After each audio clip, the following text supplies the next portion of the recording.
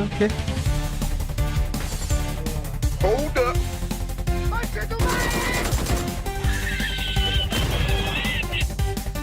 My.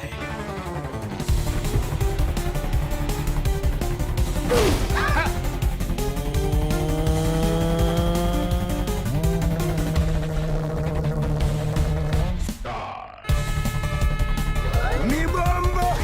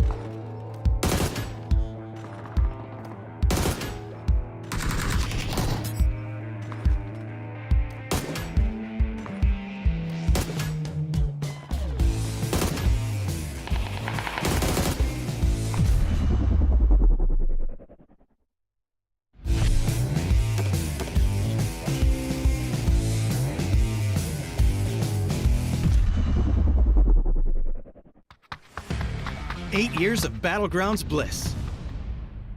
Updates to several arcade modes. And a new Survivor Pass. All this and more as we dive into the Update 34.2 patch report. First up, we're celebrating 8 glorious years of Battle Royale mayhem. You'll find anniversary decorations across the various maps and on some of PUBG's most iconic objects and locations, including care packages, energy drinks, the plane, and various locations across Erangel. The starting island also features an 8th anniversary BaubleBot statue with special golden grenades to throw at it to see your name up in lights. We're even collaborating with M83 for a brand new BGM track for the anniversary. This milestone wouldn't be possible without your dedication throughout the years. So on behalf of the entire PUBG Battlegrounds team, thank you for 8 wonderfully chaotic years. And speaking of your dedication, thanks to your testing, we were able to make some meaningful adjustments to the aim punch settings following the Gunplay Labs aim punch we ran in January. We're now planning on a second round of Gunplay Labs in March to test the new settings, so stay tuned for details. Next up, the arcade is getting a couple of adjustments. Team Deathmatch has several new maps to enjoy, including Destin Arena, Vikendi Train Station, and Sanhok Camp Bravo. We've also adjusted map selection probabilities, added destruction to Sanhok, and changed up the spawn kit. For Intense Battle Royale, the layout of safe zones, supply drops, and vehicles are now random in all maps. The starting Molotov has been swapped to a frag grenade, a random LMG crate has been added, and we've activated destruction on Sanhok. For fans of custom matches, you can now bring in 100 people, up from the previous 24. Last but not least, we're reverting the max player count for Hot Drop back up to 64 players for even more intense action, while also slightly lowering the atom spawn rate. You can check out full details on all these changes in the patch notes. There's also a brand new Survivor Pass available to collect, as well as various bug fixes, so be sure to check out the patch notes for full details on everything. Update 34.2 is here, so put on your party hat, grab a golden grenade, and hit up the arcade. Happy 8th anniversary, PUBG fans. We'll see you on the Battlegrounds.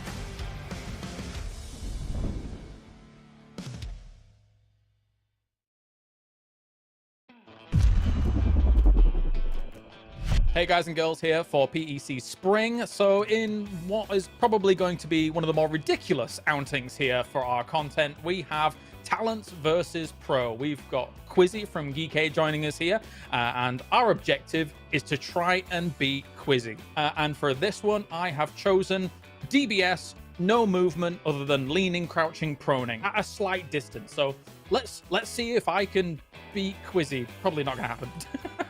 It's gonna be the most random battle I ever had. 3, 2, 1, go! That was quick. Oh, he actually headshotted me first bullet. All right, well, that was round one. Obviously, I didn't fare too well. So now it's going to be Mark's turn, and they're going to be going up against one another with an SKS with 15 times scopes. You've forgot to add, I've got to spin round 180 degrees. I reckon I'm going to get halfway before I die, and I'm not even going to see it. Quizzy, do you think that's going to happen, or what do you think? You know I won't scope, otherwise I'm gonna vomit. No, he's a pro. 15x. I need to look into his soul. Wait, do we have 10 bullets? So do we have extended mix? 10 bullets, I think. Then you have to reload. Oh, okay. So we're allowed to reload? Yeah, you reload, obviously. Bam! All right, well, let's get to it. All right. 3, 2, 1, turn! No way, no way. I never thought it's gonna be that slow. He turned 90 degrees first, then he picked up the mouse and tried to do it again. I don't know, it stopped. Oh. Well, that's I don't want to spin around. I don't went back the other way as well. Do you see it? I went oh, I'm going back. I actually like had some cases in my head. So do I like prone shoot it? Do I like stand it? And then I saw Mark not even turning to 90 degrees. I was like, okay. All right, well, so far Quizzy is 2-0 against us. Let's see if good old Avenger can put a point on the board for us. Avenger, how do you fancy your chances? Well, with a no-scope AWM, not too big. It's more of a 50-50 here, I feel like. Ah, yes. Either you hit it or you don't. I see. All right, well. Exactly. Let's see how this is going to go then. I'm going to give you a countdown, and you guys go on go. Again, to reiterate, this is Orm with no scope, so just iron sights. 3, 2, 1, go.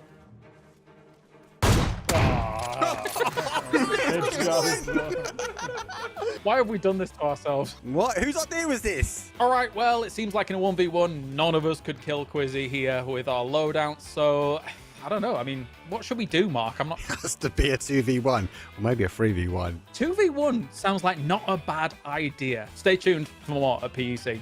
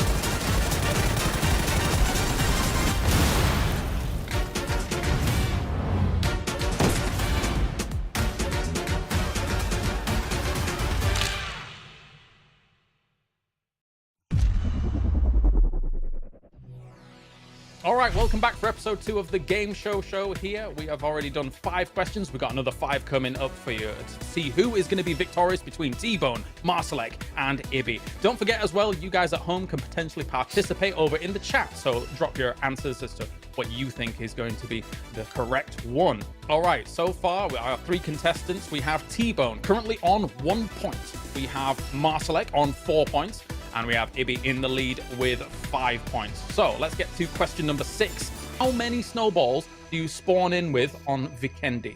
All right, time is up. Check in with the answer and see what we've got. Okay, 20. So T-Bone, what did you go with? 20. I got one right. Let's go. Marsalek, what do you think? I went with a 20 as well. Nice. I mean, triple 20. So let's go. Yes, we're bowling all the way. Let's move on to question number 7. Back at the PUBG Global Invitational 2018 in Berlin, how many points did you get for a win? All right, time is up. 500 is the answer. T-Bone, what did you go with? I had no clue. I just sent 110. Marsalek, what did you go with?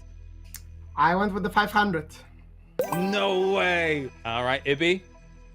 I wasn't sure. I thought it was like 600-700, so I went for 600. Right on the button. Question 8. How many guns can take 3 or more attachments, not counting scopes or canted sights? All right, time is up.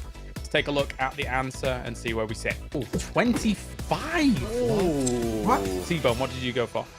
Bro, I'm just lowballing everything. I went for 8. I don't even know what I'm thinking. Like, All right, Marsalek, what did you go for? I think I understand the question wrongly because I went with the same thing that T-Bone went. I went with 8. Oh. All right, Ibby, how about yourself? 18. Oh, he's closest. That sounds like an Ibby point to me. Question number 9. How much back capacity does a mountain bike take up? All right, time is up. See the answer? The answer is 70 capacity. T-Bone, starting with you. What did you go for? I went 75, but Pixel's going to hate me for getting this wrong, I tell you. Marsalek, what did you go for? I thought we were going for 3 bikes in the back, so I typed 200 in. And Ibby, what did you go for? I mean, considering, I went for 50. Question 10. Which battleground is the Roni found on? All right, well, let's see the answer then. It is Sandhawk. So T-Bone, what did you go for? Sanok. Hey! All right, Marsalek, what did you go for? I went for Tego. And Ibby. I went for Destin. So All right, well, that is the end of this episode. Let's check in with the scores and see what's going on so far. And we are, as T-Bone mentioned, on the redemption arc. 4 points to T-Bone now in our 10 questions so far. However, in second place is Marsalek with 6 points and still in the lead. Atop the mountain so far, it's Ibby with 7 points. So that does it for episode 2. We have 1 more episode to go, 5 more questions to see who's going to be the champion.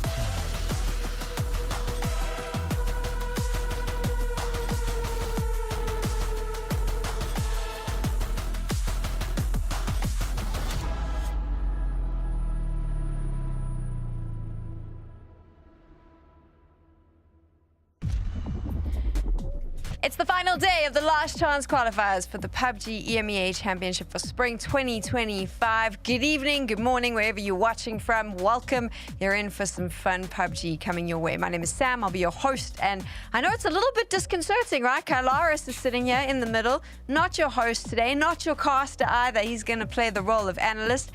What can't he do? That's what we'll have to find out during the course of the broadcast. And Toby is with us as well.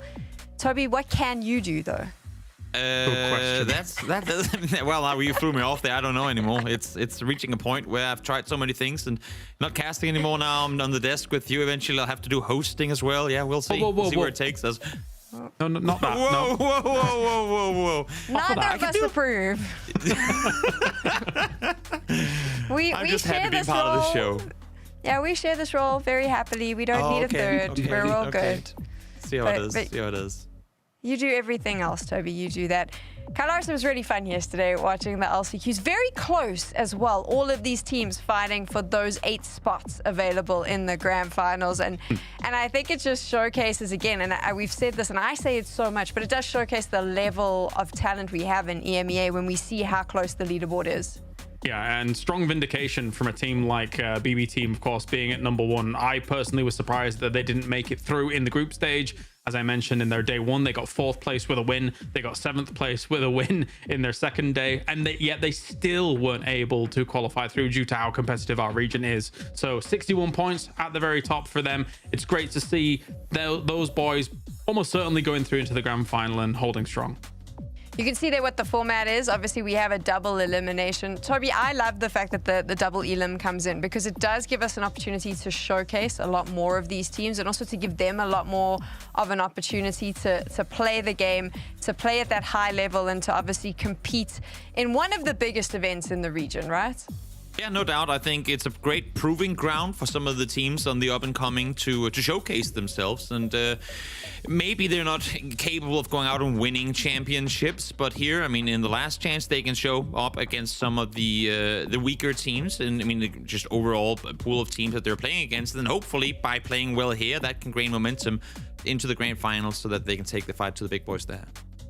Obviously, half of this lobby are going to be making it through to the grand finals where they'll meet some of the other teams. This is how the standings currently look. And like I mentioned with Kylaris, it's very, very close.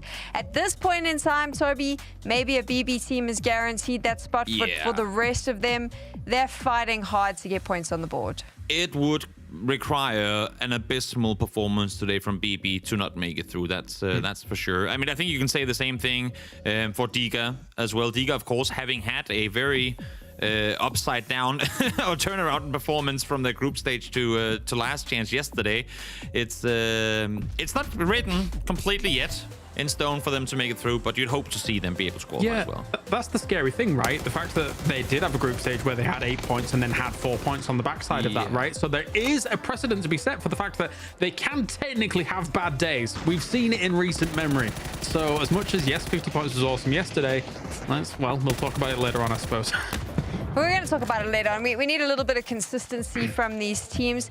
Consistently, we've had a chance to see the likes of Sakura Sensen and Win or Die in these big competitions, making deep runs, but neither of them seem to have found their footing quite as much yesterday, Kylaris. Do you think that that'll be different today?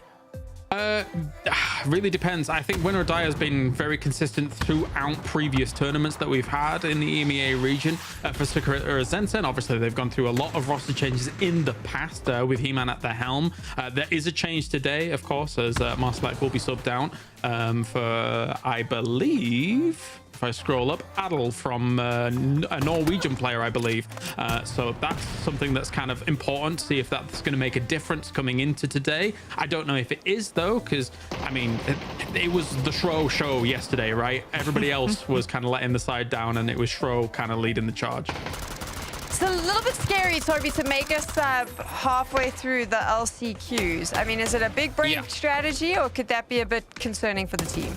I like to have spicy opinions, but on this one, I'm honestly just going to say, I guess we'll have to wait and see. I think at this point, as we said, the majority, if not almost all their points came off of one person literally surviving and making plays happen yesterday. That should never be the case for a PUBG team. So even though they're within striking range, I think in terms of team performance, it couldn't really get much worse than it did yesterday if we like exclude the solo points by row. So it can only get better today. So I'm up for change. If it's for the better, we'll have to wait and see.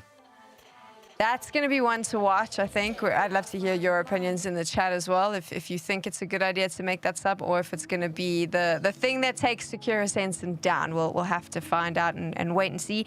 Ascend as well, another team that consistently does well in these tournaments, Kyle Lars.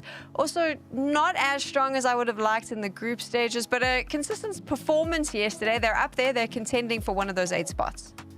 On the cusp though, right? Like 8th place at the moment, 40 points. Definitely not done just yet. However, they should, in theory, be capable enough to be able to get themselves to a steady position and keep that rolling. I mean, a 3rd and a 4th place with a boatload of kills in those games as well. If they can just kind of have that little bit of a leapfrog forwards to be able to get like a 1st place, suddenly you've qualified. It's fine. And the one thing that does hurt those positions that they actually got in those games is the fact that so many of our games yesterday were very formulaic of, it's this compound's going to win. It's an urban ending, all chaos is going to break loose, and then that's hard to really predict. So maybe if they get a bit more of a normal game in inverted commas, maybe that'll help.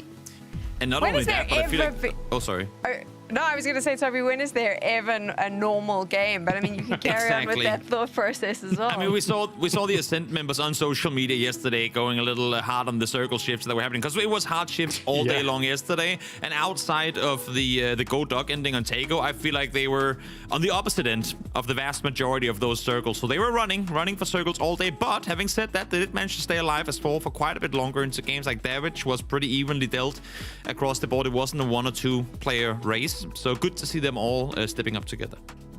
You can see the previous winners from yesterday on your screens right now, and the big surprises, I would say, is the likes of Digger and Grove Street, who didn't really perform during the group stages. We'll chat a bit more about Digger, but I want to focus in on Grove Street now. And we actually have Seifu with us, one of the players from the team. Such a great performance yesterday, Seifu. A fantastic start to your last chance qualifiers. How are you doing? Hello. Hello. I have a question for you. What sort of practice did the team do between the group stages and these last chance qualifiers?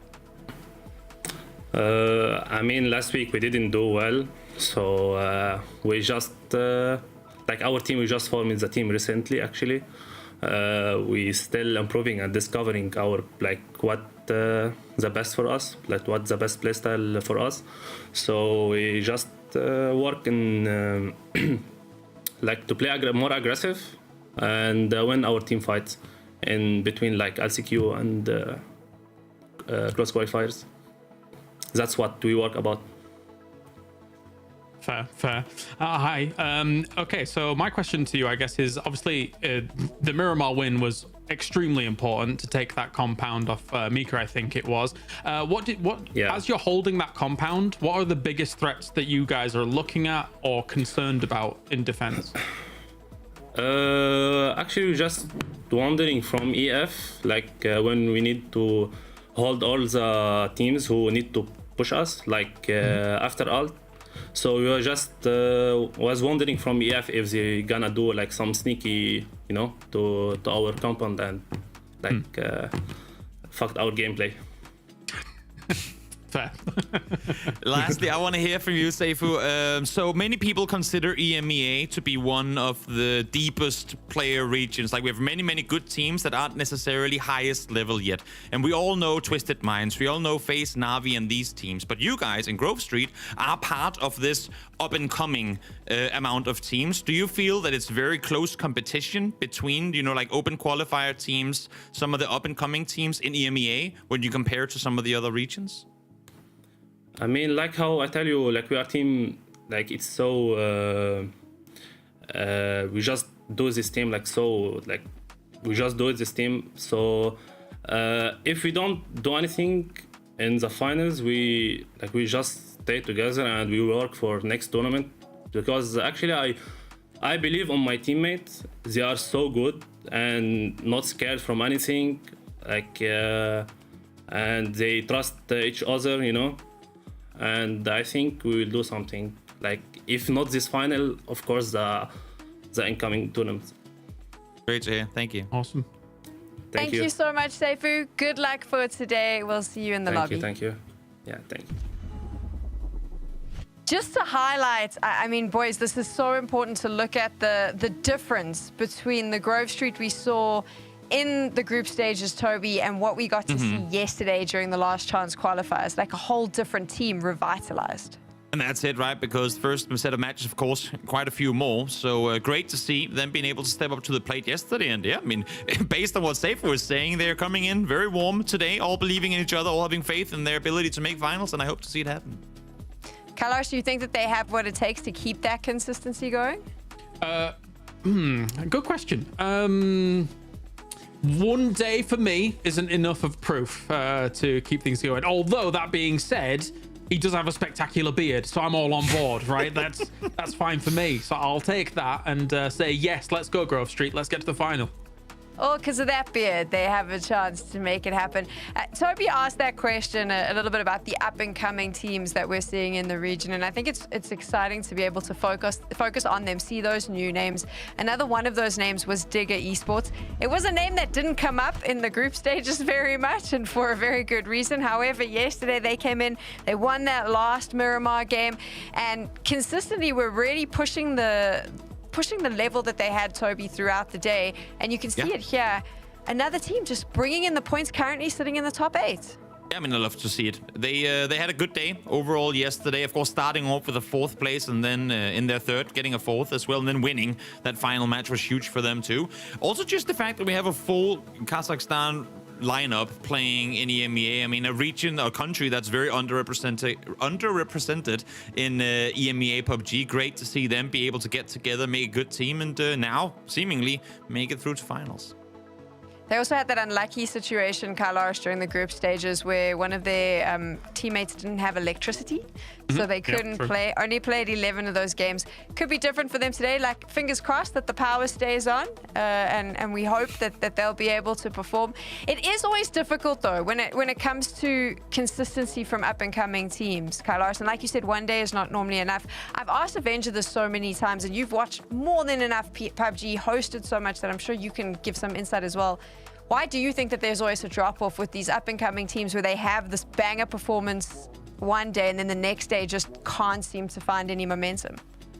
It's a lot about getting the reps in versus all of these teams in a lobby like this, right? Like for your FaZe Clans, for your Navis, for your Twisted Minds, they are so used to playing against these teams. Sometimes, actually, in historical reference, it was to their detriment. We had a scenario at PEL 2019. You actually came along and visited that as well, Sam, where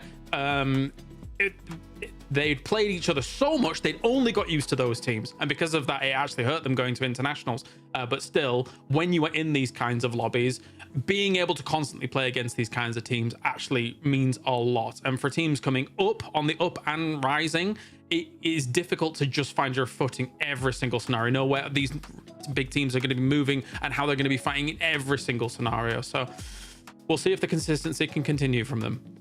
Completely off topic, when you mentioned PEL 2019, I do believe PEL 2018 Challenges, Toby, was the first time you were on the desk as an analyst? Yeah, we were there together. Late. I think early 19, phase 3. No, that must have been mid 19 then, maybe. I don't know. Nonetheless, phase 3, good times, yeah. It's like one tournament I was not there. I think I was gone. You didn't want to go, so Sam and I just hopped in and did a good job there. Most viewed PUBG tournament ever, yeah. Oh yeah. I mean, I think it was the qualifiers to the main league. It was. And so you decided to do a bigger championship, which was great because I got to sit in your chair for a little bit. So I appreciate that very much. That's fair. We've gone off on a tangent. All you've learned is that we're all quite old now. So there you go. You know who else is really old?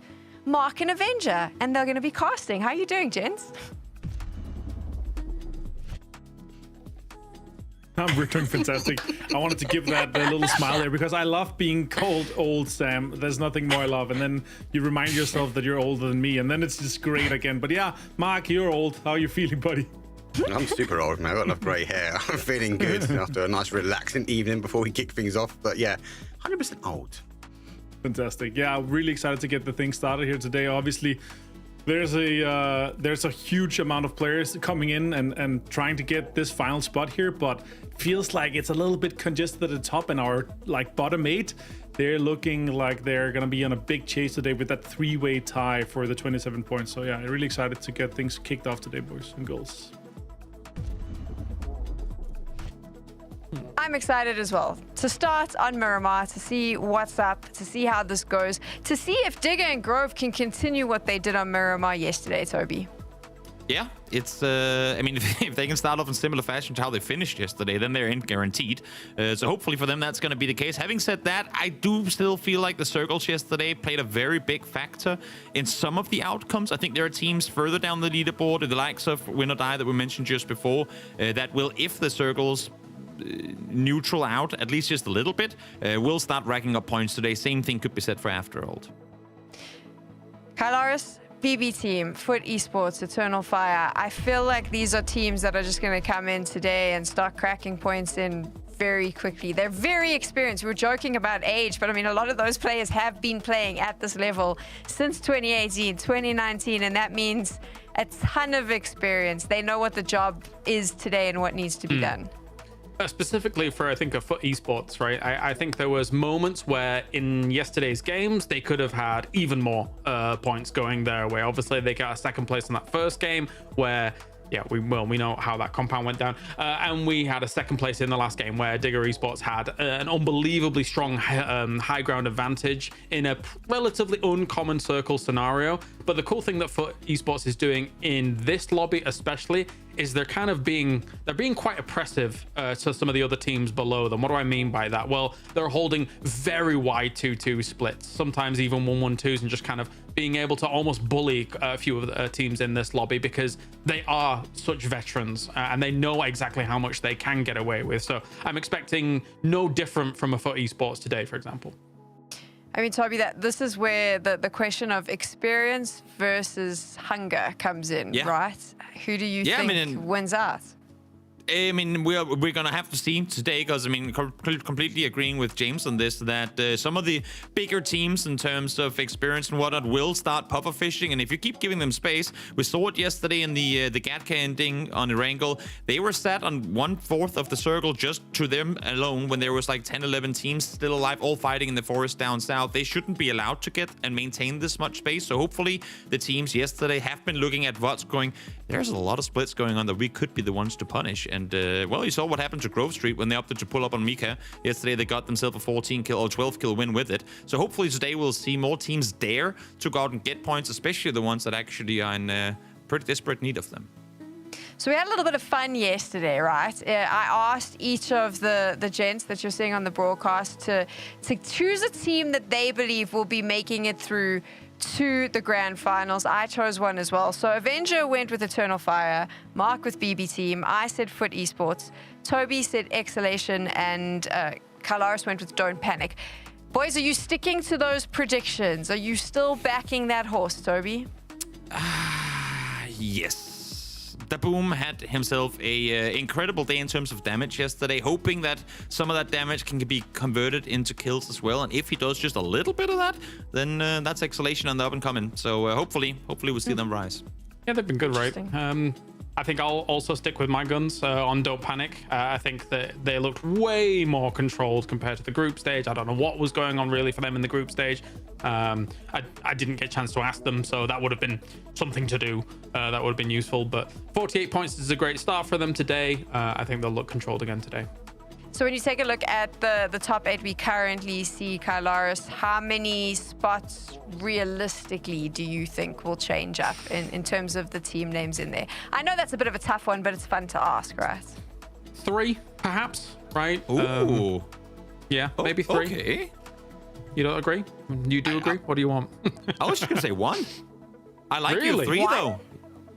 I mean, the changes, the spots can change individually, but I don't think we're going to see more than one team outside of top 8 hop in. And which team would that be in your opinion, Toby? I mean, points alone right now would be Hype Beast, because there's that 4 points out. I think the gap right now with Win or Die, Sakura Sands being further down, it's going to be hard for them to bridge it, unless if they come out and start off really strong game 1. As much as I just said, expect to see Win or Die get more. I think the 13-point gap that they have already right now is, it could get in their heads. Well, I like to expect the unexpected, all right, Toby? Yeah, I'm excited to see if we can see the challenge from some of these teams. Maybe we'll see subs work out. Win or Die in the past has been able to pop off. Hypebeast, I think we both came in expecting to be able to do great things with a lineup like this, but hasn't quite made it fully happen. You know what I mean? Yeah. We'll see. I find it very interesting how split you are. That Kylaris thinks it'll shake up quite a bit. Toby is pretty sure that it's stuck exactly like that. I love chaos as well. I'm curious to see which of you is right. We're going to be jumping into Miramar very soon, so we'll get a chance to start determining who's on the right side of history in this case. I'm quite excited, though, for a little bit of chaos, Toby. I like a little bit of drama. I think we need drama in the LCQs. I mean, that's what we've been given, at least by the circles yesterday, so we'll see if we're going to get even more of that here today. For the sake of the players' sanity, hopefully it's going to quiet down for a little bit. They have enough on their plates as they're trying to all make their way through to the grand finals here of PC Spring. But here we go, northern playing path this time around, James. Actually, you can go west this time. I was going to say, is it you going east or west, Toby? I mean, you know what? I'm not going to say anything because even when I'm right, the cast is going to say I'm wrong. So we'll see. Oh, yeah. Well, we'll see how it goes. We'll see how it goes. Of course, this playing path, for the most part, is going to allow a lot of those teams to really kind of reach where they want. And even if not, should be able to get some vehicles and move on down. Interestingly enough, though, Foot realizes or wants to think, likes to believe that they're not going to be able to get towards Impala. So they're going to be flexing all the way north to that Campo Militar split for a circle. For a playing path like this, great, right? Get boots on ground, get moving fast. You can react a little bit quicker. And actually, generally, where they're dropping, it is probably going to yield at least one emergency pickup if it goes really kind of hard wet. Yeah. And also just, I mean, the recent games always loom in the back of your head. And for the circles that did come up towards the north, like north and east side of water treatment, Foot is in a really good position to take some prime real estate there early on, should this circle in a couple of seconds opt to pop over there. And you know what? Indeed it does. So expect to see at least one of the Foot players pretty much go no loot, start rotating west already now, because they want spots over weaponry at this point in the game. Yeah, lovely opportunities for rotates in. And for those teams over towards the west, wouldn't be surprised to see some big, wide northwest wraps, right? Generally, you will use that channel of thought and then come in down towards the top of that circle. It's not too bad an area, because getting in towards the south side as well as the west side of this circle, generally there's a lot of hills that people are going to be sat on waiting for teams to kind of move along those roads. Yeah, definitely. I mean, now that we had a chance to talk to Safe early, I'm actually interested in seeing what Grove Street is opting to do here. I would imagine it's just a pretty plain north side rotation over La Copraria in from over there. But they had, I mean, how they came out victorious in their Miramar games yesterday, or successful, was via playing slow edge. And I feel like they did a good job at that and could potentially do so again outside of the one game up towards the north there, of course. Well, they got to defend their spots. So has Digger as well here. They've been two teams that have surpassed expectations. Let's head over to the commentators to bring you all the action for our first game on Miramar. Thank you so much, guys. And yeah, we are live here with the first game of the last day of the Last Chance qualifiers, as the guys have been really elaborating of who do we think is going to be going through here. I think you're right, Mark. We talked about it just before we're about to go live here. I think there's a big gap with the 13 points of the three-way tie teams here, and I think it's a long road for them. I think still there is a chance for one, potentially two teams to jump in if they have a fantastic start to things here, Mark. Yeah, I agree. It's that kind of grocery exhalation, the send for me. And then the two, which I think could be the disruptors, is going to be Hypebeast or Win or Die. It's all down to how these teams start positioning. We saw some early rotations already. Ascend, this is their home turf. Their water treatment, they're going to push their way north. They're going to find themselves in a good spot as well. And then we also have to factor in, Martin, well, if BB team, Digger, for Esports, even the Eternal Fire start farming huge amounts of points, then actually it's going to force that gap to be even tighter the further we get into this evening.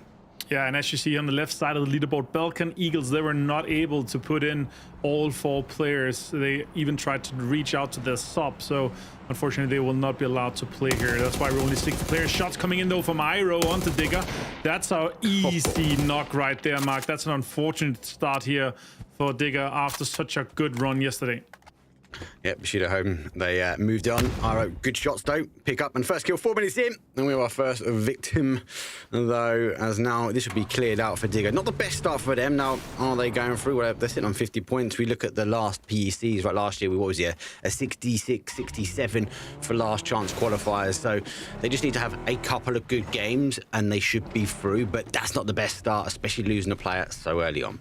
Yeah, that's just not what you really hope for. And the Bronco was actually parked in a spot where you could maybe have drive scouted that. So that's super unfortunate for Digger. And here, yep, after all, that looks like a trap if I've ever seen one here. Baco taking some shots here, barrel in hand, red dot, and he's just too far away to pop in the tires. Klim as well. How?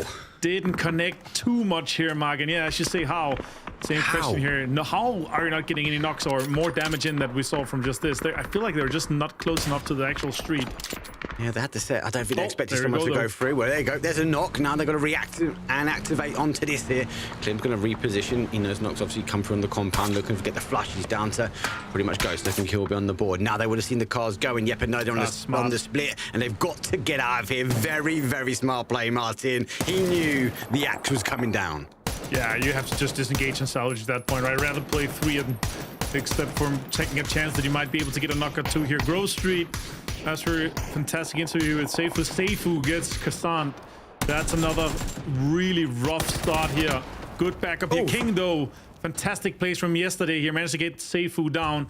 Karam has to get it on. And now the guys, they have to make a pull-up here. Jump into the Murado or the Bronco. Get going. Try to save the guys.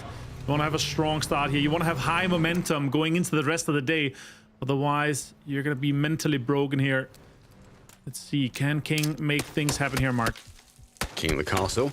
So he's trying to drive. His reinforcements are coming behind. Obviously, they know already that they've lost a player. So they had to go through. Obviously, doesn't get the connection. Shoots the door out so he can see through, see the footsteps.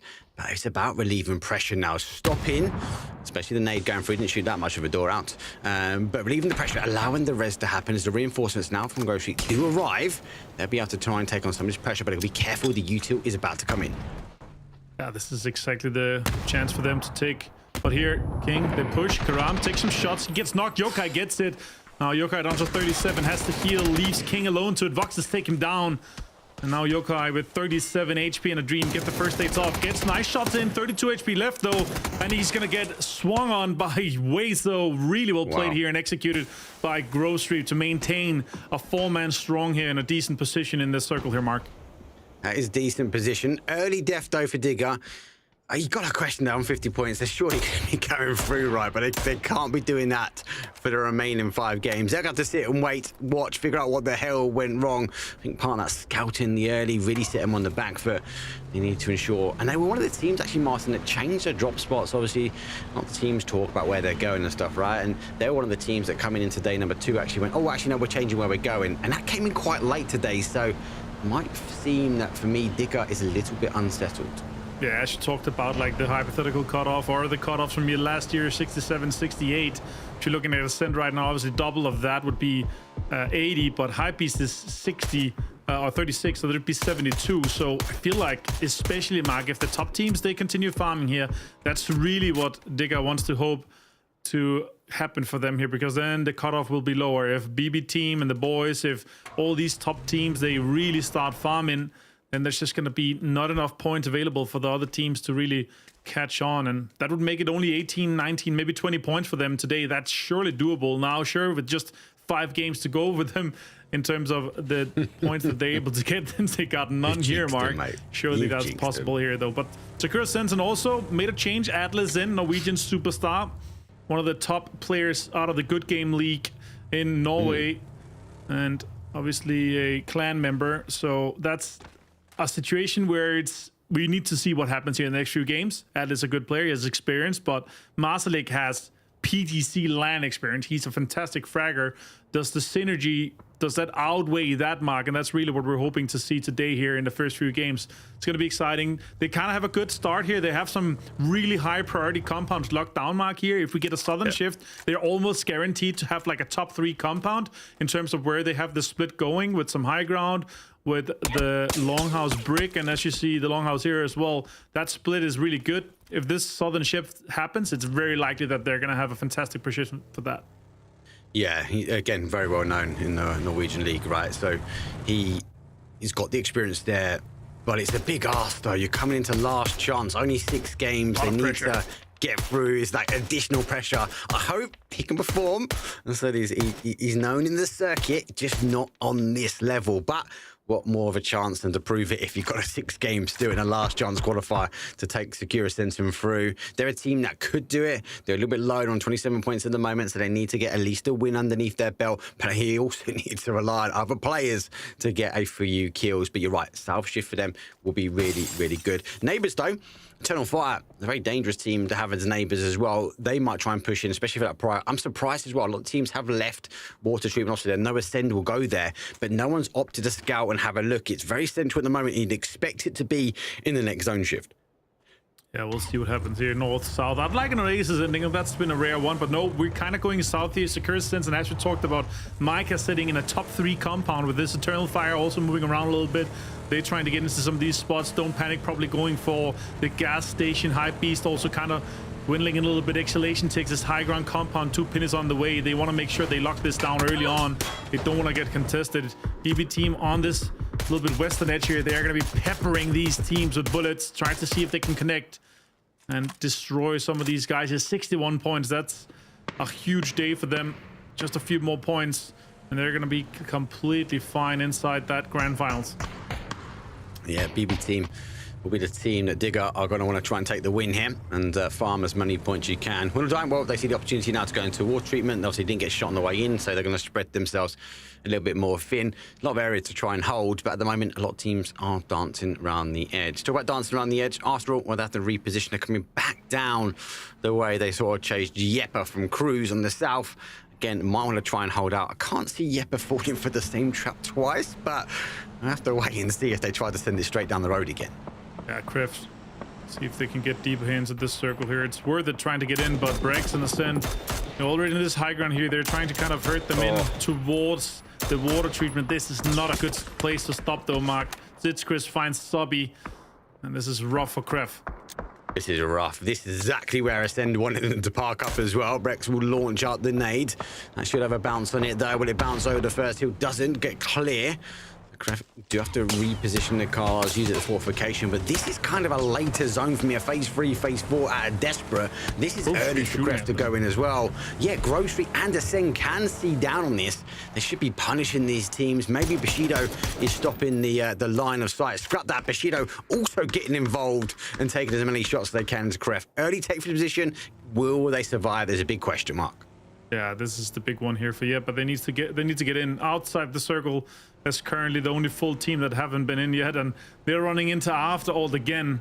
What an unfortunate situation for them. Obviously still in the same area that they were driving down the street, but Afterhold, they want to lock down this eastern side of this circle here. They have everything in front of them. They want to be this last team to kind of enter the circle from this pod here. They do have one anchor player. Rhino Lock is making sure that their backs are free and safe, and he will hear Yeba if they start driving towards this compound here. Let's see where they're going to be going. Vard also in the saloon compound high ground here. Really greedy split Mark from foot. Huge. I'm not sure if I like it yet. Shots coming in towards Pixel. He's going to be driving straight to one of the Afterhold player here. Klim is standing in this compound. I'm not sure if they have the full information. Maybe they do. Pixel leaves and gets some shots with him.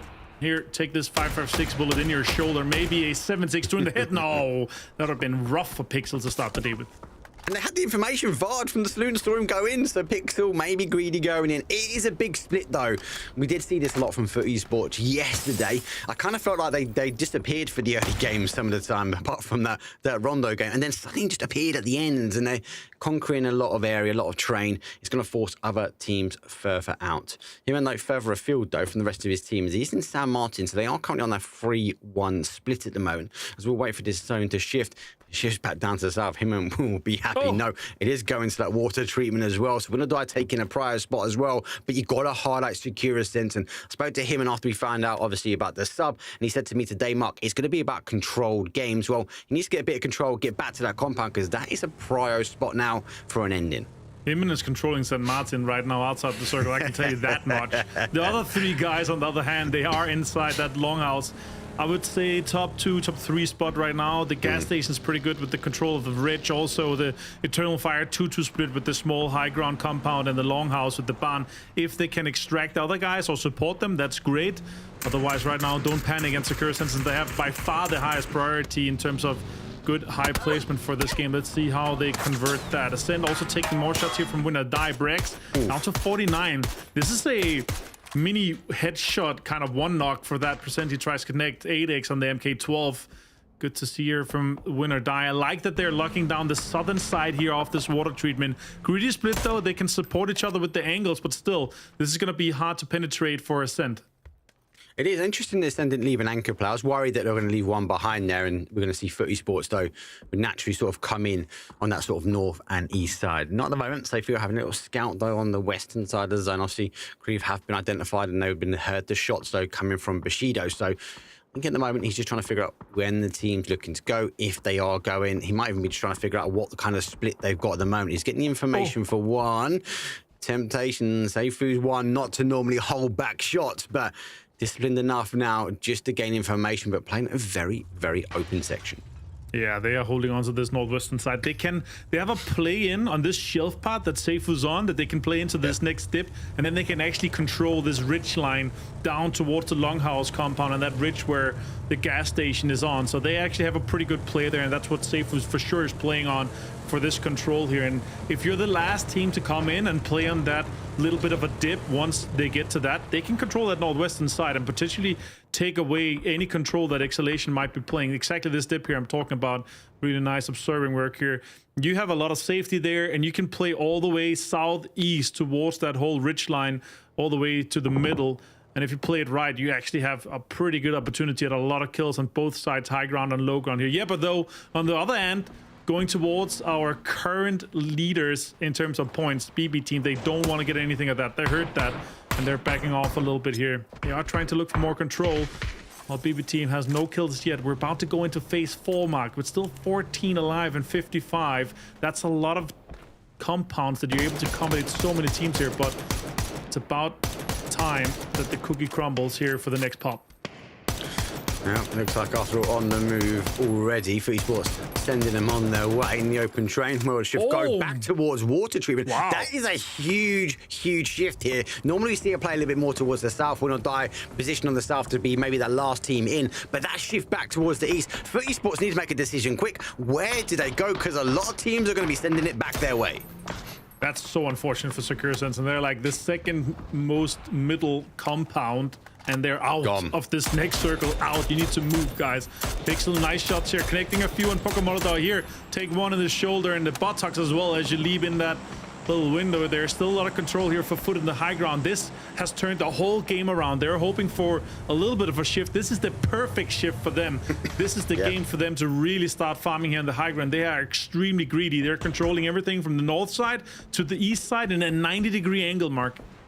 It's insane. If they can control all of this area as well, keep the shots, and push everyone into water treatment. They've got the high. Seifu, though, puts down head of my bad. Nade comes back, though. It's a knock for a knock. Do they trade the reses here? Looks like more U2 will have to go through. Leosh, though, come through, looking for the confirm. Seifu looking to cook the nade, but nade goes back his way. That level 3 vest for Leosh will be helping him, but he has to continue to apply the pressure. Do not allow Grove Street to get back into the groove of things now, because they've just made ground into the water treatment. Yeah, this is why phase 4 to phase 5 shift is the circle of death. So many players dying here. Grove Street under so much pressure from Winner Die.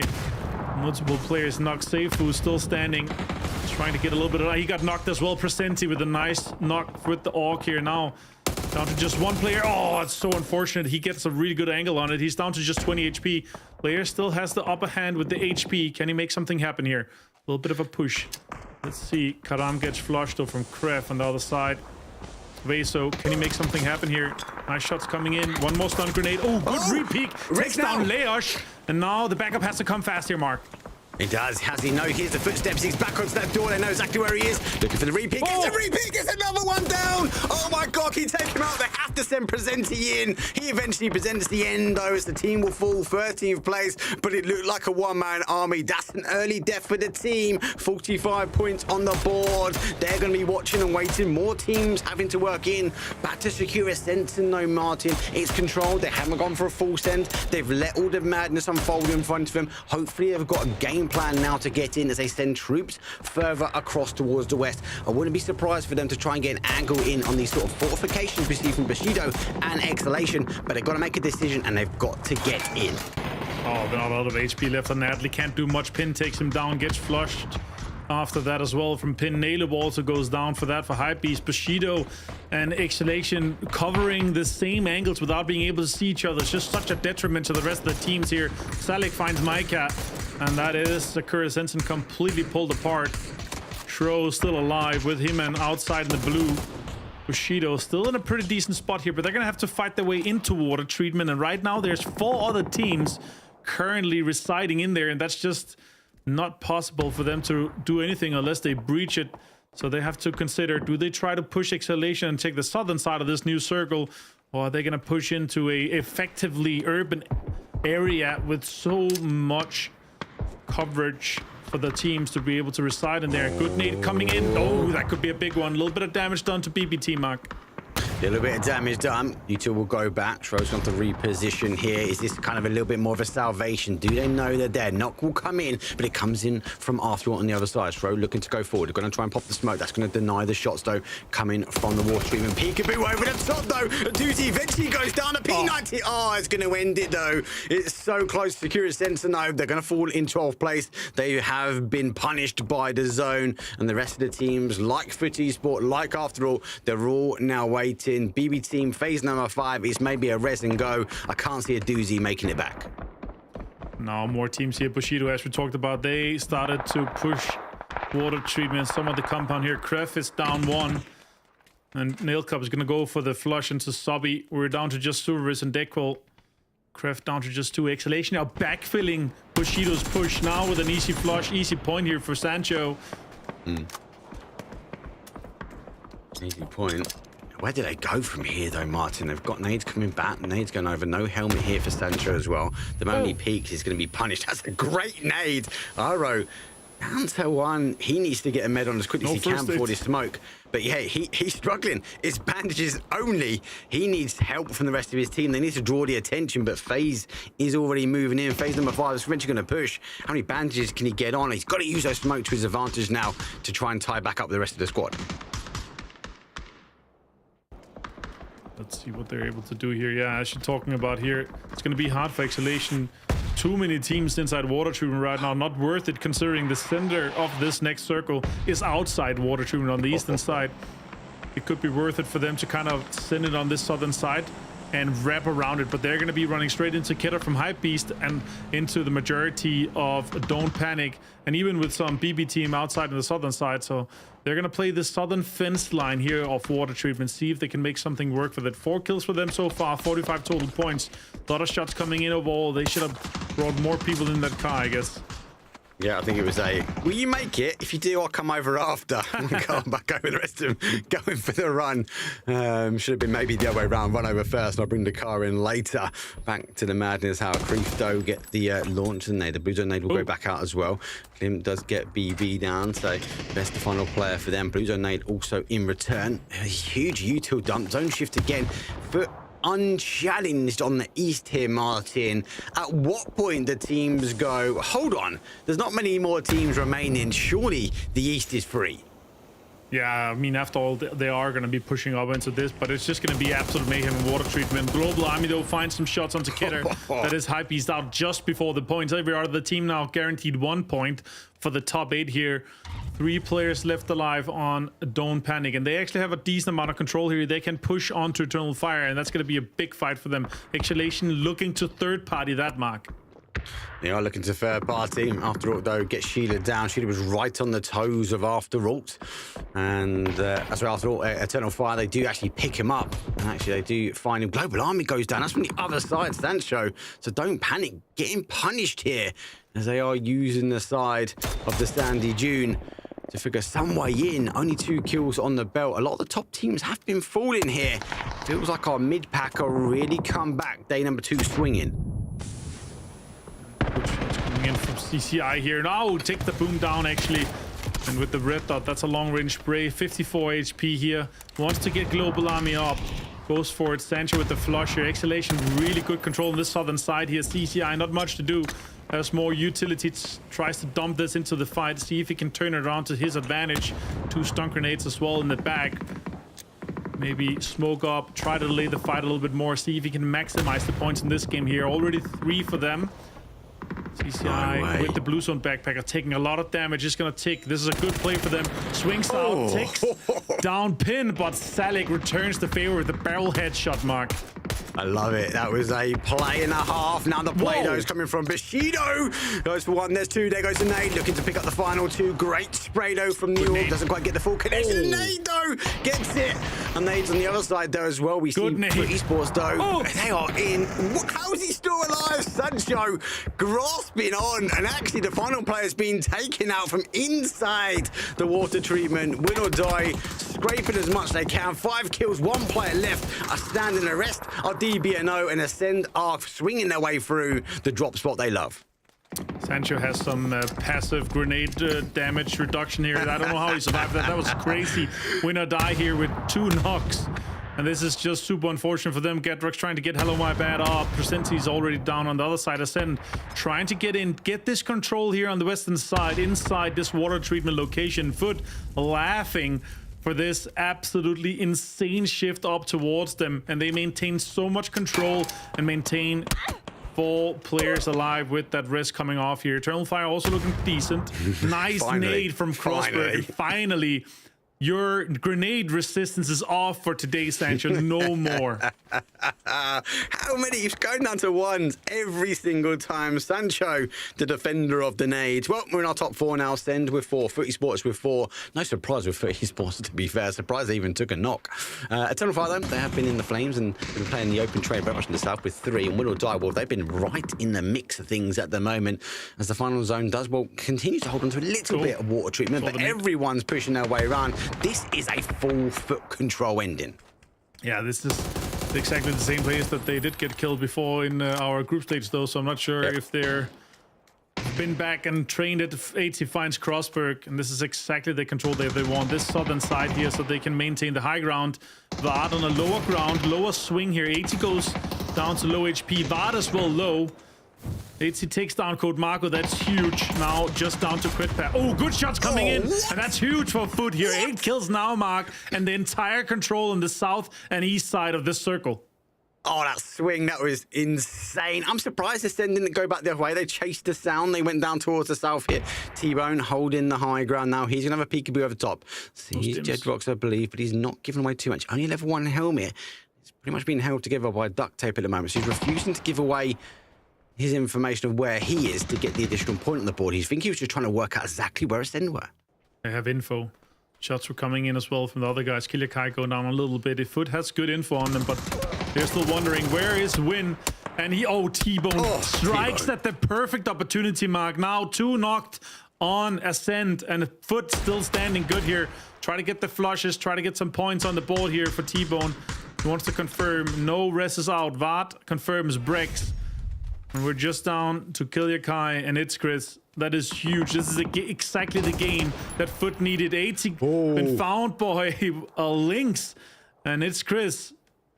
This is exactly the gun you want in the hand of him. Such dangerous a good player. Oh! That's the other one that would be good if he had the links in his hand. 1 for 1. One player remains. Is down to his Red Chris. dot links, Technically Mark. a 3 versus 1. He's going in. Red dot links. Get another point on the board. He goes for a swing. Oh, it's so close. Eventually being cleaned up. Winner, winner, chicken dinner. Foot Esports. It's a 12 kills, 22-point game. And how much zone did this team control? It was insane. From the north all the way down to kind of an east, may even push into a southeast. Foot Esports denied the opportunity for teams to get in, and they controlled out the first win. Yeah, that northeastern shift, Mark, was just their dream scenario for them. They were hoping for a sliver of the zone. They got the entirety. That northern eastern shift there, perfect setup for them. And then they maintained a greedy split for info, pushed everyone away, and locked down this win here. 12 kills to go boot with this one here. That's huge, Mark. Vard had an absolute insane performance. Insane performance. And actually, the main 2 teams that were there, Ascend and Foot, drop spots. They were there at the end of first and second. Foot Esports take the winner, chicken dinner. Sam, take it away. Thank you so much, Mark. Avenger, you know what I love about PUBG is how it looks like it's going to play out a specific way, and then boom, there's a zone shift, Toby, and everything's up for grabs. Foot Esports, the moment that happened, took advantage, just locked everyone else out, and it was their game to lose, which they didn't do. There was definitely a vibe change come phase 3 to 4. Everyone, I mean, Sakura Sands and Eternal Fire, so everyone leaning back going, yeah, this is our game, you know, we got the magnet compounds, we're going to be golden. Not quite the case, no. A rare hard shift east side of water treatment would tell the story differently. Ascend didn't really do much, Kylaris, but they did enough to get in second, which means they'll have some nice placement points, right? Yeah, for some of those later circles, as soon as there's still like 9 or 10 teams left, you're seeing Ascend's position and you're thinking to yourself, well, they're guaranteed probably top 3 from here. It depends on how many kills they're really going to walk away from it, because actually the spot that they take, with everyone crashing into water treatment, doesn't actually have many great angles onto water treatment. You've got a lot of kind of warehouses in your way, some buildings on the other side as well. But I mean, enough's enough, right? This is probably going to be able to put them solidly in that top 8. Puts them in a nice position. The highlights on your screen now. I did have a little giggle. Obviously, we really hyped up Digger Esports coming into this right off the bat. If it wasn't Bushido, it was Grove taking them out, Toby. So Caster's Curse hits once again. Yeah, it happens every now and again. I mean, we kind of predicted in the beginning of the game the Grove Street rotation coming into it. So good to see Grove Street again. I mean, all what Safer was saying on a high, feeling good coming into that fight and take them out. Then here, as you can see, inside of water treatment proper, it became a little bit too tough to deal with Presenti. Obviously, the names that we got to see in that final fight, those 4 teams, Eternal Fire, Win or Die, Ascend, Foot Esports, it's kind of what we were talking about in the pre-show, the more experienced teams, Kylaris, utilizing that shift for themselves, making sure that they could optimize it and get their points. But I do think this might be the name of the game for the rest of the day, seeing the experienced teams kind of making the end game. It was pretty textbook, especially from Foot, right? The space that they were controlling was oppressive. It's exactly the same wording we used in that pre-show because they know that they can get away with it. For example, Vard's position on that south side, he was holding that position for a good 10 minutes while this game was going on. Link shots coming in as well, lovely stuff. So they know how much they could get away with. And I was saying, whilst we were watching that game, if it's another kind of a team lower down the pack to try and get themselves a spot like that, they'd be like, oh great, we've got a really good spot, and then they would converge on where the 2 were in the middle much earlier than Foot did, which then allows teams potentially to slide in underneath them on the south and things like that. But Foot doesn't allow that at all. They can completely constrict the lobby here and walk away with 22 points. 22 points. I do want to draw your attention, though, to Win or Die, because they got 10 points. This is a team that we kind of were expecting to do a little bit better, Toby. They were sitting outside of the top 8 after day number 1. They are going to need to be getting these double-digit points game after game after game to try to push themselves into that top 8. And they did a pretty good job at trying to, I mean, they were their first team in water treatment proper, and that's never like really a fun place to be because it's a lot of territory to try and maintain control of, but they actually did a really good job at keeping teams out for quite a bit of time. It was not until phase 4 that Ascent made their way in on the northern side, and they kind of made room for them. But in the fights we saw there, I mean, Presenti, great individual performance from him. I think his fighting there, taking down 2 players in the end, ended up giving them an additional 5 to 6 points in the match. So good kind of turnaround in a pretty hectic water treatment circle there. Let's see how that affects the overall standings. Of course, there's a little debate on the desk between Kailaris and Toby as to how many teams are going to drop out of that top 8, how many will move in. So we'll be keeping an eye on that throughout the day to see how correct they are. Currently, though, it's still staying the same, Kailaris, but we see Win or Die kind of edge their way up the leaderboard. Yeah, I mean, they had, as Toby says, they had a great spot in water treatment. They controlled the most important warehouses that you would normally need to control if the circle then bared down on water treatment. So they knew exactly where they needed to be. It's just shifting outside is a little bit of a problem. They're one of the only teams actually that has more more placement points than kill points, considering what they've been able to do. So they're getting into the later stages of these games, but not being able to open up huge amounts with those kills. So we'll see if they can make a little bit of a difference there. A little bit of aggression needed from some of the teams, Toby, if they do want to move up the leaderboard. I think so, yes. I think, for Win or Die, as James correctly points out, it's been way more find the great location and then play from there. The issue is great locations don't always come with opportunities for kills. Same thing we saw with Ascent in that match as well, kind of pinned in a position where either we try and push out to get kills, but we have foot set right above us. That's going to come with a risk. Or we just lean back and let the other teams eliminate each other to at least give us the guaranteed points, then hope for the fights to come can go our way. So I think Win or Die has been playing off a lot of the same in these matches. It's been placement points priority, kills if we get access to them. But maybe, if they do want to make it through, kills, they usually end up being the deciding factor. So I want to see them get a little more aggro. Just to jump off your Ascend comment, Toby, was in a perfect world, if you had to break this down again, what would Ascend have to do to beat Foot in that final fight? Have 2 more players alive when they start the fight, because one of them got knocked instantly. That would be one way to do it, but I think honestly in that case there are not a lot of scenarios where Ascend wins it. They are sat with 2 sets of level 3 gear on Killia, Kai and Chris. They have a Lynx to work with as well, but it's an uphill battle. It's against against Foot, who are just perfectly split along that ridge line. There are no open angles, and Foot, we've seen it so many times, they rarely ever, if ever at all, throw away end games like this. They are so good and have been so good at this exact part of the match for a very, very long time. Considering terrain advantage, you're going to have a ton of nades extra to be able to just kind of blindly throw up there and hope you get a knock, and then maybe that opens up some kind of opportunity, right? Exactly. You have no clue what you're looking at, so it's going to be hard. First game of the day is done. Foot Esports has claimed the victory. They had a victory yesterday as well on Tego, so it's nice for them for the points. The more wins you get, obviously, the closer to the top of the leaderboard you are. We're going back to Miramar now for game number 2. Expecting much of the same, gents? The experienced teams, like we said, finding those rotations and being able to push themselves into the end game, Kailaris? Yeah, I think so. Considering if you end up in hill scenarios, like alongside all these hills, then you will see the good teams spreading out like Foot and controlling a lot of that space. Whereas if you get compound center spots like we saw yesterday, suddenly it becomes a case of who's in that compound. Can anyone really breach it across a huge area, which oftentimes is not the case. So if we get into the hills again, I'm expecting kind of the same.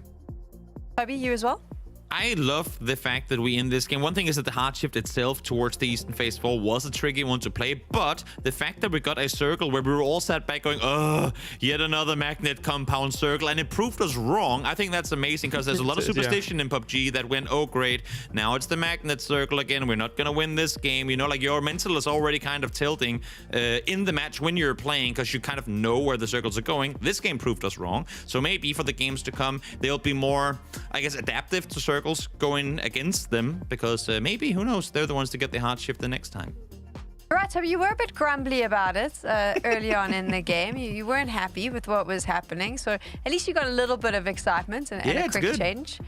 Yeah, if you've ever heard Toby commentate, you know when that happens, he does the whoo reaction. We got that in the green room. I'm sure you'll get it later today as well.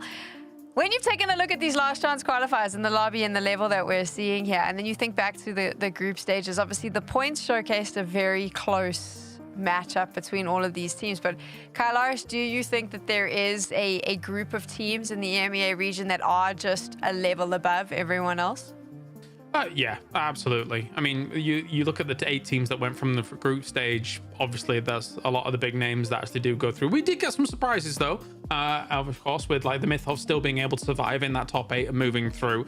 Whether or not we get surprises here in the last chance remains to be seen. I guess one slight surprise coming into today is if people have been eagle-eyed. Obviously, we've not been able to see Balkan being able to play due to them not being able to field 4 players, and that's why you're only seeing 15 in the lobby at the moment, which is important to address, obviously, because we're not hiding things from people. So a bit unfortunate for them to not be playing here, Sam, but maybe next time.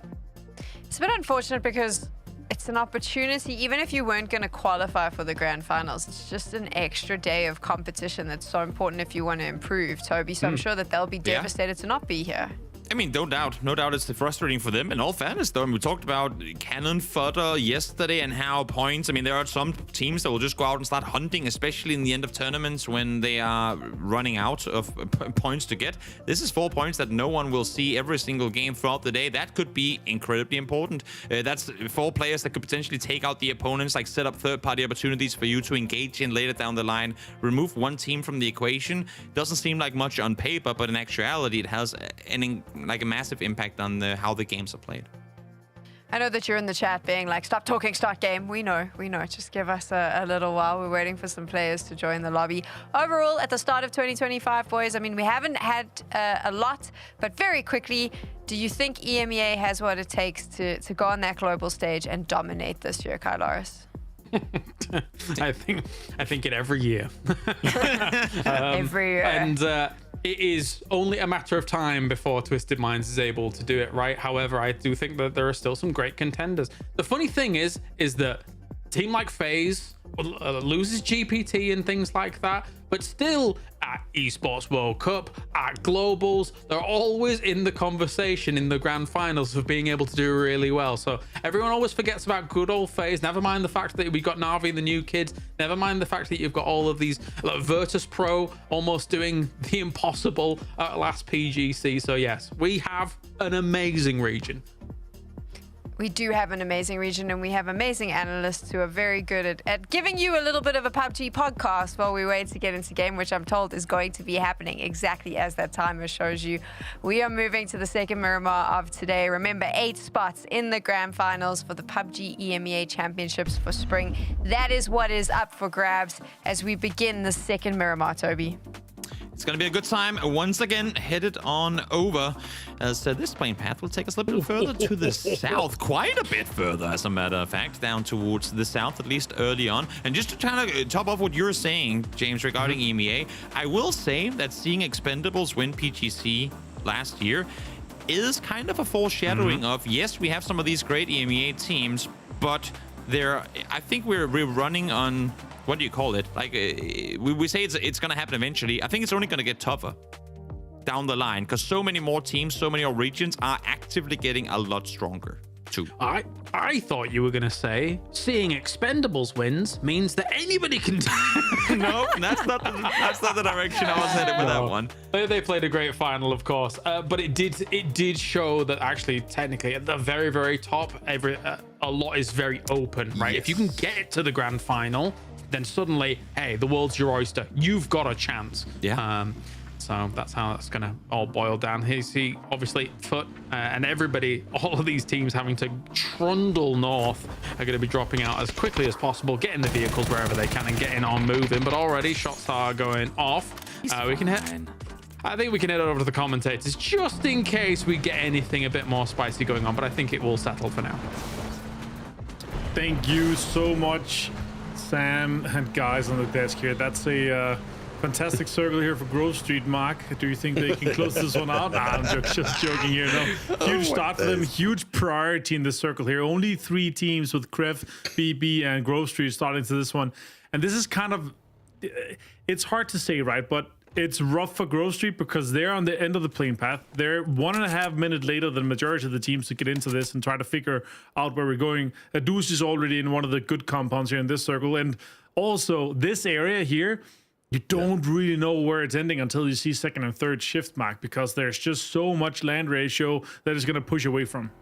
Yes, too many variations. No wonder why James and Toby just ducked out. See you later, guys. Have that zone. Yeah, try analyzing this, guys. Well, that's what we're here for, Mark, right? Yeah. See you later. Look, the guys from Grocery, they're late on the playing path. They're going to take the opportunity to get El Pozo. It's going to be a lot about watching these teams rotate in now. We've already seen one E-pick come up from Hypebeast. That's an early one as well. A lot of teams going for an early rotation.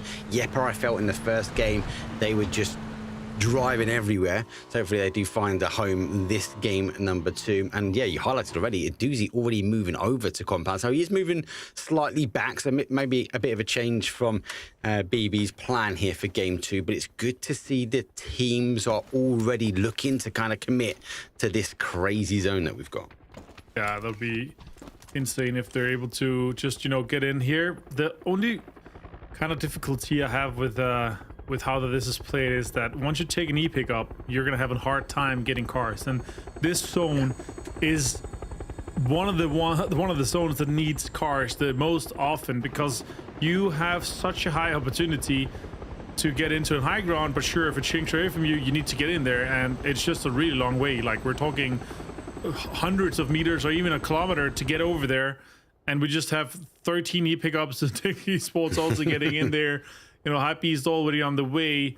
Yeah, it's gonna be a good one here. I'm kind of excited to see where they decide to go, though. If they're deciding to go some of these high ground, like really high pillars where we have seen Batulians for years now, or if they're deciding just to go foreman into a compound and see if they can maybe snatch a car somewhere. That's really the big one for me here. Kref already going on pretty early on, trying to get some of these compounds here. Maybe some greedy splits here. I'd like to see that from them. On the other side, Grove Street, Mark, they are taking this spot here, and I kind of like it because it's information, but also it's rare that it ends there, so it's not really kind of locked down anything. Hypebeast, though, where are you going to be going here, Mark? Yeah, I do like that 2-2 split from Grocery. They've kept 2 in El Pozo, so when they do have to send it down, like we see so many times, if it does go El Pozo, they've got opportunities to get in. But here, let me ask you a question, because I agree with you, Martin, right? This zone needs cars.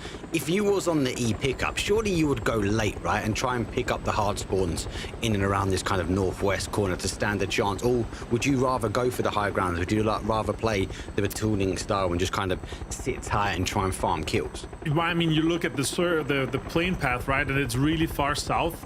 Like, it ends over just Montenegro, so Hypebeast is thinking, okay, Alcantara is not going to be looted because they know the drop spots, probably no one going there. So let's see if we can get something in, get some more loot, and then wait for the circle to pop. And we're actually going to be one of the only teams to come in from that northwestern part, right?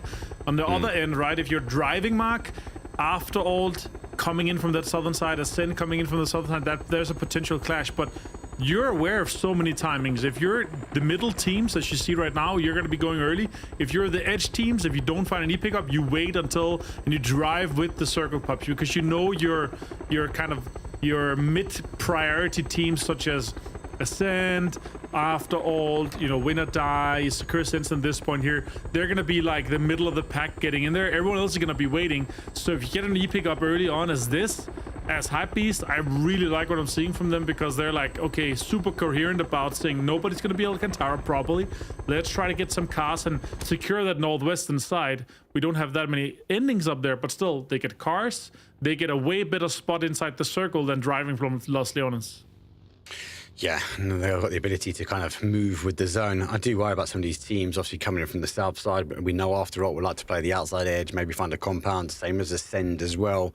They might try and play the edges, so teams that obviously might clash up. But what are we talking? We're talking like 9 points in it, aren't we, realistically, for Hypebeast? For me, these are a disruptor team. This is one of the teams, you've always seen Win or Die do well in game number 1. Hypebeast, I think they need to ensure they do well. They have, after all, they can hear these cars, get to just reposition, hoping, praying that they might come crashing their way, but looks like they have stopped. But I feel like Hypebeast are a team that could qualify and deservedly could qualify as well. But they need to maximize every single point. They've got to level up their point average every single game now. And that means not dying early. And more importantly, as you say, not getting caught out on the rotations. They've picked the cars, they've gone to the compounds, they're going to sit tight here as well. But for me, it feels like they're alert, they're looking good. Yeah, exactly.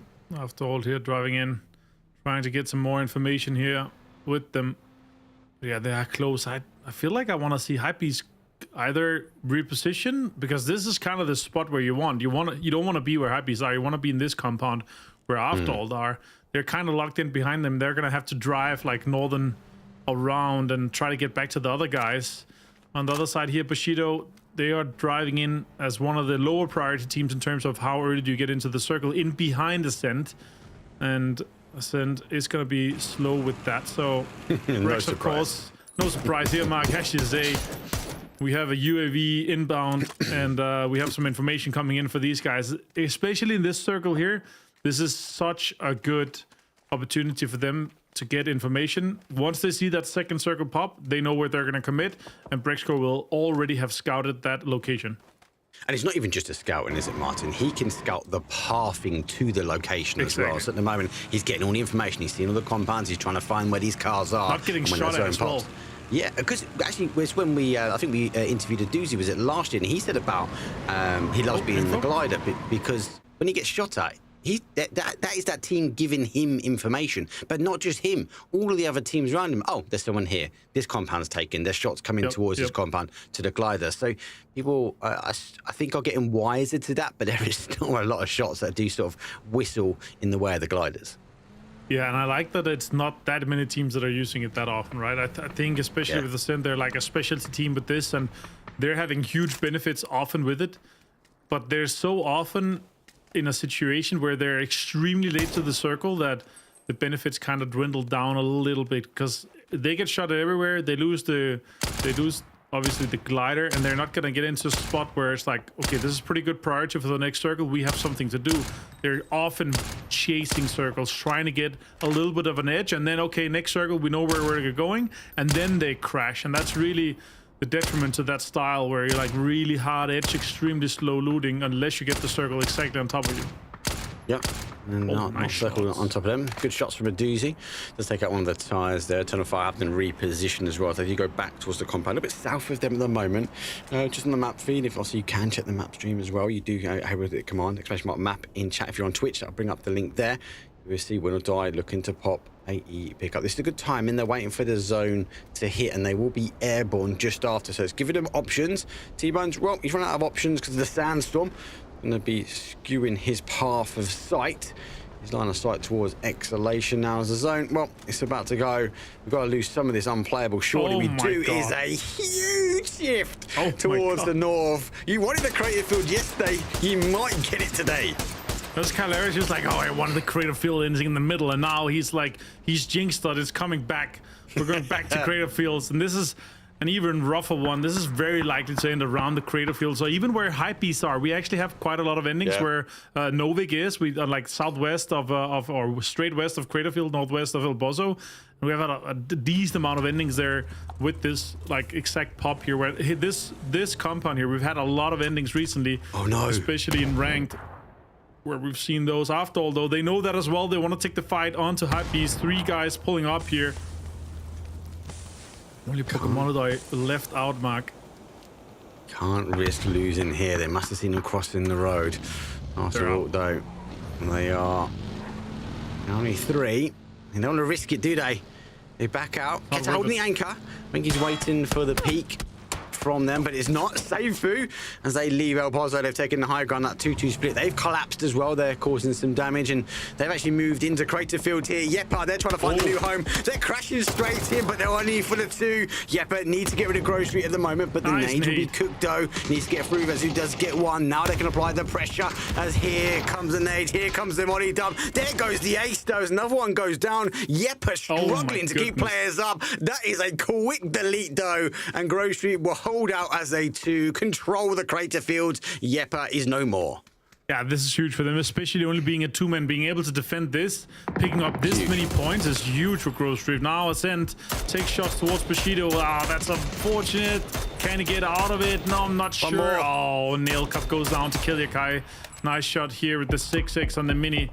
Super stable to pick up exactly those range kills there. Pains, though, do they have information? Alcantara, Edge, and now Bushido, they are left. They have to get out of there, and they have to find a new home or a new point of entry to try to get into this next circle here, Mark. That is extremely rough for them. Yeah, but look at the way they're going. They've been deterred. Brexco knows. He's been scouting this way as he does UAV again, the Alcantara. As he goes back over the other side, knows it's clear. Bushido, unfortunately, going towards BB. And, well, if you want to stay alive, you make sure you get in the glider. Kilikai will take up pains, but they've got a bit of time to be able to get the res and reposition. Maybe too much information's coming in on the side of Ascent. Oh, now BB team, they have some sound cues here with the cars coming in. Bushido, no information yet. They'll probably get shot at. Multiple guys staring at them. Barrels pointed at them.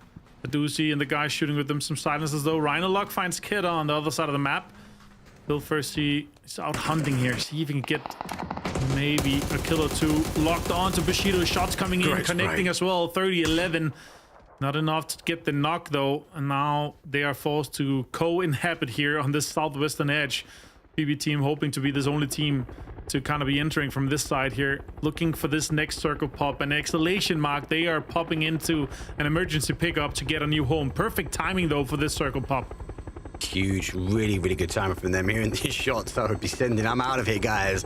And if it goes back, obviously they get the opportunity to cut as well. It does give or take Donut. It does play a little bit more towards that west side. So I think they'll be looking now at the high ground. One of them is free, so I wouldn't be too surprised for Exhalation, though. We'll try and claim this away. They're the only ones in the sky. So yeah, clean take from them. Hopefully they've got the ammo in the back pocket to try and survive this up. But that could be a late game here from Exhalation. Yeah, that could be a good game, especially with the amount of points they're able to garner from that high ground. But I just saw after all leaving the compound where it's effectively ending just outside with this kind of circle. Usually it's been ending around that big barn, big warehouse. Shro goes down. That's not the start you want to have for Sakura Sensen here. Kref still inside, but they're going to have to fight their way. I feel like this shift goes southwest with what I've been seeing from this phase 3 in ranked games and in other similar games that we've had. Now Bushido tries to get even deeper here after all to take shots at them, and they're just trying to find a home here. Two-man team trying to salvage what they can here, Mark. Yeah, well, we've only lost one team, and that was for Ascend into Crater Fields, right? So that doesn't work out. Bushido trying to survive anything they can as they are full send towards the shack. Try and hold. He has to wiggle. No, he's going to go down. Can the smoke come out? No, he's given up on him. Do you know what? Close the door, Martin. See you later. You're game number 3. Yeah, that's GG go next, Fyro. That's unfortunate for Bushido, losing so many players in that. One of the teams that's knocking on the door for the top 8. Don't panic, also in a decent spot here, but still, after all, spot is good. I would say the prime compound, considering this circle here, that it's very likely to go southwest with the knowledge and the kind of games that I've seen with this kind of similar circle, usually goes southwest, Mark, and that warehouse compound is just insane. It's usually ending extremely close to that. I'm surprised that after all leaves that. I feel like they maybe think that they can farm even more up from up here and then get pretty easily into this next circles here. But they are a team that they need points. After all, on 13th place is not something that I expected to say, Mark. They've been a team that we've seen in multiple finals. Do you know how I feel for this game? Sakura Sensen. You got to remember they took this high ground, didn't they, yesterday? Yeah. The game number 5, and obviously it shifted away, went towards a northeast of this position. They had to leave. This is the kind of zone that they wanted. This was the gamble. They took an early E-pick, didn't they, to come here, but it didn't work out. Now they're going to look back towards the mountain as they do manage to find the Reds, and I think they'll be looking to try and find the base of there already. Other side of the zone, though, we have Esports working in through Crater Fields. I think they'll be just trying to farm the information of actually who's inside. We wait for the rest of the remaining teams, give or take, are in. I think this is all now watch, wait, as we've got 10 seconds to go before we see phase number 4. Next circle's about to pop, and as I was mentioning, Southwest is where I'm thinking is going to go based on the games that I've seen, and that's why that warehouse is huge. BB team could be going there. This is exactly the zone I'm talking about. BB team, they probably have scouted already. Hype, they're like, okay, we're going to stay where we are. We fought after all. Maybe they're not fully aware that every single after all member left, and BB teams, they're rocking up. Okay, I guess this is our qualifying game, Mark, because this is definitely a big point game for BB team. What a fantastic scout. And information driving to this one here. They're expecting maybe 1 or 2 to be in here, but nope. They've already left, Mark. After all, they went for the compound further east. Yeah, I think they're throwing tail that it might have gone back towards that northeast, but on the side of the mountain, on the side of the Crater Field, Eternal Fire. Well, there's a knock though coming from Kreef looking to try and potentially get the res, so they do go for the hold. We'll try and hold that ridge line. Obviously, it's very exposed when you do peekaboo over the top, but you can see, look at that in your mini-map, Secure Sentinel, they're dancing their way up here, and that's not even taking into the fact that Exhalation will have a great line of sight. As soon as it starts to engage, all eyes might be back towards the east. There's a lot of teams coming in from this northern side, Mike. There's going to be a lot of fights, a lot of points to pick up if you're especially in the high ground here for Exhalation. They're just going to be peppering down on all these teams trying to run in. Usually the ridge line is pretty safe, but not when you have 3-4 guys standing up high ground just shooting at you. The 6x is 200 plus bullets. Pin in a fantastic situation for that to pick up some points. Exhalation on 51 points, currently in 6th. Very, very tight leaderboard as we're looking at it. From 48 to 56, 8 points from 3rd to 8th place, Mark. That is a rare sight. Good shot coming in here, connecting maybe Mark. I think this is the right play, though, for Eternal Fire. I know it's a risky play. I know we've got 4 bodies that are going to hammer shots down towards you, but it was either full engagement. Great shot comes in. Maybe make Pin rethink about which way, and he goes back for the safety. But look, yeah, you might lose a couple of players on the rotation, but for Eternal Fire, it's kind of a send. I think this is the best play for them. On this side, there's that confirmed, done and dusted, and down bodies. Can't see him maybe making it any further from here, but it's allowed a little bit of freedom. Digger, who's been taken towards our ascend push here, they now have to try and deal with Eternal Fire. Oh my God, he gets out the car and he gets him. The second shot's come over the top. Digger going for the reinforcement. Eternal Fire come over. Second one will fall down. Go Marco, and it's a clean sweep. Digger nearly fall, but it was a crash that was needed. Eternal Fire, I said, I think that was the right option going that way around. If the cars were a bit closer together, it might have been a different ending for Digger. I like this awareness from Ascent, though. They're like, okay, they just fought, we might be able to leap ahead of them here. They're going to be fighting too. Novik finds win or die here. Getrock's gone down. Kref, Sakura Sensen fighting in our screen. Soppy knocks and flushes Adle. Not too much of an impact just yet. Oh, Service goes down. That's Medibay. Last player from Bushido takes some shot. And this next circle shift in Mark, this is exactly what I was saying. This warehouse compound is so damn strong in these kind of circles. They're going to have such a good priority in the later stages of the game here. And they're able to pick up a lot of kills once you get to the later stages. But in the northern side, Mark, there is mayhem. So many teams fighting to get in. And I think maybe only one team have a chance to maybe get in and survive. One, maybe 0.5 of a team. This is insane. Everyone's gone to the base because it was the safest place to try and get away from Exhalation. Now the zone's shifting away. Exhalation have got to juggle when they move off of here. Secure Sentinel go in the middle. There goes the smokes down. Mick are going to try and make the peekaboo round the outside. Try and find the final player, though, from Crease. But doesn't quite get. And Metabay shooting shots again. Bushido, final player, looking for the second one on the board. Can he get it? Doesn't look like it's going to happen here. Secure Sentinel, but oh no, what a read. Crease moving his way forward. He gets the shot, but no, Secure Sentinel bagging down. He-Man controlled it, and they're going to fall 13th place. That's so unfortunate for them. Yeah, a lot of impact here from Metabay. Bushido, Kilyakai here with a good nade onto Digger. Shro takes down Sancho. Gets stolen, though, by CCI on the other side of the map, but Kilyakai, can you have an impact here onto Digger Esports? Shots coming in, connects.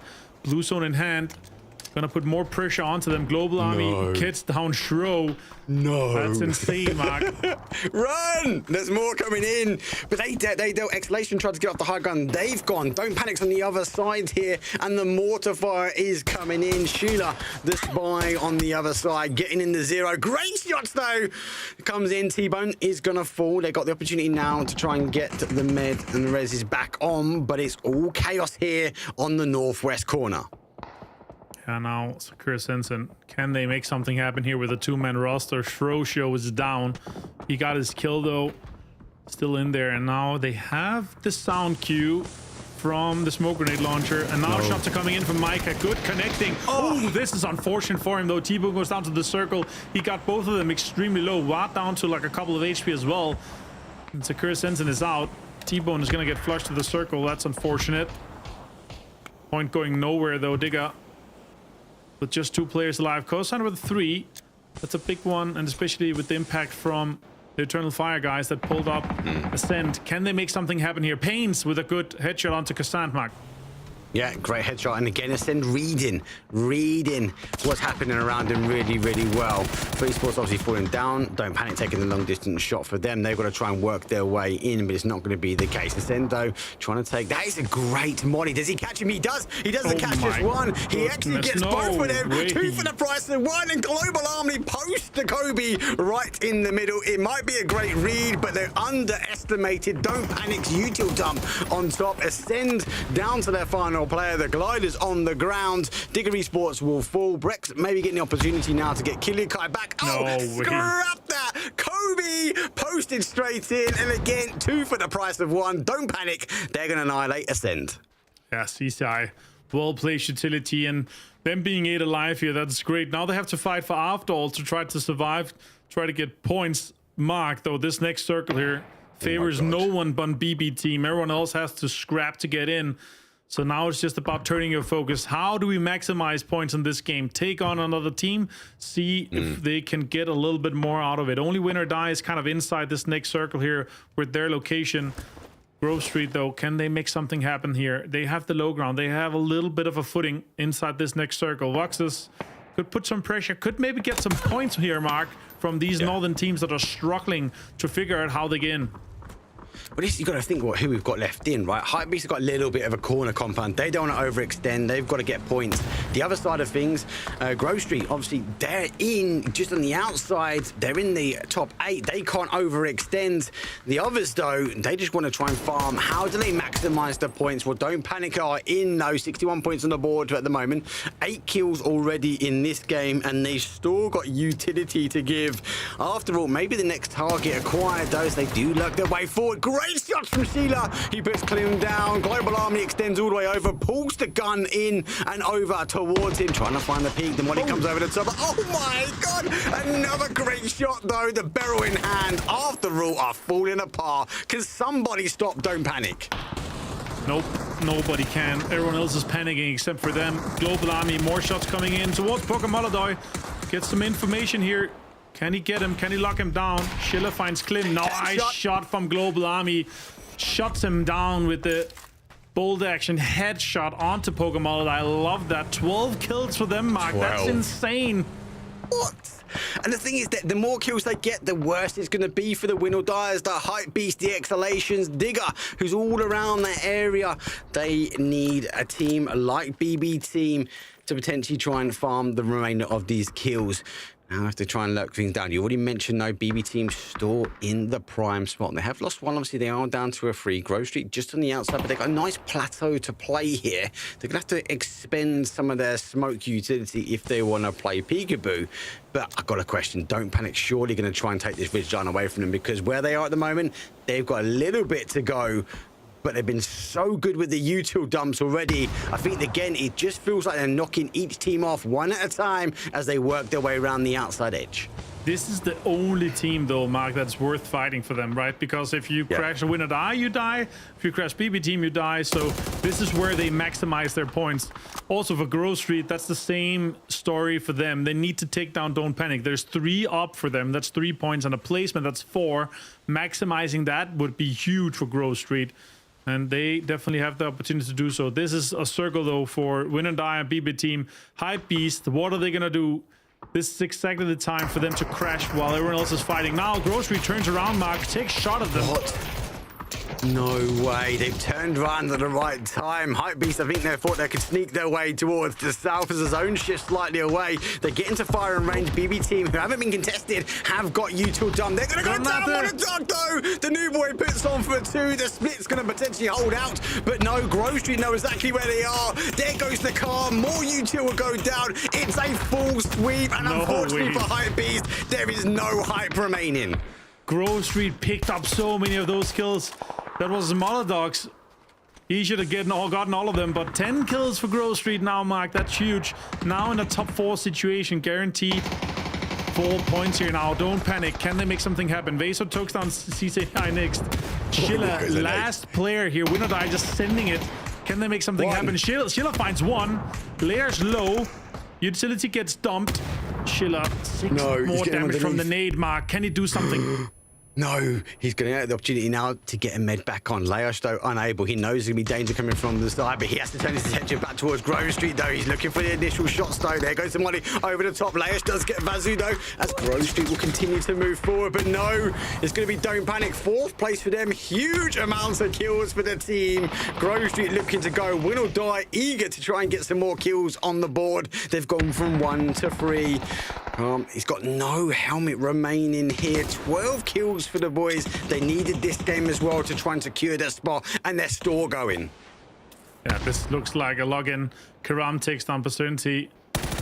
Leosh, good shots coming into Voxes. That's surprise right there. Leosh repositions very smart here after the flush. See if they can maximize more points here for Win or Die. Win or Die looking to get into that top 8, trying to hunt down Digger or Exhalation. They're getting closer here. Digger only 4 points so far today in 2 games.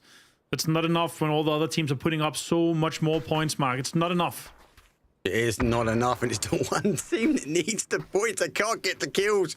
BB team, Arkley, don't need it. They're on 70. A couple of points a game will secure their position. Phil First looking to try and get the kill where he can. Best looking to try and stop him as the util dump will go through. Molodocto moving his way back. BB have moved themselves out, but we've got 3 teams now remaining. It's a 3 versus 3 versus 2. Grove Street dangerous duo, though. They've got the high ground, but they really need Win or Die and BB to start fighting. I can't see it happening at the moment. I think we'll let the zone slowly make its way in, and then we're going to see, obviously, the explosive action. Unfortunately for Grove Street, they're going to be the ones that are going to have to start fighting first. Oh, a little bit of smoke deployed here. Tried to delay it a little bit. They are still inside the circle. Now is this the 3-way fight we're talking about here, Mark? Who springs the trap first? Who pushes the other team to fight each other? And then you third party. Grove Street with 2, Win or Die with 3, BB team with 3.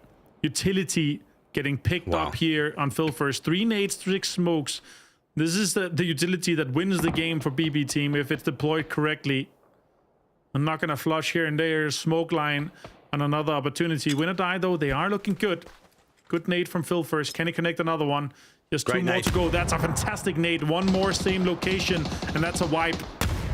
Oh, so close. They're so low on ammo as well. I think had like 2 or 3 shots in the MK. Did have, though, a barrel in his back pocket to use. So let's see how much he's got remaining here. Grove Street, on the other hand, big kills, but down on utility and bandages. Shirley's one out. Safely, you need it more than I do, mate. We're going to try and make our way in store. 3 versus 3 versus 2. Nothing, Mark. Have been unable to push. And unfortunately, though, for GST, they've had to put this kind of deployable smoke wall up because that's all they've got left. Here we go. It's going to go down to the dot. The dot is on the compound. Martin called, and our top of 3. Well, we've got to claim a victor now. I've never seen such an empty utility UI than that. There was 8 bandages once he started, and that's it. Leosh finds Karam. That's a good angle for him to hold here. The terrain worked out perfectly for Win or Die here. The opportunity for them to maybe lock it down. Seifu gets found with the nades we talked about being picked up from Phil First. That's a point locked in. Now 6 more smokes in Phil First bag. If he haven't used one of them, maybe he has. But this corner inside defense, Mark, is where we're going to be ending. Win or Die has to push through to get a chance of winning this one here.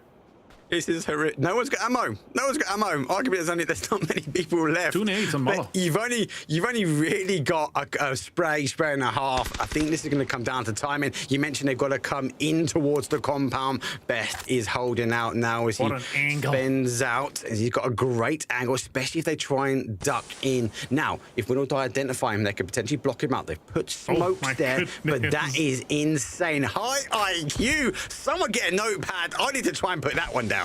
Yeah, that's a great angle there. And then that smoke just has to happen, right? You have to smoke the other team. You have to delay them. You have to make sure their line of sights are cancelled. Now utility's coming out, presenting ticking down low. Molodak has more to spare. Only 4 damage on that second nade. He has 1 more. You need a few stun grenades, though, towards the very late game to jump out of the smokes and surprise your enemies.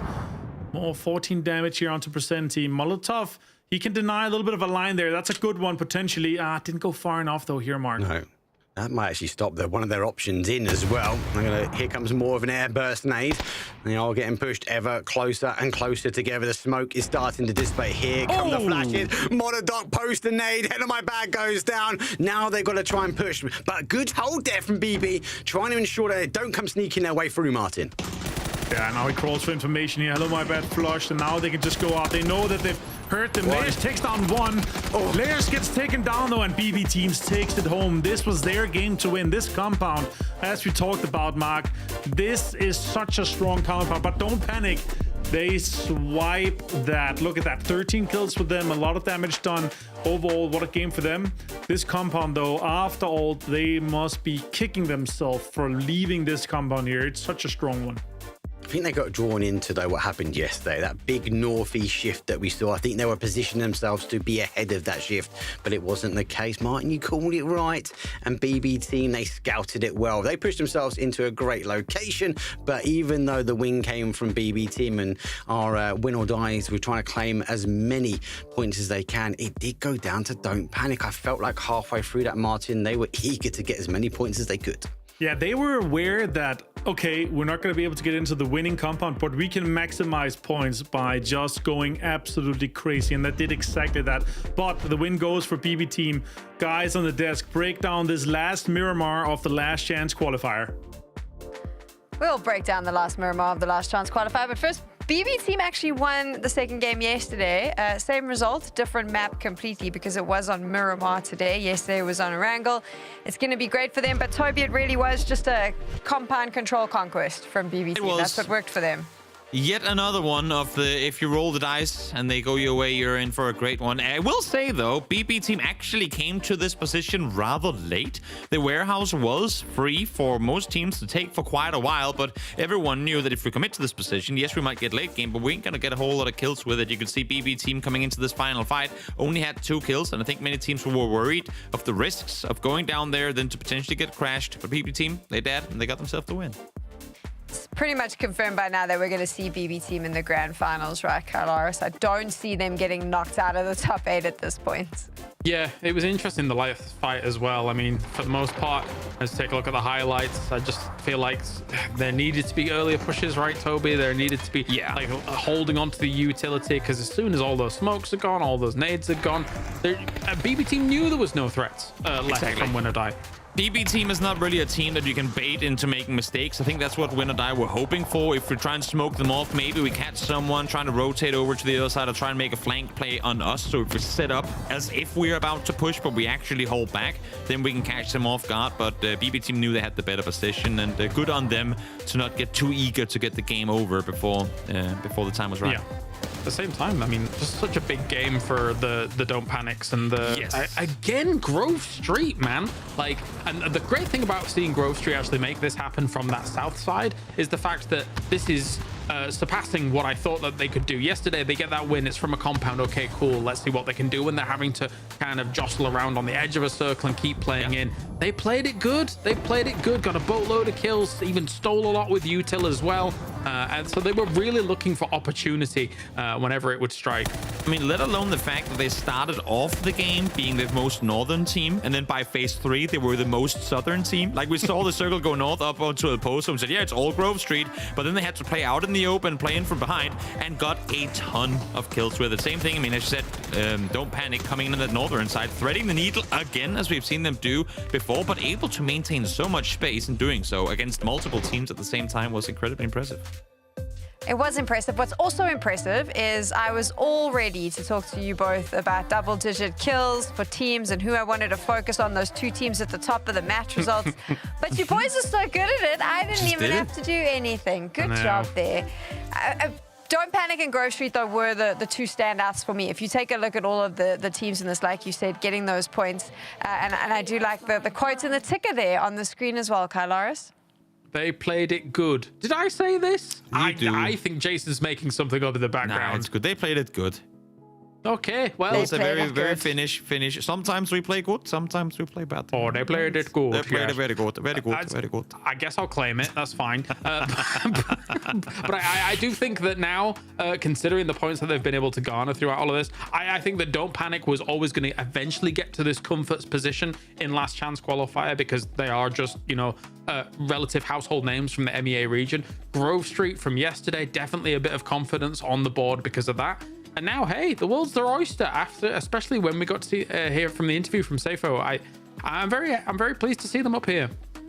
I'm excited as well. And they had a strong Miramar yesterday. We saw it again today. I hope that they can keep that consistency going over the next few maps. Obviously, now we've got the overall results. We can start making those calls, Toby, as to where the cutoff might sit. I would argue BB Team, Foot Esports, Don't Panic. I'm going to say it. We're seeing them in the grand finals. I'm scared to say it about Grove Street, but I mean, how are you feeling? Do you think that they're there as well?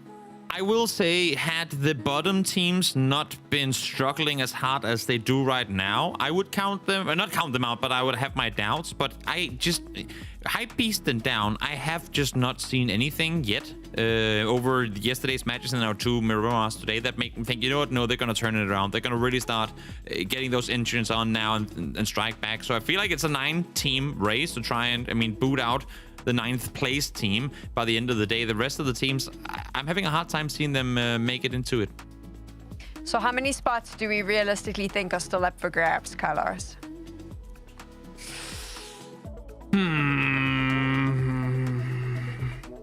Do the math. Figure it out. I don't want to concede to Toby's 1. So I'm going to split the difference and go 2 1.5 for optimism's sake. That's okay, it. so we refuse to agree with Toby, so we're saying Correct. 2 more spots. I mean, Toby, if there is only 1 spot available, your team, Exhalation, is the one that we're going to have question marks around, right? It's fine. They're going to be okay. I saw so much from them in this game that really, they were sat behind 5 different teams trying to fight them from the north. They have never been in a better place mentally or physically. I think they're in a good position. They played through all the chaos now in Miramar, so they can rest easy knowing they're going over to take on Rondo, because we never see chaos in those maps, right? Have you been hanging out with them in the gym, so you know their physical status? That's why too. That's why they're as buff as me. They get there. We use the same strats. Yeah. I don't know if that's a good selling point, my friend, but so be it. I've seen him in the gym. He only does cardio. What is this? He has the aerobic fitness, so there we go. This is not a fitness influencer podcast, though, so we'll get into it. Everything changes now because it's time to take over. Things are going to be very different, Kailaris, than what we saw in Miramar. You'd like to think so, in an odd way. Tego is a very different map, right? The way the hills work, and we have seen some wild north circles, to be fair, here on Tego. I was about to say uncommonly so, but considering the way that these teams have had to play it out, it has been difficult. So let's take a look at how our playing path's going to be shaping up and how everything's going to go down for game 3 of the day as you say, time to Tego. And we get to try and measure how many teams can we fit into Godok. Because yesterday we got 14. I'm thinking we can do 15 today. It's a North plane again. You'll love to see it. Give us the shipyard ending for the sake of it. We all know it's going to end on Kanyong, like the mountains southwest of it. But let's do it differently this time around. Of all the teams, add the creativity.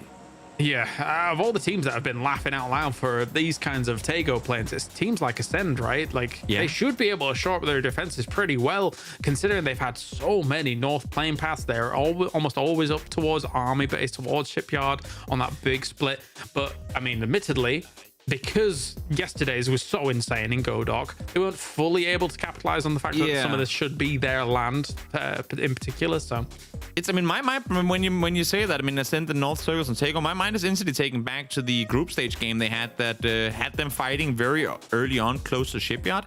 I know Tego is a one-off map. On a daily basis, it doesn't have the same importance as the Rankle and Miramar. We do go, most likely, Northern Ireland. I feel like Ascend, while on, Rankle military, it's usually pretty common how you play those. I feel like Ascend hasn't figured out how they want to play North Circles on Tego. Maybe because they haven't had enough of them yet, I'm not sure. But it's a great place to loot, especially in a game like this. But I want to see what they make of it, because it doesn't always seem like they come in with a pretty, like, a strong game plan coming into these circles. Well, sometimes teams like to be the chaser, right? And I suppose. actually Ascend for a long time it did feel like they were one of those teams. They did feel like the chaser, and they kind of reveled in it. But anyway, that is by the by. Let's head over to the commentators now. Let's run it back. You know, let's go to GoDoc again. Crush a stampede into there. All 64 players. Mark, Avenger, what do you got to say? Go duck. No, I think it would be fantastic to see another one. That would be Exhalation lockdown, right? And yeah, as Toby said, maybe only one team has a chance to jump in there. Right now, Digger didn't get this many points so far today. They started in a fantastic situation on second place with 50 points, and now they are close to that cutoff point here. They really need to step up, need to have a huge game. Exhalation also in 8th, but with this circle here, they have the highest priority you can to get into any of the compounds that they want. And Lockdown maybe with a greedy 2-2 split here. Really excited to see what this game brings us here, Mark. I'm worried about Digger. I am worried. I think maybe one, maybe two, maybe draw. I don't know. Exhalation, they have the opportunity to use one of the wildcard maps in their favour as they actually opt to leave GoDoc. So maybe they know something that we don't. They play a little bit more on the south side. I actually like Ainty's drop as well. Esports obviously normally all drop all 4 into the town, but recently have been spreading out, trying to pick up the cars. And obviously with the zone shifting back this way, you'll find a nice sort of foothold just at the end of that sort of T-junction. For now, a lot of teams going to make their way over, and I think it's going to be who can lock down the bridges first. You might not get out of it, but I Digger got to get over and get themselves into a deep center zone. Yeah, a lot of teams in a pretty decent spot, as we talked about here. Maybe to get in early, maybe to get into a decent spot. Few teams rocked up already. Daboom. He has the information. He's out, Mark. There's no way it's worth fighting alone. Worth is, especially when it's considering versus the Shro Show. You don't want that to happen. Sense and 32 points. They need to frag out in the next couple of games. Maybe get a win on the board for something to happen. Nate doesn't connect at all. Himan pulled up. Daboom says nope, not worth it. Let's just disengage here. Let's get out of it. Let's try to get back to town here. This is a home turf circle for them. They need to get points in these kind of circles. And Sakura Sense, they're just on the hunt because they need to have big games. The remainder 3 games here, Mark, for anything to be going their way for a chance at the grand finals. And Exhalation will know exactly who that is. Obviously, might not know this Roche Show, but they know that Sakura Sense will go Palace. So the only team that could have got to him that quickly is either them or Foot Esports, and you wouldn't expect Foot to be that far south. So they do go back towards the town. God, imagine if we get back-to-back GoDocs. That'd be an insane last chance. And we're not playing Tego in the next game, so we can't go back-to-back, Mark. That's just fine with me. I'm telling you that right now. Oh, Vatos, a surprise welcome to Eternal Fire. Oh, my goodness. I can't believe that. Oh, that's so unfortunate for Eternal Fire. And they're not really safe yet, Mark. Lost 2 players already. Crossberg is like, yeah. Let's see if we can survive that. Nope. Oh, seed swap. I love that. That was great to avoid some of the shots. And now Digger, they're like, okay, we need points as well. 4 in 3 games so far, with this 3rd game included. They need to have a big one here, Mark. All the players to put up on Vard is there. He puts 2 away clean as well. And you're right, the Hellfire need a good game, but now this game becomes recovery mode. They're split. Mad is on his own. I'm trying to figure out where to go. And here comes the drive-by as well. Don't panic. There's something in the air. They're chasing down every team they can. Sheeta just slowly runs over, leaving the car to do its damage. Gets the kill, gets the confirm on the AUG. And now they go hunting again. Something has changed with Don't Panic. I feel like halfway through game number 2, it was like, this is our game. This is our day. They found the button to press on, and the clutch button, or the we go ham button, and that's exactly what I love to see from them. It's kind of back to what we saw from them in the EMEA qualifier, that they really turned up and just pulled up on a lot of teams, a lot of damage kind of going out for them. So that's really what I'm liking to see from Don't Panic. We know they're capable of big things. We know that they have been a team with, you know, capable of doing fantastic things, even at the highest tier of the lobby here. Eternal Fire down to just 2 here. Crossberg and the Mad, definitely mad about being left with that after a bridge camp from Foot. Super unfortunate. And a UAV inbound for Brexco again here. Ascend obviously coming in from the northern side. They're actually in a decent spot already. The vast majority of the team, though, is in a pizza slice southeast and southwest of Godok. They're all banking on this circle to kind of be around that area. And yeah, Ascend on this northern compound here, hoping for those northern shifts. A few other teams coming in slowly. Grove Street. Really happy to see what I'm getting from these guys so far, especially here in the last chance qualifier. They've stepped up 62 points. Safe has really been performing.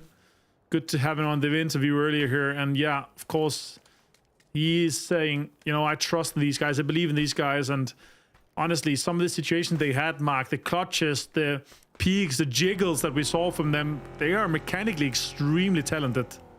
Yeah. Plus, he's got a good beard, remember? James said. Yeah, that's what you need to be good at PUBG. Team beard. Hey, Sam, next game, you get out, you find a beard, I'll find one as well. You slap it on with some glue, and we all have a great beard, you know? Oh, no, production. Oh, I can't wait till you're back on camera. You can have a virtual beard applied. Well, back into emoji beard. Emoji beard applied. Yepa coming in quite late. They obviously Grove Street have pushed in towards Palace as well. Just coming over the bridge, one of the last teams on the south side. We do have Win or Die over in the map stream looking to stall, make their way in, but they've huddled together, so expecting E rotation, but they will use the E pickup when the time is right, so expect it to be a little bit late. Back towards Palace, and Safe, well, he's holding the outside edge. Good couple of shots. Be providing some cover, but we know this side of Palace is everyone wants to get onto the roof. Yeah, this is a hot drop, get on the roof situation right there. So many players have tried this before. They are in this situation again and again. That's exactly this southwestern corner here. I'm not going to say what people usually call it, because I actually think it's one of the better spots to be in on this stage of the game. You're getting so much information. You can get on the roofs early, and you're getting a lot of control, especially with how Yepa is splitting it, Mark. You know, 2 guys on the south side to cover the backs of the guys on the roofs. Escaption here has full information of Grove Street, and this point is not worth fighting for. Like, we're in phase 1. You just want information. You want to be safe in a spot where you can shoot at people without losing durability, without using your utility to stay alive. You want to use that for mid-game, for late game, to get in positions and to confirm some of these kills for points here. Vard with 2 kills already on Eternal Fire. Unfortunate for them, though. Global Army gets close to Kref here, Mark. For that far to senses them, I know there's some kills over the hill. Back on the other side of the zone, though. So, well, he's had to sneak his way back behind the rock. And don't panic. Also sense the victim around the corner. They go over the top. He swings his way around. Global Army turns on him. Instant delete. Thank you very much. Another point on the board. If you see don't panic in the kill feed, you need to start panicking and running the other way. There's no way you go up as a solo against a global army. Like, you're not going to win that in any chance. Now Ascend as well. Brexco's like, yeah, another UAV inbound. There's people down here. Circle pops, though. We're going close to Godok. Still a pretty decent chance. Shots coming in from Ship List here. Suris down as well. Kref in shambles here. Quickly, let's talk about this circle here, though. Big chance that we're going to have close to Godok again, but still, majority is still kind of southeast of Godok. And now Vard finds the last 2 player. Cancel that. Foot didn't annihilate Eternal Fire. Vard annihilated them single-handedly. 4 kills for him so far. Huge game for Foot to close down this eastern side here with the bridge. Well, we know what chat will be saying about Vard in a second. As the saying will unfold, and there's a reason why. As unfortunately for Vard, he's putting teams away himself. Back towards the Godok antics, Exhalation having second guesses and maybe looking. I'll be surprised as well, actually, if more teams, obviously from yesterday, seeing the city ending, might look to take an early take. We'll try and find a building where they can. And here, potentially, is going to be the case. Win or die. Well, they've already got a position. Oh, no! The hype beast have crashed in. Has he actually... He stayed in. No, he does get out eventually. I thought Ketty was going to try and play sneaky. Nelip does get Presenti, though. But unfortunately for them, they are down bodies. And don't panic. Now find their way in towards the town. They split between Arsenal. And this shots will go through. Doesn't quite get the connection onto the second one. Sheila will fall, though, as the boom will get the confirmation. But don't panic. Go for a full into Godok. This is not the play, I feel like. Shipless takes on Global Army. Klim, though, finds the boom and the helmet off on him. Celtic maybe get some information here and don't panic. This is just unfortunate for them. This is not really like there's too many teams that are already, you know, saying, okay, it's just going to go there again. Iroh finds shipless. Don't panic. Panicking themselves, even though it's in the name, they shouldn't be. CCI is next and last in line, though, Mark, here for Don't Panic. Last in line, but remember yesterday we had last in line for Secure Ascents and Shro able to get out of second place if we go to the city. Exhalation, no, looking to reposition. Pin going for the flats now on the southeast corner of town. I'll give him a lot of information out towards that side as well, so I think he's going to try and get, but Exhalation on a huge split. They actually haven't committed all 4 bodies yet, Martin, to the town. And well, Brex is just again taking cinematic as he's continuing to get information on the north, and it won't be long before they here. Yeah, to be able to figure out. There's no one else there, Brex. You guys are completely clear. Yeah, the bird's eye view here, observer coming in from Brexco. Yeah, we can just remove the rest of the UI. We're getting all the cinematic views here, Mark, as you were pointing out, though. But he's going to be flying in over Godok soon. Maybe he's going on a little bit more in the northern side. No way. That Doozy. Ooh, I wouldn't want to do that if I am Rex, though. But the Doozy and the BB team, guys, they are on the southwestern side here of Godok. They have locked a good chunk and a really important high priority chunk of this now. And if this goes south, this is where you farm. This is where you get so many points. And this is where you get so many teams trying to kind of exit out towards this way here. And it usually kind of ends in this southern area of Godok if it doesn't end inside Godok, as we saw yesterday. Next circle pop, though. Yepa and an emergency pickup here, Mark. No way, no way. Please pull south, please. I can't do a Godok, no. Oh, maybe we stand. It might go towards that northeast corner. Send in a good spot if it does play out. Yep, we're going to take the E rotation in as the E pickup now over the head. They will get opportunities potentially to go over the other side. One does escape as they be going for the vehicle driving in on the rotation. That's a bit of a risk here from Yepa. We know they've not been doing too well using the cars to rotate in. Let's see if they can find a compound. Oh no. Okay, diving straight into the northeast compound here, or area of Godok. After all, it's already locked in here. They need points. 22 points for them so far. This could be a he sees the parachute. Oh, at least he finds Pokemon. Finds Klim as well. This is exactly what After All didn't need. Good points though coming in for them. Hibako flush Klim though. Good nade coming in, potentially could connect on Forge. Only 23 damage going their way. That's not enough. And it's kind of somewhat mutual destruction for these two teams. They were teams that could have gotten so many points from the other teams coming out of Godok, and now they're just left to fighting each other. Escapation trying to get in there. It's looking very difficult. A lot of shots coming in from Exhalations here. Getrox joining in as well, Mark. That's just so unfortunate here for Yepa. I'm also not sure about that emergency pickup. I'd like to see, you know, further out of the city. It's not worth it. You know that's going to be teams in there, and you have no way to scout it. All risk. It was all risk. Now, lucky enough, there's a little bit of reward that has happened for Yepa, but it is a roll of the dice. Here come the nades. After all, eager to get as many points as they can. They're down for 2 at the moment, but at least they're in the compound. Mika also getting the confirmation, so they steal away from the outside as Will or Die don't able to claim it. So Dick does get Rhino Locks. He's trying to close down. And unfortunately, for After All, despite taking this area, they're feeling the pressure from the remaining teams. You have to try and pray for another zone, maybe shifting their way. And if it does shift towards that northeast corner, they are going to be put on the outside edge where most teams will sort of push this location before making their way in towards the forestry area. Let's see this next circle here. It's really going to be crowning the kings. If it's outside, Ascent is going to be the kings. So on the southern side, Win is in a really good spot together with Exhalation on the edge of the compounds of Godok here. Digger, a 4-man alive here, Mark, but not too many kills and not in a good spot for this circle here. Foot trying to get more eastern control here. They're on the high ground, waiting for this circle to pop here. Pixelig also doing a UAV for the guys. It's paying off. Might be getting shots from Ascent, and that's valuable information given that you don't want to give away here. Next circle pops here, Mark. Let's see where we're going. We got East. I feel like Pixel's not as smooth on the glider as he's whipping around. Oh my god, it does go to the corner of Godok, which does mean after all is going to feel the pressure now. Here comes the sub in for Secure Ascension. They've already lost the 1. Oh, he doesn't swing back though. As Grocery will punish though, using the sound cues on the outside. 2 will now fall. Secure Ascension on a 2-2 split. So GST, Grocery will be able to hold this compound just on the outside edge. That's going to give them a little bit of a breathing room. Any teams really south of them is more towards the southeast. We saw Digger on the high ground. Pixel might take a glider battle. If one man is going to take on a glider fight, Pixel is going to be the one. No way. Chase him down, my Pixel. God. Oh no, Brexit! Oh no, Pixel's got behind him. This is a dogfight. Brexit has to take some shots. Good shots! No. Oh my goodness!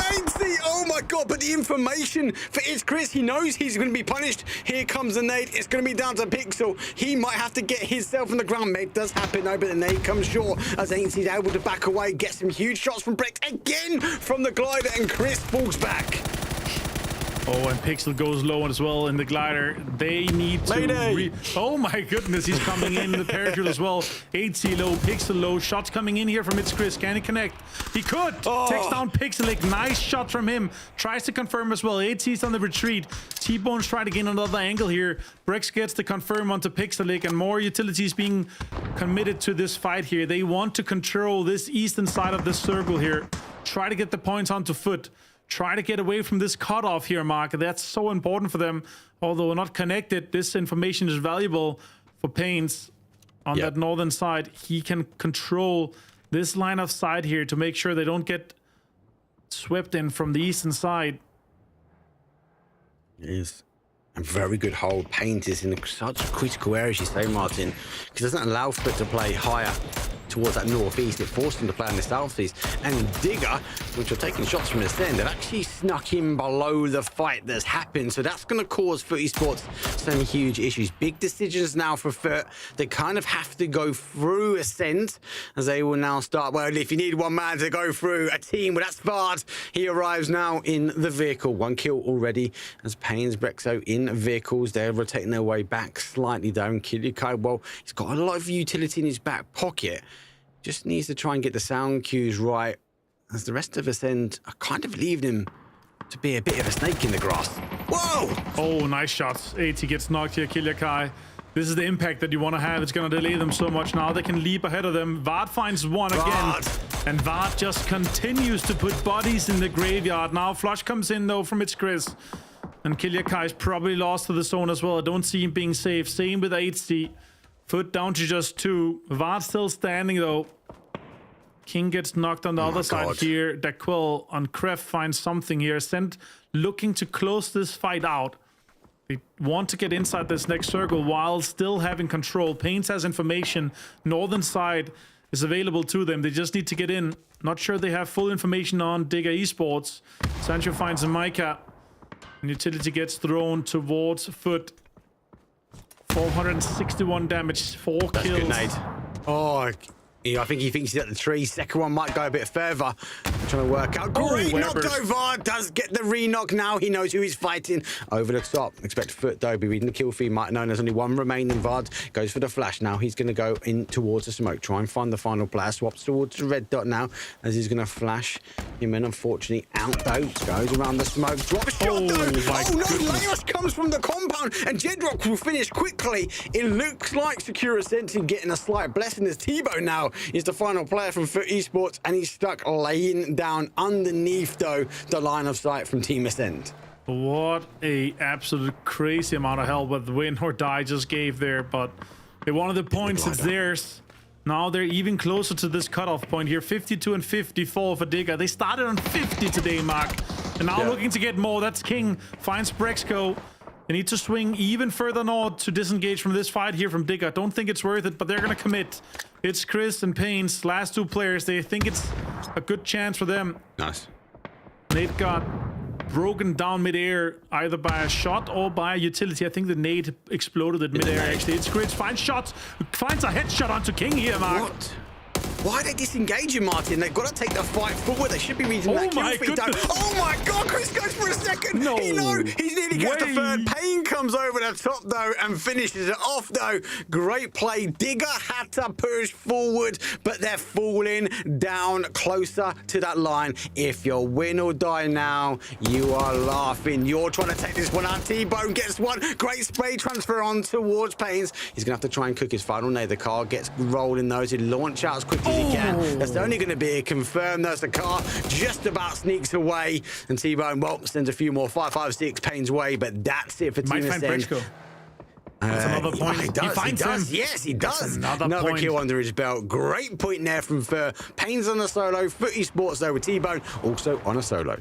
Yeah, that's a huge one here. Payne's had the entire information of this northern side here, but they left too late. They committed to the Digger fight, and they got punished from that. 5 kills, sure.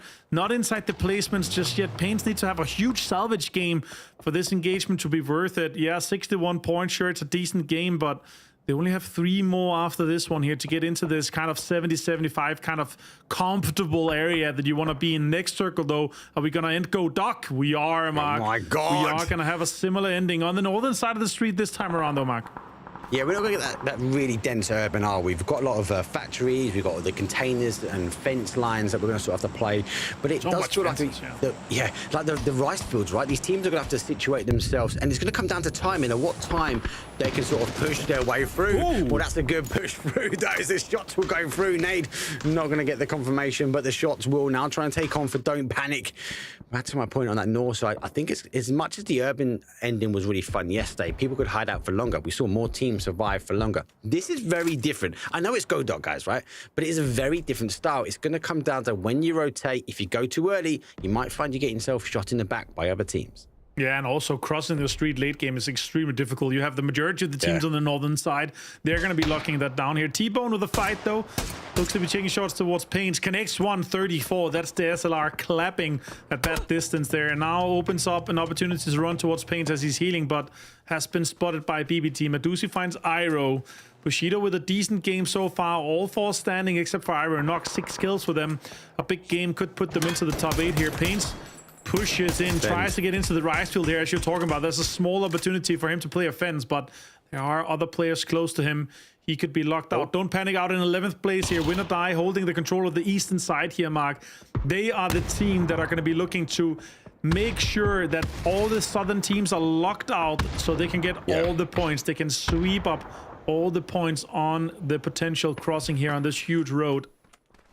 And they've got a Famous in hand, a Lynx in hand as well. So if you need a confidence boost, well, there's a ×2 enabler. The Boom gets some shots. Oh, Salik does get the final. Those who will all fall.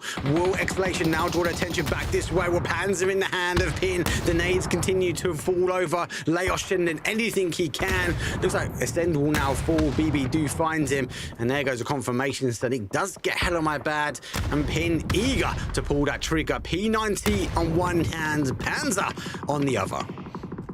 Huge for Exclamation here. If they can shut this down with not that much utility used and try to get over. I felt like that was the opportunity, though. They had an opening here, Mark. The timing was there, but now they have to cross. Other teams are going to be looking down the street here, even though they have good amount of crate guns and 3 gear. The delaying here is just not worth it. They need to get their foot across the other one. T-Bone found, and now we're into the top 8 mark. Now we get placement points with the last team surviving here. Very different to yesterday, but still a very exciting game. These northern compounds with all the big concretes and all the walls around, it's so much more difficult and so much more different compared to yesterday to kind of play and execute your late game strategies on. This is what I like. It's so different. Yes, we've got the town, but it is generally so different. It's going to be down towards timing. I think Exclamation looking for that cross, but they want to go a bit later here from Win or Die. They know that's the team chasing them down for a top 8 position to secure a ticket towards the grand final. So maybe all eyes locked on when Win or Die want to make the move. Now they get in the car. They leave an anchor player for Leosh, but they do play forward. Still not quite inside of the zone. Jedrox does go for the seat swap using at least the car for cover now. Now they've got to try and figure out, because they've not had the information, the time really, Martin, to look inside these compounds. But if you was to gamble, you could expect there to be at least a team in each one of these. Only 21 alive with the 8 teams, though. It's not that stacked. The teams that are 4-man strong, Exhalation, BB team, Bushido, are the benefactors of this late game here. They can just outnumber, overpower the other teams, yeah. Still, they managed to get across. Now, after all, trying to delay here. Hibako, last player. Shots coming in. Oh, good headshot connects here. 2 P90s goes in. He gets down 1. Is he aware of the other one, though? 10 HP. They should be just pushing him, sending it. They are. Well played here. Sancho gets a rest, and they still have the 2 P90s in. Win or die, we know they're going to try and push. There's no entry on this side, though. It's been well cleared. Oh, Bushido. No, Bushido, welcome to the party. Yepa will go down. There's 1, there's 2. Bushido down, make that 3. Final player for them. Yepa fully storming their way through. Blue zone nades might clear everybody else. Yepa falls. Bushido trying to get the med on. He has a half an inch, a half of a zone to try and survive. An Exhalation. Store target acquired. Swings around the boom. Gets him down. Presenti will fall. The final player for Win or Die. The game of which Win or Die have gone in towards that top 8 and wanted to maybe secure their place a little bit further, and Exhalation is saying no. Exhalation takes so much control here with this. Oh my god, even more. The boom with 5 kills. Win or Die is out. Fantastic utility usage here from the boom. Filferts also finds a Kreft player. We're down to 1 Kreft player, 2 Bushido players, and a 4-man from BB team. Just looking to completely wipe this lobby here, Mark. Finds 1, that's the Quill. Kreft is out on 4th. Some placement points going their way, but that's not really exactly all they needed. They also needed the kills. BB team with the entire control here of the central circle here, Mark. Yeah, the Quell really didn't have much options. Back up to a corner, try and take in exchange for 1. BB team, like we've seen other teams for Esports in the first take control of so much now of the zone. Top 4, scrap that. Top 3, so 4 versus 4 versus 2. 1 is DBNO. So for Bushido, they have time, maybe, to get that res back in. Exhalation, they've spent quite a lot of their utility getting across the initial road that you said it is such a big road to cross. They might need to go back, loot whatever they can before making their final push in towards the final zones. Look at the utility here on Bushido, though. They have the entirety of 14 boxes to loot and to delay these teams with 5 stun grenades on 1, 3 on the other one. And now, oh my god, wow. Dusi finds the boom. He actually went the boom. Sancho here with the P90. No 3 gear on him, though. Good confirmation. Insane utility usage here from Adusi. That's just next level. 1 more. Oh my god. Adusi continues to find them. And now with a blue zone to deny this one here. Sancho is just going to bleed out to that, isn't he? It's going to go quick. Salik, Pin. Last 2 players. They're looking to take down Bushido to get the maximum amount of points possible. Molotov finds 1. My god. And Bushido, this is your opportunity to strike. Flush 1. Swing out, get the other one. Nail Cup takes damage, though. BB trying to sweep the entire lobby. Oh no! What? Ping comes in, he swings. I think they were disorganized. Are you the player on the other side? Am I shooting you? No, I'm on your same team, but no. It looks like BB were close back to back, though. Great control from them. They tried it yesterday, but for Esports, though, put a sandwich on Tego. But this time, though, BB hoovering the points and now hoovering the wins. Yeah, fantastic game for them. What a way to kind of show this dominance that we know that they're capable of, but also the way they locked down everything, staying 4 alive. Like, that's just a grand finals team that is just dominating the last chance lobby here, Mark. What a fantastic play for them. Utility on point here. But Mark, we're gonna go back to the desk here. We're halfway through. We're gonna go back to the desk as Molotov has 3 kills and BB team takes the win here, Sam. They do take the win. That's 2 wins for them, back-to-back. Guaranteed 3 wins over the course of the last chance qualifiers. Something very similar happened to them in the group stages. They didn't make it through. Their fortunes have changed, Kylaris. They are 100% definitely through. What did you think of Tego overall? Go Doc, yes. We did run it back, kind of, which was nice to see. BB team, I mean, in a lobby like this, they're in a class of their own when they're able to get this kind of foothold on a position. And it's always very scary when a good team knows that their back is completely open. They can start putting on massive amounts of pressure towards the east side, and even with 3 P90s on the side of Exhalation, which I don't think we've ever seen in competitive play, they still are not able to deal with the pressure that is being exerted on them. The only kryptonite to the P90 ambush was the, well, nades, where you don't even get a chance to fire the gun. So, feels bad, man. For Isolation, don't think they will ever get that type of loadout again. I do want to, as the highlights are here on your screen, I want to draw your attention to a team that maybe they weren't in the final fight, but I think that they're a team that deserve a little bit of our time, which is Grove Street. They were pushing like crazy at the start of this. We keep seeing them do it. We speak a lot about teams falling off when they have a good day one, which I think is kind of Digger now. We see them falling off. But Grove Street, Toby, I'm suitably impressed by the effort that they're putting in here.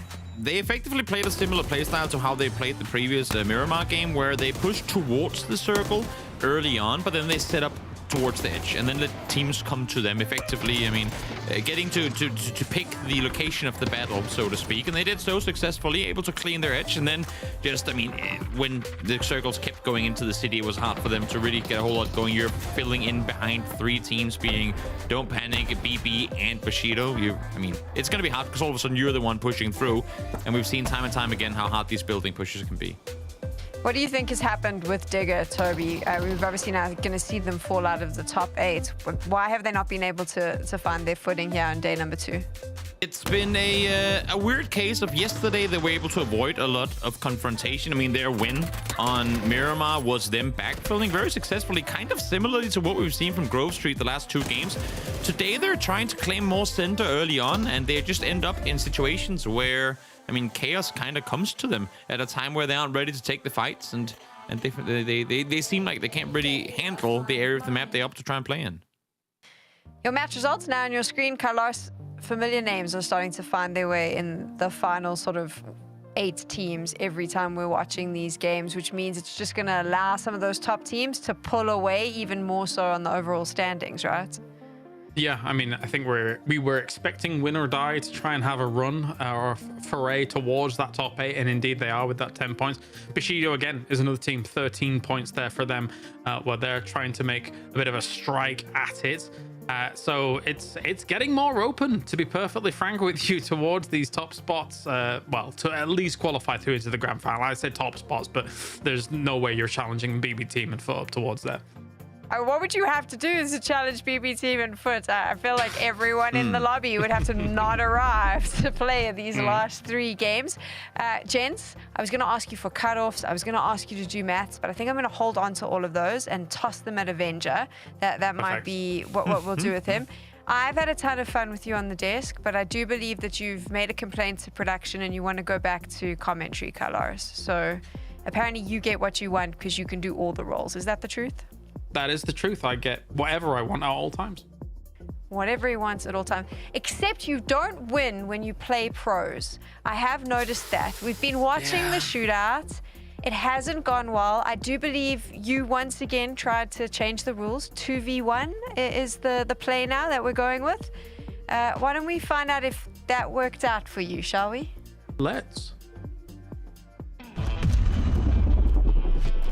All right, welcome back to episode 2 of Talent versus Pro. Clearly, in our first episode, in the 1v1s, we didn't do so well. And then Mark had a brainstorm. He was like, what if we do 2v1s? This time around, we're going to be doing only pans. We're only allowed to throw them. And we're here in the Picado boxing ring. So, Avenger, when you're ready, let's get it going. 3, 2, 1. Only pants. Let's play him. We're going to website. Stay together. Then we get him on the other side. Chase him. Get him. He's running away. He's running away. He's winding up. No. No. None of that. Oh my God. Push. Oh, been hit. No, I hit you in the back. You hit me in the back. Okay, this 2v1 is not the... You got... Dunk. No way, I can't hit a single one. One shot. Don't hit me again. Did I hit you? He crouched. Hey! Somehow we got a point. So I guess on to the next round. All right, so in our 2v1 adventures, it seems like me and Mark actually got a point on the board against Quizzy somehow, some way. Now we have changed things up a little bit. It's going to be Avenger and Mark going up against Quizzy. This time around, we're over at Minas Generalis, and we're going to do a game of Battleship. Basically, all players are going to have 3 seconds to move around from their respective pits, and then Quizzy is going to get a chance at a nade. And then after that, they're going to get 3 seconds to move around, and then Avenger and Mark are going to get a chance at a nade. And we continue that on until we have a winner. Here we go. Green light. 3, 2, 1. Red lights. Uh-oh. Uh-oh. It's not gonna be that easy as I thought. Maybe not, maybe not. All right, we're going again. Green light. 3, 2, 1. Red light. Oh, that's good. That's good. That's in the hole. Oh. Oh. Green light. 3, 2, 1. Red light. This is a bad idea from me. Oh, you're right next to each other. Yeah, this is a bad idea. Green light. 3, 2, 1. Red light. Go on. Oh, I think that's short. That's way too short. You're terrible, Mark. You're terrible. You almost did damage to Avenger. That was dangerous to us, wasn't it? All right. Green light. 3, 2, 1. Red light. Quizzy. No money. Yeah, that's lucky. You hit the top of that. Green light. 3, 2, 1. Red light. This is difficult. Oh, It's really difficult.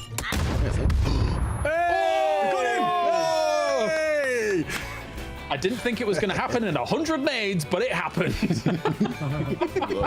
No way I'm getting like 2 nades in the same spot like it's a competitive game. All right, one more round of 2v1. Let's get to that and see how it's all going to unfold, with the duos doing all right so far, but it's a little bit of an our advantage anyway. All right, here in the 2v1 section, we're in the final round, and it's going to be me and Avenger, Panzers only, one side of Painan versus the other side of Painan. 3, 2, 1, go. Why? That was scary. Oh, it's reloading so long. It's so long. No way. No. Wait, that's way too far. Save me, James. Do I want to save you? No. No, if I go for you the rest. won't.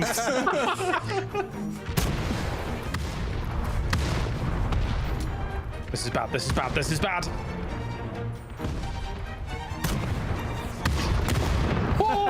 Oh. Ding, ding, ding, ding, ding. And Quizzy is the winner as always. All right, GG. Well, the 2v1s didn't go our way. Looks like Quizzy's going to be able to take it overall. Now, of course, well, you know, we didn't really have that much luck, I guess, apart from the pans in 2v1. So what if we do 3v1?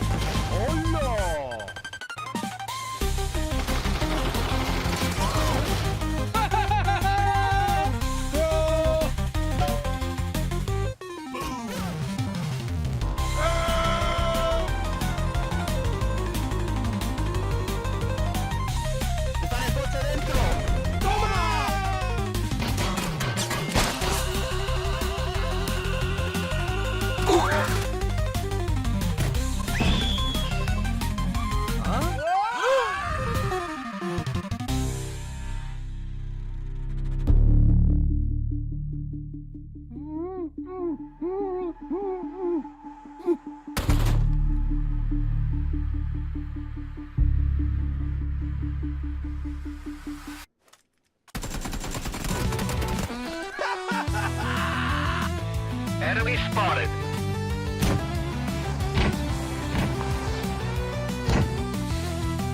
Oh no.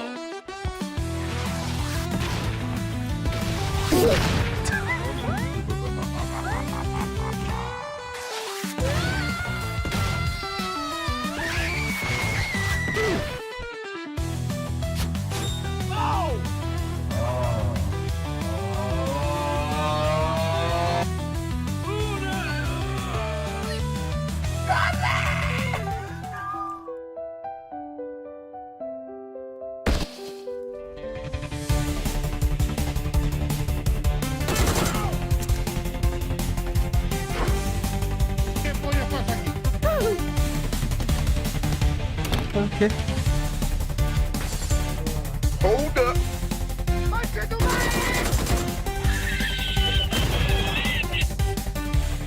My.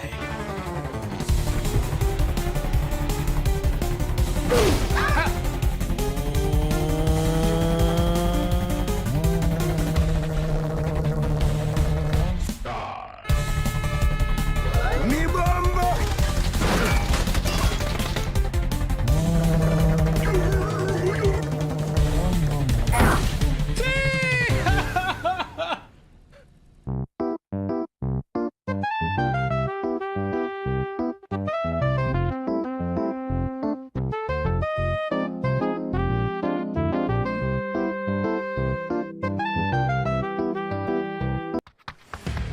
Eight years of Battlegrounds bliss. Updates to several arcade modes. And a new Survivor Pass. All this and more as we dive into the Update 34.2 patch report. First up, we're celebrating 8 glorious years of Battle Royale mayhem. You'll find anniversary decorations across the various maps and on some of PUBG's most iconic objects and locations, including care packages, energy drinks, the plane, and various locations across Erangel. The starting island also features an 8th anniversary BobbleBot statue with special golden grenades to throw at it to see your name up in lights. We're even collaborating with M83 for a brand new BGM track for the anniversary. This milestone wouldn't be possible without your dedication throughout the years. So on behalf of the entire PUBG Battlegrounds team, thank you for 8 wonderfully chaotic years. And speaking of your dedication, thanks to your testing, we were able to make some meaningful adjustments to the aim punch settings following the Gunplay Labs aim punch we ran in January. We're now planning on a second round of Gunplay Labs in March to test the new settings, so stay tuned for details. Next up, the arcade is getting a couple of adjustments. Team Deathmatch has several new maps to enjoy, including Destin Arena, Vikendi Train Station, and Sanhok Camp Bravo. We've also adjusted map selection probabilities, added destruction to Sanhok, and changed up the spawn kit. For Intense Battle Royale, the layout of safe zones, supply drops, and vehicles are now random in all maps. The starting Molotov has been swapped to a frag grenade, a random LMG crate has been added, and we've activated destruction on Sanhok. For fans of custom matches, you can now bring in 100 people, up from the previous 24. Last but not least, we're reverting the max player count for Hot Drop back up to 64 players for even more intense action, while also slightly lowering the Atom spawn rate. You can check out full details on all these changes in the patch notes. There's also a brand new Survivor Pass available to collect, as well as various bug fixes, so be sure to check out the patch notes for full details on everything. Update 34.2 is here. So put on your party hat, grab a golden grenade, and hit up the arcade. Happy 8th anniversary, PUBG fans. We'll see you on the Battlegrounds.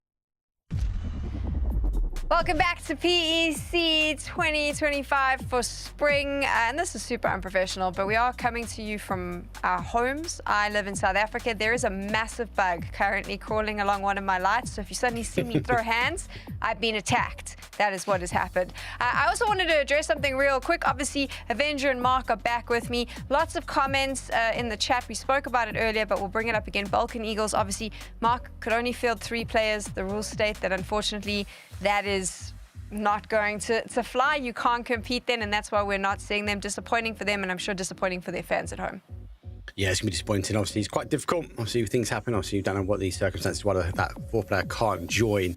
But yeah, and there's 2 sides to it, isn't it, Sam? One side, obviously, is that, then obviously, it's sad. The other side is that, unfortunately, the 4 points that someone could be claiming. So actually, with them not being in the lobby, it does make it a little bit difficult. 15 teams, some teams think they can get away with earlier rotations. It can be quite hard. You can see now how it's been going. We're halfway through our final day, Avenger. And what have you thought of the last chance qualifiers so far?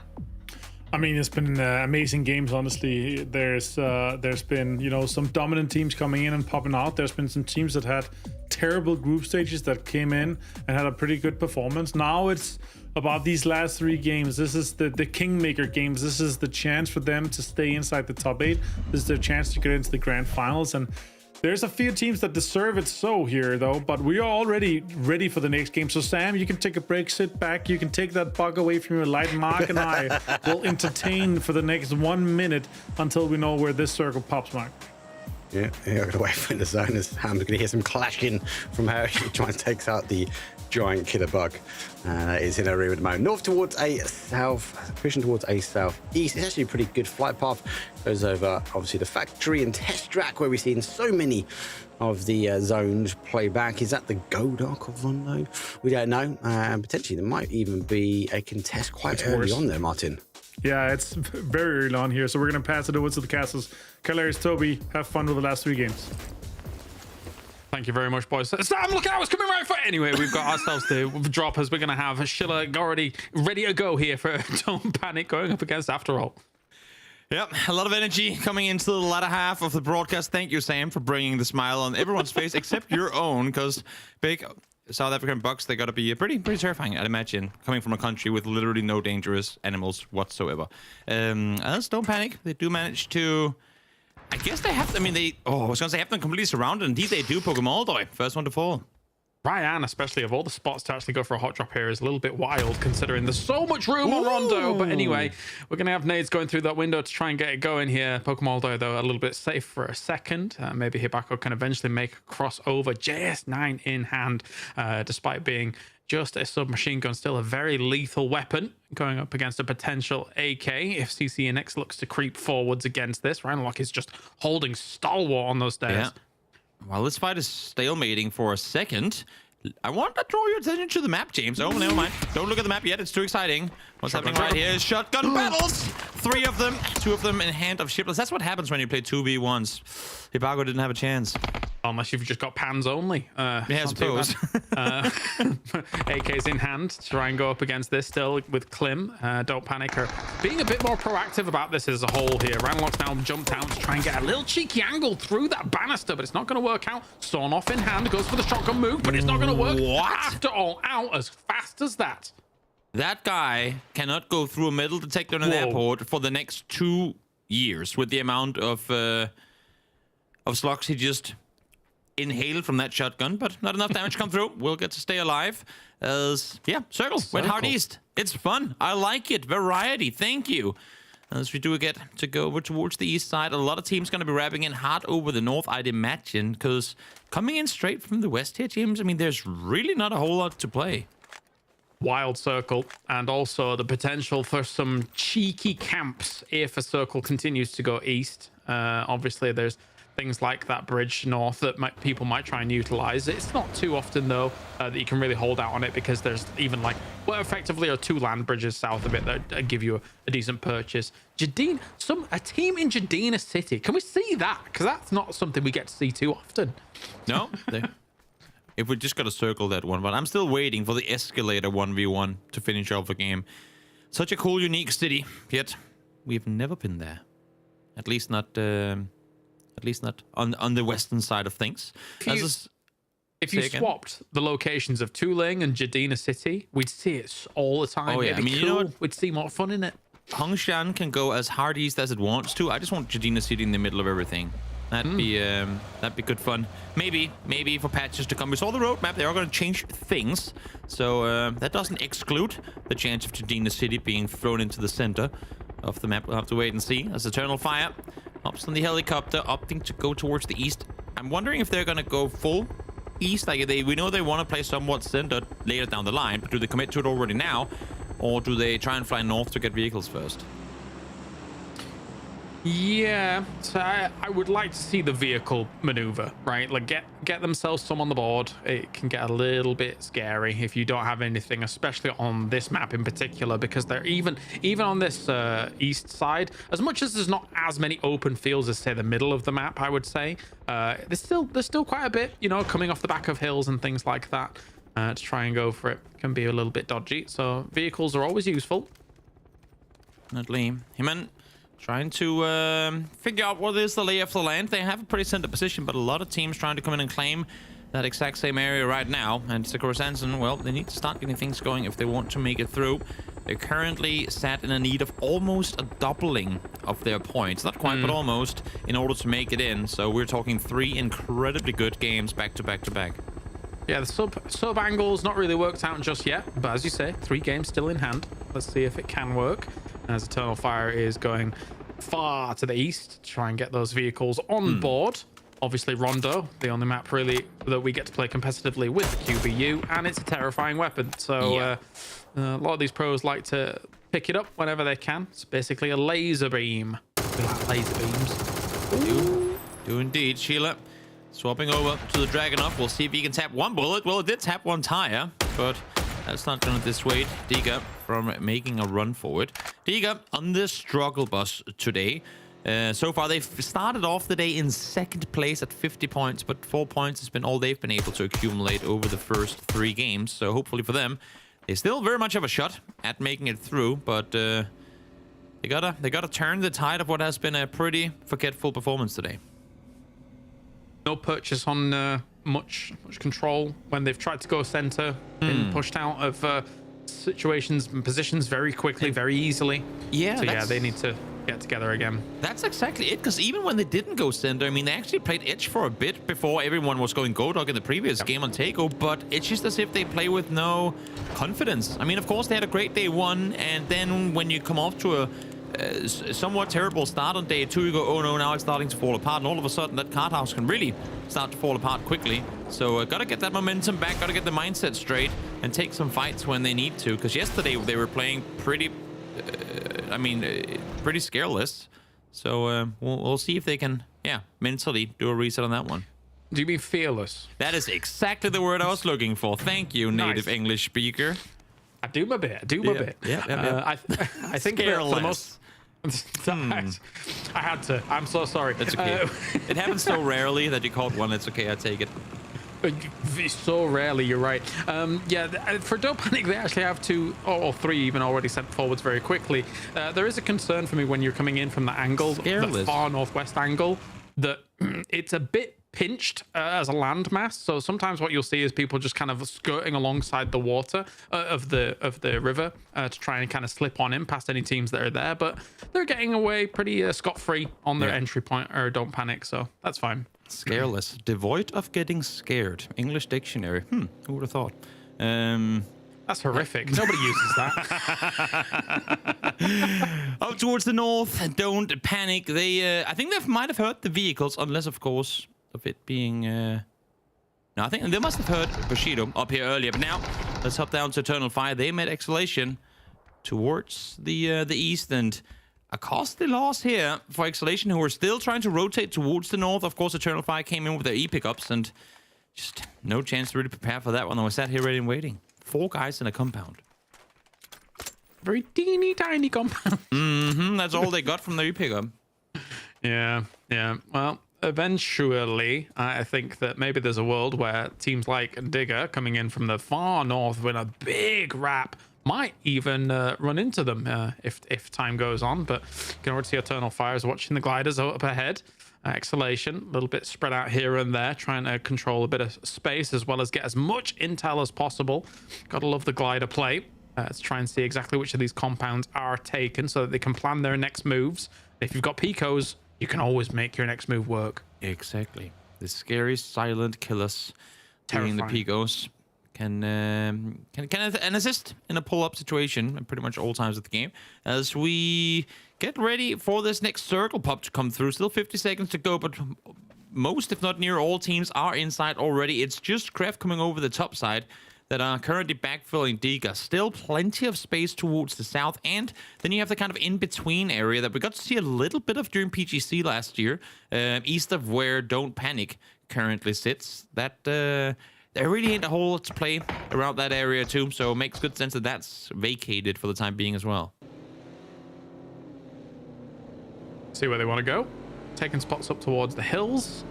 And just kind of doing a little bit of scouting. Early rondos, if you don't actually have hot drops situations.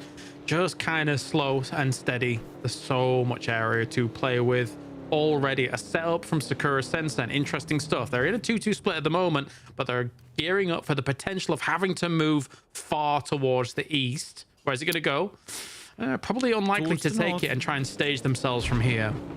Again, look at the area actually in and around where the crate is right now. That hillside is incredibly open, especially facing the north. So don't expect to see too many teams try and claim that mountain just now. Meaning that with all the teams coming in the southern side, that is going to be a cluster and then some. Foot can barely even get their foot in as Grove Street and BB are now starting to backfill. And you have Ascend who are only now getting up on the map feed, coming in way down towards the south. They too need to figure out where they want to go. Yeah, coincidentally, just before this broadcast, I won a ranked game right here. So actually, like where win or die is, we had that for a long time, and actually it's not that great a spot to really hold. There's a lot of plateaus above them here, but Kreft taking a big fight up against Digger once again. They keep running into danger, and they can't finish it off. Kursan previously had some kills here and there, but now he's down as well. Yokai's gonna have to try and clear this up, but it's Mummy Golden to Quell to try and finish this off with a little bit of utility going through those windows. They know exactly where he is. He's dead to rights. Yeah, now Win or Die getting angles from the side as well. Not gonna be easy for Diga to try and reset this one.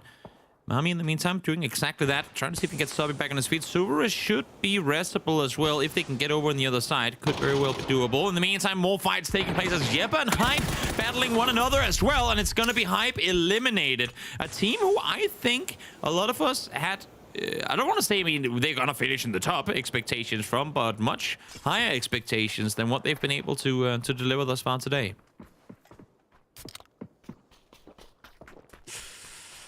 I'm scared for them, man. I think after such a good day yesterday for Digger, I think it might all be crumbling slowly as Kursan's now down. Even if they do somehow get out of this with just the one left on Yokai, still it'll just be a salvage game. This is tough. And Kref is even like looking beyond this now, realizing, okay, we're not going to be able to dislodge him just yet. Let's look towards the hills to try and deal with that. Because actually this compound in this circle is pretty decent for the most part. Can't see the western town, in inverted commas, too easily. But as long as they can clear this out, it's a good spot to hold off from. We're trade for trade. He's gone. It's Digger in 13th. Yeah, solid push by Kref. They knew they had the numbers. Might as well just send one guy in, be the bait, and the rest of them can come in and clean up. Good job on their part to get the position. And as you're saying, I mean, tough one, because I think when we think about yesterday's games for Diga, a lot of people just think, yeah, well, I mean, they got a 11 kill win, sure, that's going to put them up high, but they actually had some pretty decent games outside of that too. They started the day with a 4th place on Orankle, and then had themselves another 4th place on Takeo as well, and an 8th place on Orankle. So maybe that's what they're waiting for, the Orankle games to come back so they can finally get things going. Maybe. It's a dangerous strategy, though. They're going to have to turn something up, aren't they? They're going to have to look for the silver lining on some of this cloud. Oof. Well, Eternal Fire, likewise, they actually have a decent spot kind of carved out on the eastern side of this circle for the moment. Whilst we take a look over towards Bushido, they do see Schiller still flying above them. Shitless from the distance, though, with the SLR. Manages to shut him down. Trying to figure out where that was from. It was all the way across the lake. Okay, good shots coming through. Double tap gets the knock in, and as you can see, they finally made it into the circle. Actually, wide swinging both BB team and Eternal Fire.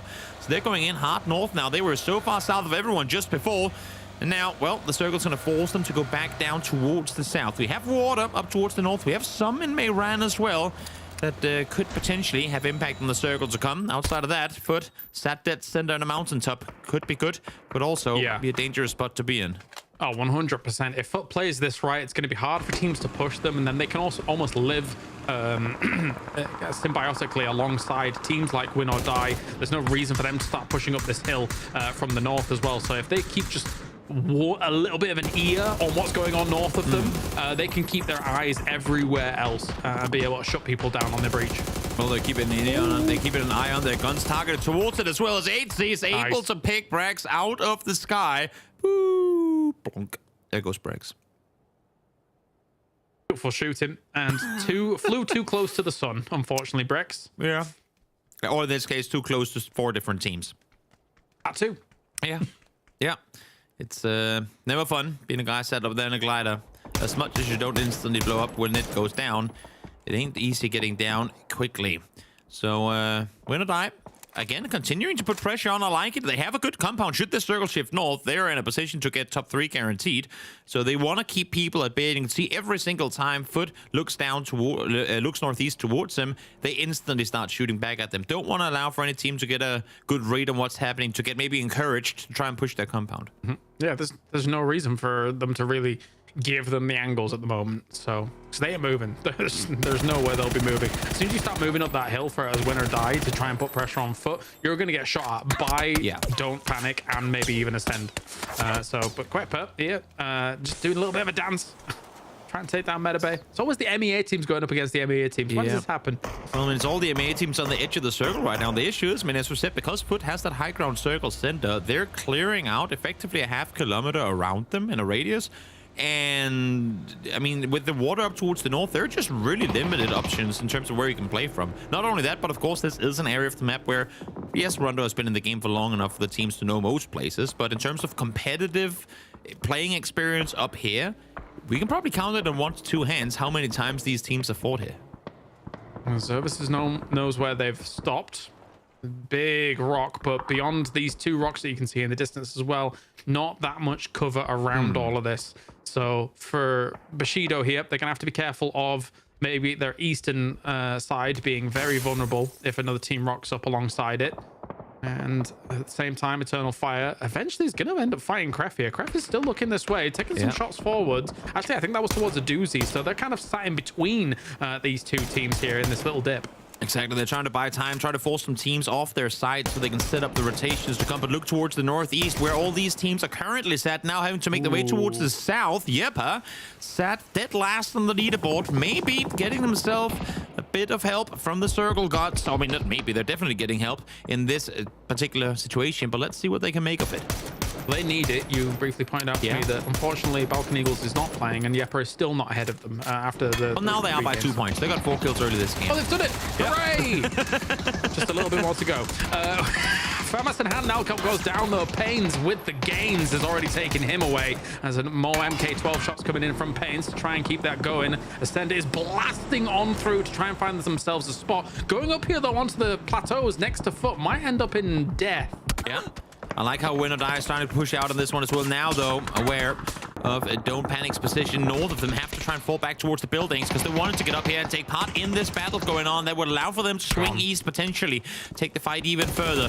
But Kref in trouble, starting to deal damage to one another as well, and in the end, they will fall. So Eternal Fire stays alive, but I say that there ain't a whole lot of fire left. It's just Quetpa looming, trying to stay put.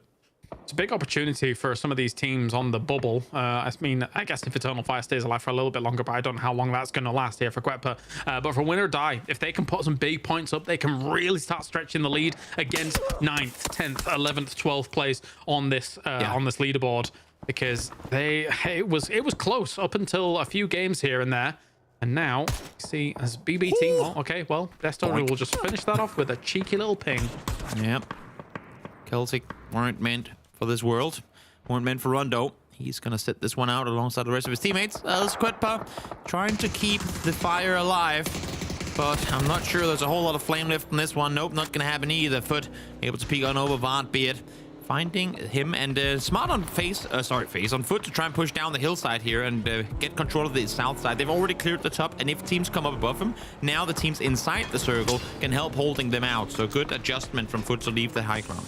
It's been like being at a sushi bar for foot. There's just been like a conveyor belt of constant stragglers coming their way, and they're just like, yoink, yoink. One of I'll those, have please. that. One of I'll those. have that. Yeah. A bit silly, but I mean, they've been able to capitalize on the position that they had. Now Sakura Sensen is coming up behind them from that high ground, and Winner Die is now having to move out of this compound as well. But Don't Panic should have an advantage over their position with these big rocks.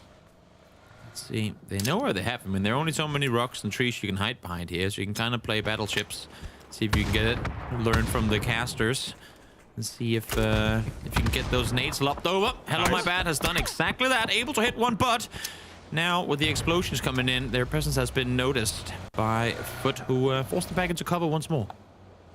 Yeah, don't want any more chicken teriyaki on that sushi that rolls. We want to just keep this going. Oh, we still bear down on as if BB team needs any room and any points.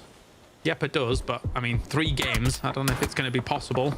And there's so little to play on the east side here. So, I mean, BB team has all of this because you can't really contest them in it. It's just open hills, and as soon as you start fighting on that side, you're exposed on all fronts. So, hard for anyone to really claim anything on the east side. There is maybe some space south, but BB team has that covered as well with their high ground position as Don't Panic.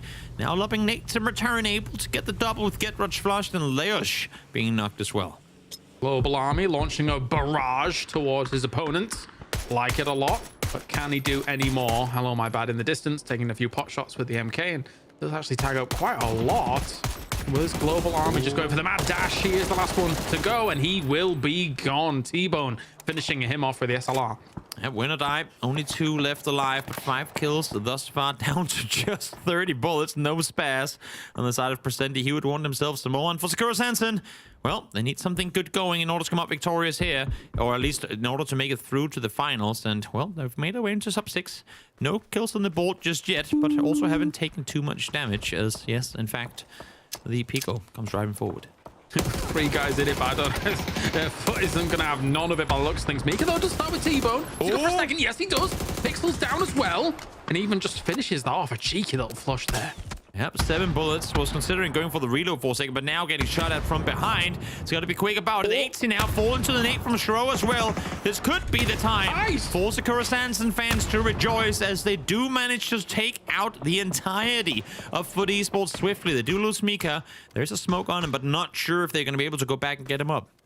Yeah, it has to start now, but they need a whole lot more to get this rolling. There's a lot of shots coming in from BB team as well as Grove Street in the distance because they are up against the wall with smokes down to try and get this plume going to get these reses off.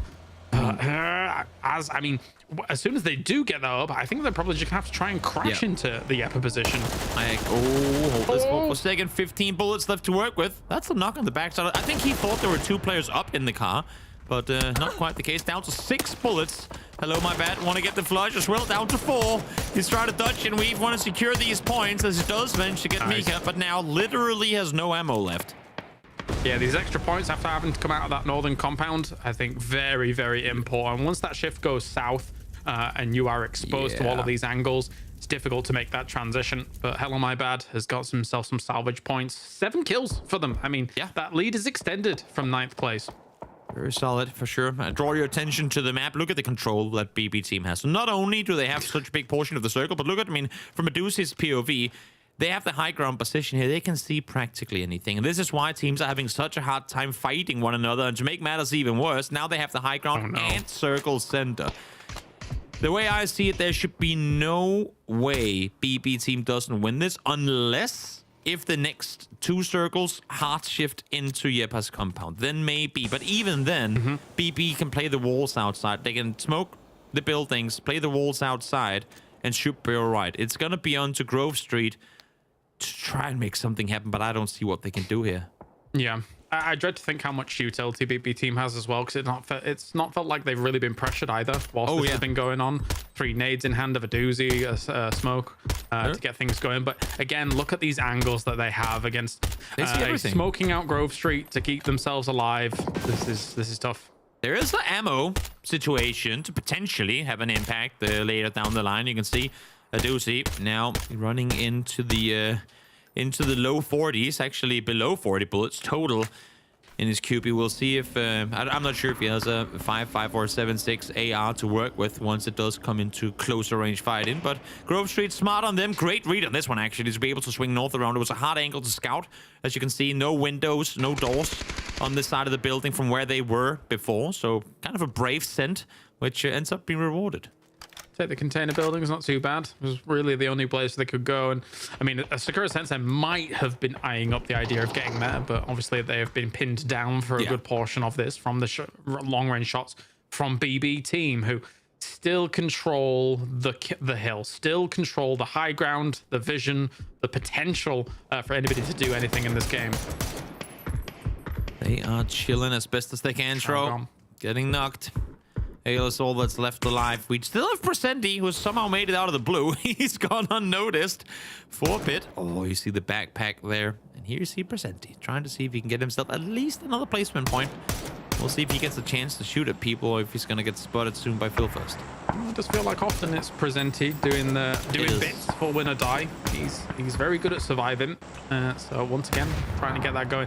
If he can outlive a solo, like the Sakura Sensen solo, then that's brilliant. Yeah. And with the blue now ticking, looks like he might just do that. I mean, they were short of qualifying straight to grand finals by 2 points. We know what every single point here can mean. As Adel does get a first aid off, we'll have a hard time getting the second one off them. I didn't see exactly how many he has left to work with, but now shots are being fired. You see Filfer is still looking to try and see if there's more solos north, but nope, there he falls. Presenti, just out in the blue, has still not been seen. But they know there's someone there. Oh, there it was. Karamson. But hey, another placement point at it for win or die. As we now get into the final three in this next circle, effectively being the deciding factor in who's going to come out victorious.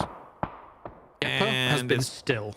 Yeah. They have been very I mean, yes, they got 4 kills on the board. But the thing is I suppose if you're in their spot and in their position, you need to have gone on an absolute rampage in these next 3 games to try and get yourself out of this spot. So keep in mind, Yepa got those kills before this game was even started, practically. It was very, very early on that they took the fight to Hype Beast and took them out. So, but hey, story 2% about them claiming this position, coming out victorious in it, and now get to play from there. Knocked player on their side, but one in return as well as Karam gets taken down. That's what a Dragon off to the dome will do to you at this distance. See, BB team, man, they just sat here waiting. They've put the sword down between these 2 guys, or 2 teams, and now just sit back and wait for the wounded survivor to come to them and feed them a win.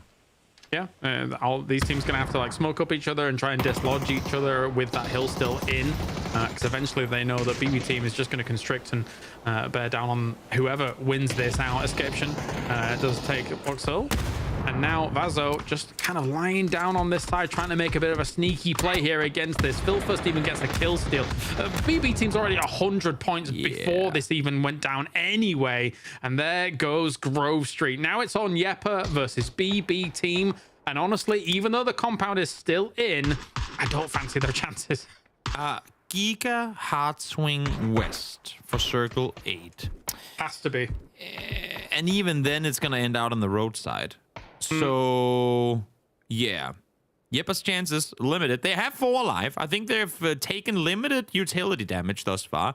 I'm not sure what their util count is in terms of smokes and whatnot, because I think they're going to be the most important ones. They need to get across the street somehow. They need to have a guy playing the low ground down below the mountain towards them. But you can see with the off-angle positions that we have from Phil first and from Bestdog on the south side just before, they're making it practically impossible for Yepa to try and cross over.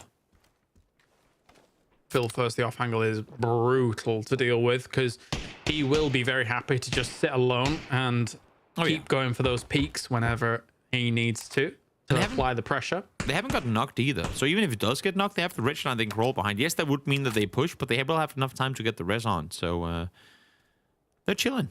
They're waiting. Seeing this next circle shift in their direction. And now, Yepa, time to make a play. Honestly, a couple of smokes, get in cars, see what you can do. This is not what you can do. Getting player double headshotted by Moldog. Escapes knocked.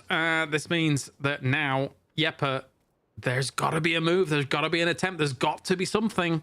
because if not, there's 100% certainty that BB team is winning this. So how do you solve the puzzle? How many smokes do they have? Do they have any vehicles behind those buildings? I doubt too much because of the fact that there were other players, other teams to that west side that could have easily popped tires, etc. BB team is looking to get their 5th win in 10 games, which would be kind of insane, not gonna lie. Kind of insane. Would be the 3rd win in a row here today, should they be able to bring it home. As we'll see if they can do it, but this could be huge actually. Molotov getting knocked, now they need to go. You do not have time to try and get that car out. You need to do it instantly. Best of luck, double headshot connected onto Forge, but the timing is essential. They need to push now. This nade though could call the game. It's gonna be close. It's not gonna get all the way there, but it's gonna be down to 1 health. Nope, make that fall, and now it's just Odin left alive. It's absolute carnage, and this is what happens when you put a world-class team in the last chance qualifier, because they are going to run you ragged with another nade. It's another win for BB team on the board. They are going absolutely apoplectic. 3 wins in a row for BB team, and it makes you wonder, like, why are they even here? As you say, why are they here?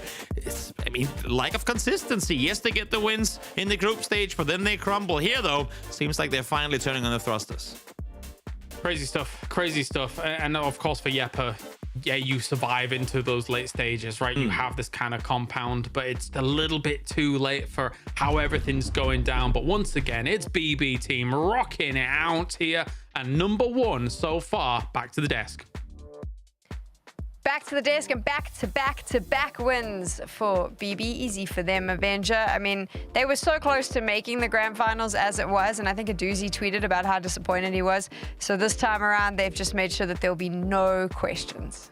Yeah, and this is the reason why when we talked in the very start of the day, Sam, you asked us why we're not talking more about BB team. This is the reason, because we're going to have plenty of opportunity to do so, especially here on the last day. That's just some dominant performance from him. This is exactly what the other teams are hoping for, Sam, as well, right? Because they are sponging up so many points in the very top, which means that the cutoff is going to get lower and it's going to get even closer and closer for those teams. A few points here and there might make the difference for who goes into this top 8. Okay, so normally what we would do now is we would talk about the top 4. We would talk about those final fights, throw that all out the window. I want to talk about the team that came 5th, Secure Zenson, because this is the first time we've actually seen them in the higher end of the leaderboard, Mark. It's the first time we've seen them closer towards the end game. I asked Kylaris and Toby this at the beginning of the day. Obviously, any fan of PUBG will know Marslick is not playing. He's been subbed. Do you think that this was a good move to do the last day of the last chance qualifiers? It's a risk. You know me, I'm an agent of chaos, right? You've got to take the gamble.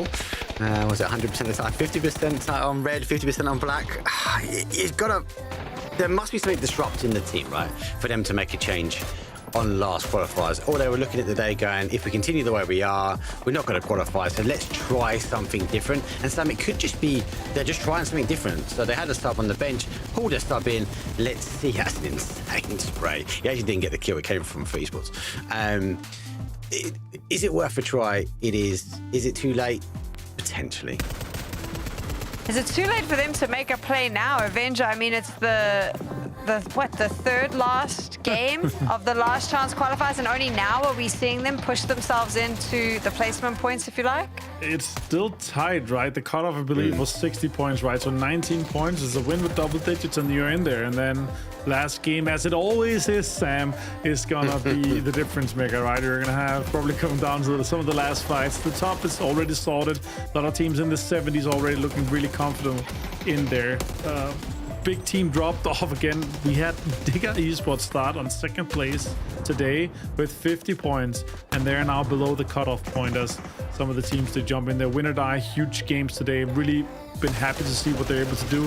We'd seen some really good clutch moments from them where they're able to kind of salvage some situations where it's like, okay, they're maximizing so many points here.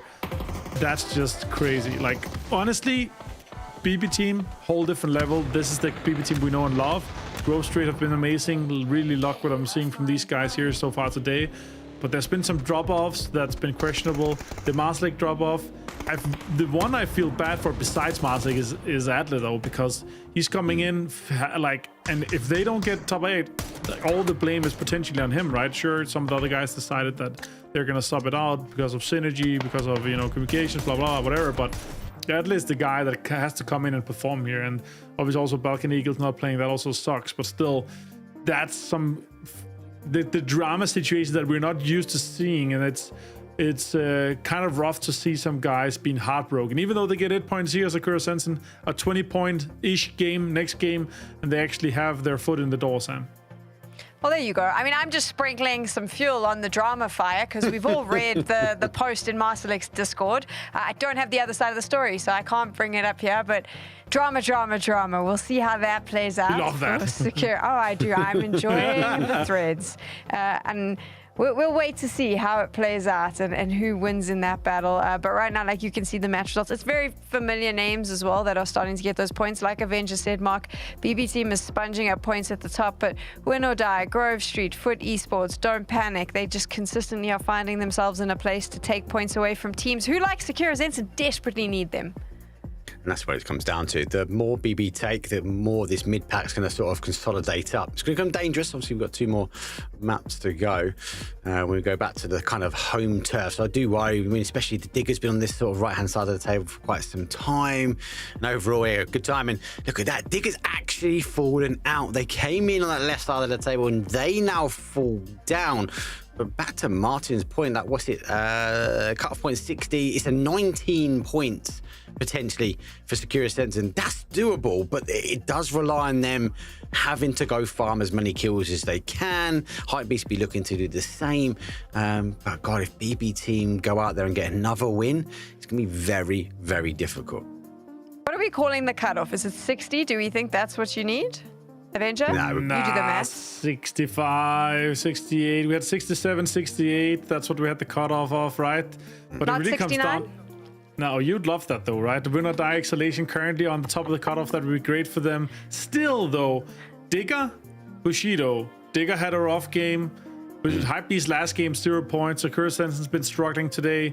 Bushido is, I feel like, the only team that potentially could really go in and grab, a big game to push themselves into this top here. And then there's a 3-way fight with Ascend, Eternal Fire, and Bushido. I don't see Hypebeast doing it. Don't see Sakura Sensen doing it. After all, it's been disappointing. Digger Esports has 4 points in 4 games. So yeah, that's not happening either. Unless they pull something crazy out. I'd love to see that. King was amazing yesterday. If he could be some crazy games today, that'd be sick. But yeah, if I'm calling this one, Bushido with a decent performance, and it makes it a 3-way battle for 2 spots with Ascend, Eternal Fire, and Bushido. That's what I think happens. So you're saying 2 spots up for grabs. That's the number that you're dropping here, right? Yeah, with Ascend. No, I mean 2 spots with 3 teams fighting for it. So 2 of them is already in. It's just that one team that's trying to get in there. I don't really see anyone else than Bushido doing it at this point, to be honest. Right, so Mark, I mean, similar question to you. You feel that the top 8 we're currently seeing, probably maybe one other team gets in, but for the most part, that's what we're looking at? Yeah, maybe one extra, maybe Ascend, Eternal Fire. I think there's 2 places up for grabs. But if you look back, Ascend have always done quite well on their angles as well, so expect them to do really good. Exhalation, they were falling down, Sam. But again, a team that does quite well or has done quite well with our angle, so I expect them to not maybe drop points. It just really depends, actually, these teams. Do they want it enough? Do they actually want to ensure that they want to get it? Bushido could do it. Hypebeast could do it, but they need to be explosive. They need to be explosive. They need to get a little bit of that BB team energy, right? Because BB team is dominating this lobby today. So that's what is on the line. That's what they've got to do. We're moving to Erangel. It's the last 2 games of our last chance qualifiers as we get ready to see who will make the grand finals. Yep, 2 more games to go here, Sam, and what a fantastic day it's been for BB team. Half of the games we've played so far in the last chance qualifier has been BB teams. 5 out of 10 games. That's just next level here, though. Mark, insane. East to west here, pretty decent plane path to get us started here on our last 2 angles. It goes right through the middle of the map as well, so everyone should get the standardized drops, which would be good. I won't see too much contention, but I'd expect some maybe early fights. I think that's that risk versus reward now, isn't it, Martin? It's like teams like Hypebeast, do they sit back? Do they try and find the compound and hold out? Or do they start taking fights on? Everybody knows where each other land, and it depends on the zone shift, depends on the game style, but there's a few teams that are going to be eager to maybe get some earlier kills than others. Yeah, there are some teams here, of course, also trying to get some of the cars taken away. Yesterday we had some more fun times here, though. Bushido, one of the teams that I'm really looking out for, if it's gonna be a case for them where they can make it into the finals, that'd be fantastic. Circle pop, though, Mark. Northern circle shift here with this just Naya River in the middle. That makes it rough. I'm really hoping for a Stalber ending, though. Oh, you remember the other day, we had to come down towards the river, didn't we? Either side, then we ended on that south side. So again, I feel like these teams will be looking this going, hey, do you know what? Let's maybe look at where the zones ended before, maybe not overcommitting. There are a few teams that may want to rotate early, win or die for Esports. Digger might even be one to try and work their way around North George. So I think there's a lot to play for these teams. I think it's going to come down to kind of when they move, but for me, Hypebeast, Bushido, they're the ones to watch here. But let's throw it over to the guys. James, Toby, take it away. Thank you. Yes, they are the ones to watch, but the question is will BB team allow anybody else to win anyway? That is remains to be seen here with the back-to-back-to-back. As I said, the a world-class team in a lobby like this is going to really hurt everybody around them when they're performing like this. The fun thing is, when you watch how they've played these games they've come up victorious in, they've not been overly aggressive. They've not been forcing everyone away. They've they've come in on the edge as they usually would. They've been following the circle. Sometimes they've gone in their favor. Throughout the vast of the early game, it hasn't. They've just kind of been backfilling, playing slow. Whenever opportunities have presented themselves for them to go out and show some presence, they've done that, but they rarely ever come into the late game with more than a kill or two. Very much a kind of twisted minds approach to the game, that kills will come in due time. Let's focus more on keeping 4 alive. Let's make our space on the edge of the circle and play it in safely. And honestly, if BB team, we always talk, you like to talk about how they, could win internationally and whatnot, and tends to crumble when they get there. If they can do more of this that we've seen here, not just win 3 games on a day, because then you can win everything, but if they can do more of executing this playstyle where they don't get greedy too early, then they could be good. As Vard just he set him down. When do we put the nail in the coffin of Digger? This is rough. They've had like 3 points in the last games. Oh no, and there's no reinforcing shots being able to stop this either. Today, so far from the circle.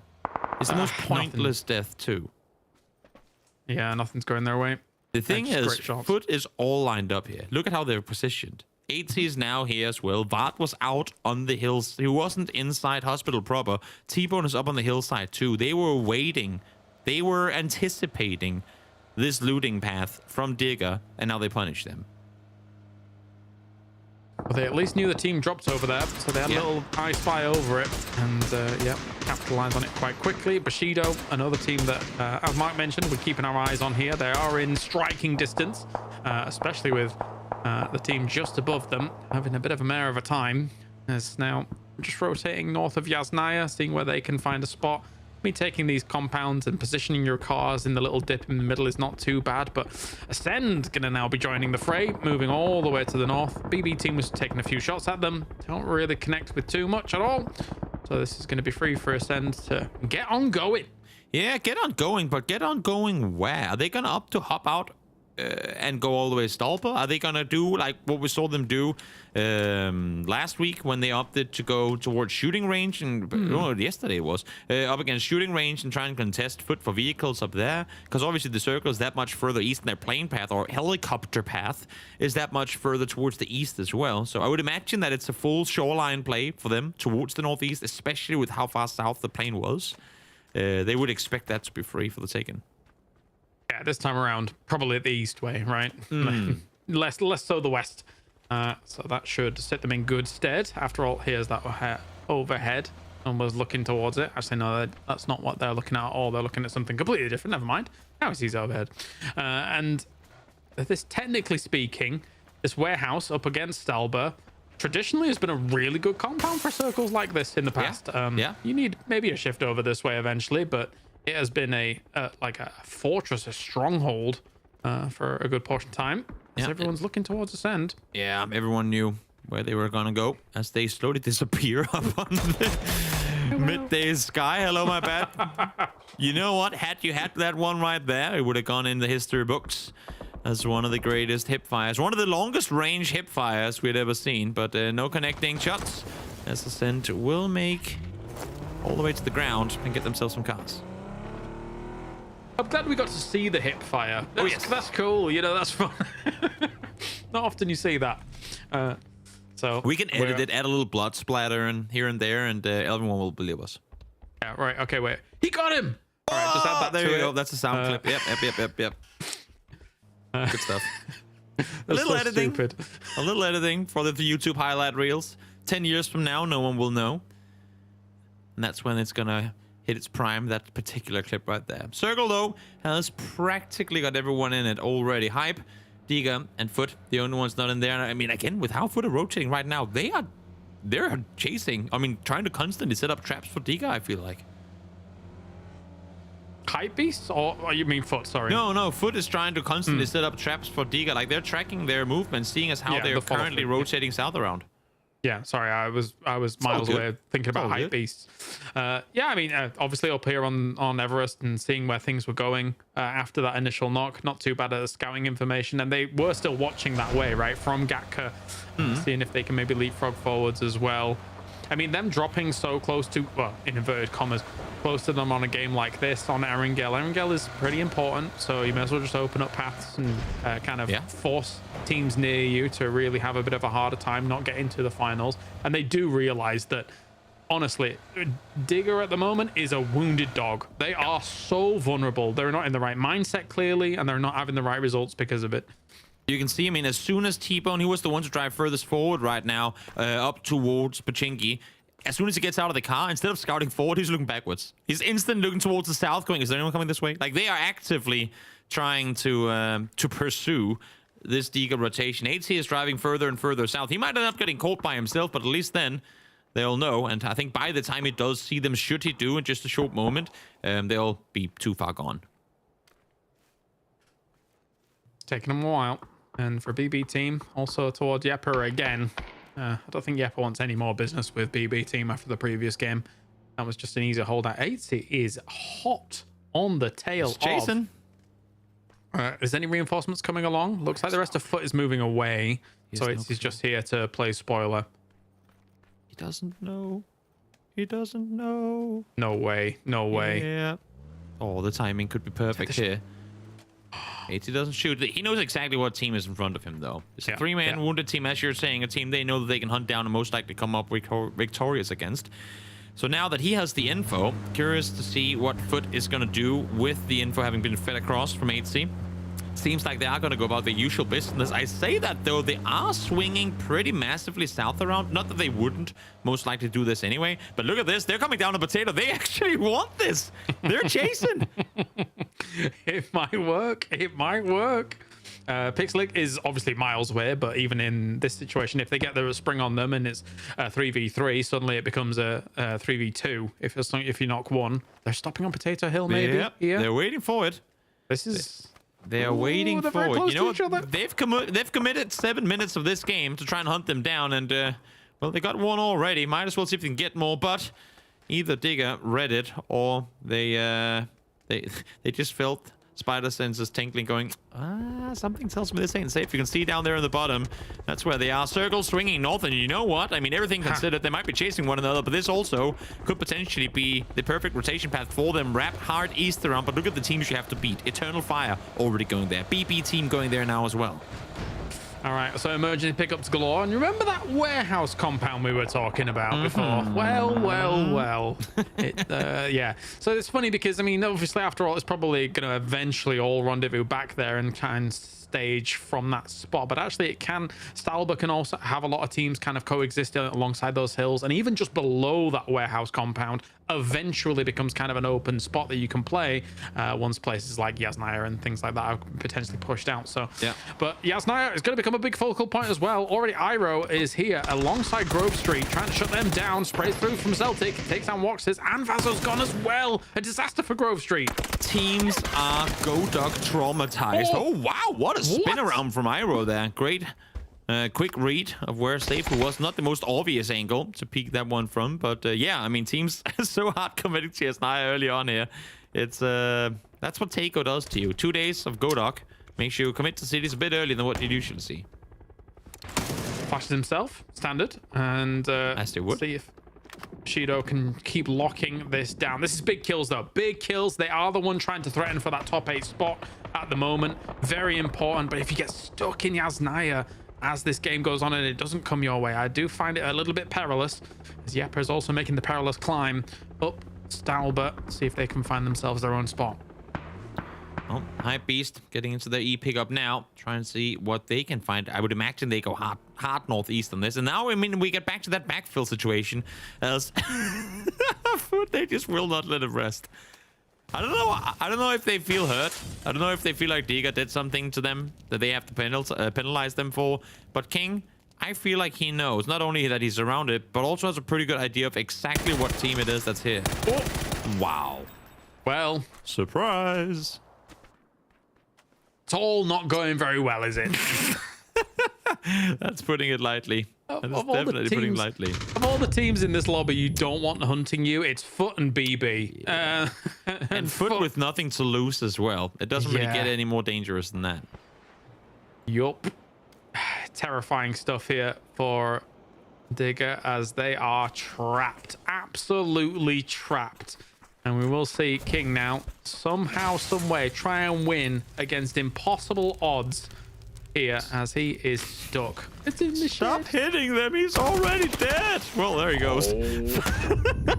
Final nail in the coffin as Diga will fall here once again. In the meantime, Zakora Sanson taking on the fight to win or die. Win or die, who at the time being is in, but a 0-pointer here could make things dangerous for the final match to come. 2 players down already as Brex was able to get the knock. The former teammate Mika able to steal it away. Mika playing it well, and already Exhalation in the north side of this is setting up an emergency pickup. Even Mika saw that going up to preempt the next circle shift. So where is Exhalation going to go is the question. I mean, it really depends on when the circle shifts, whether they take it or not to start things off.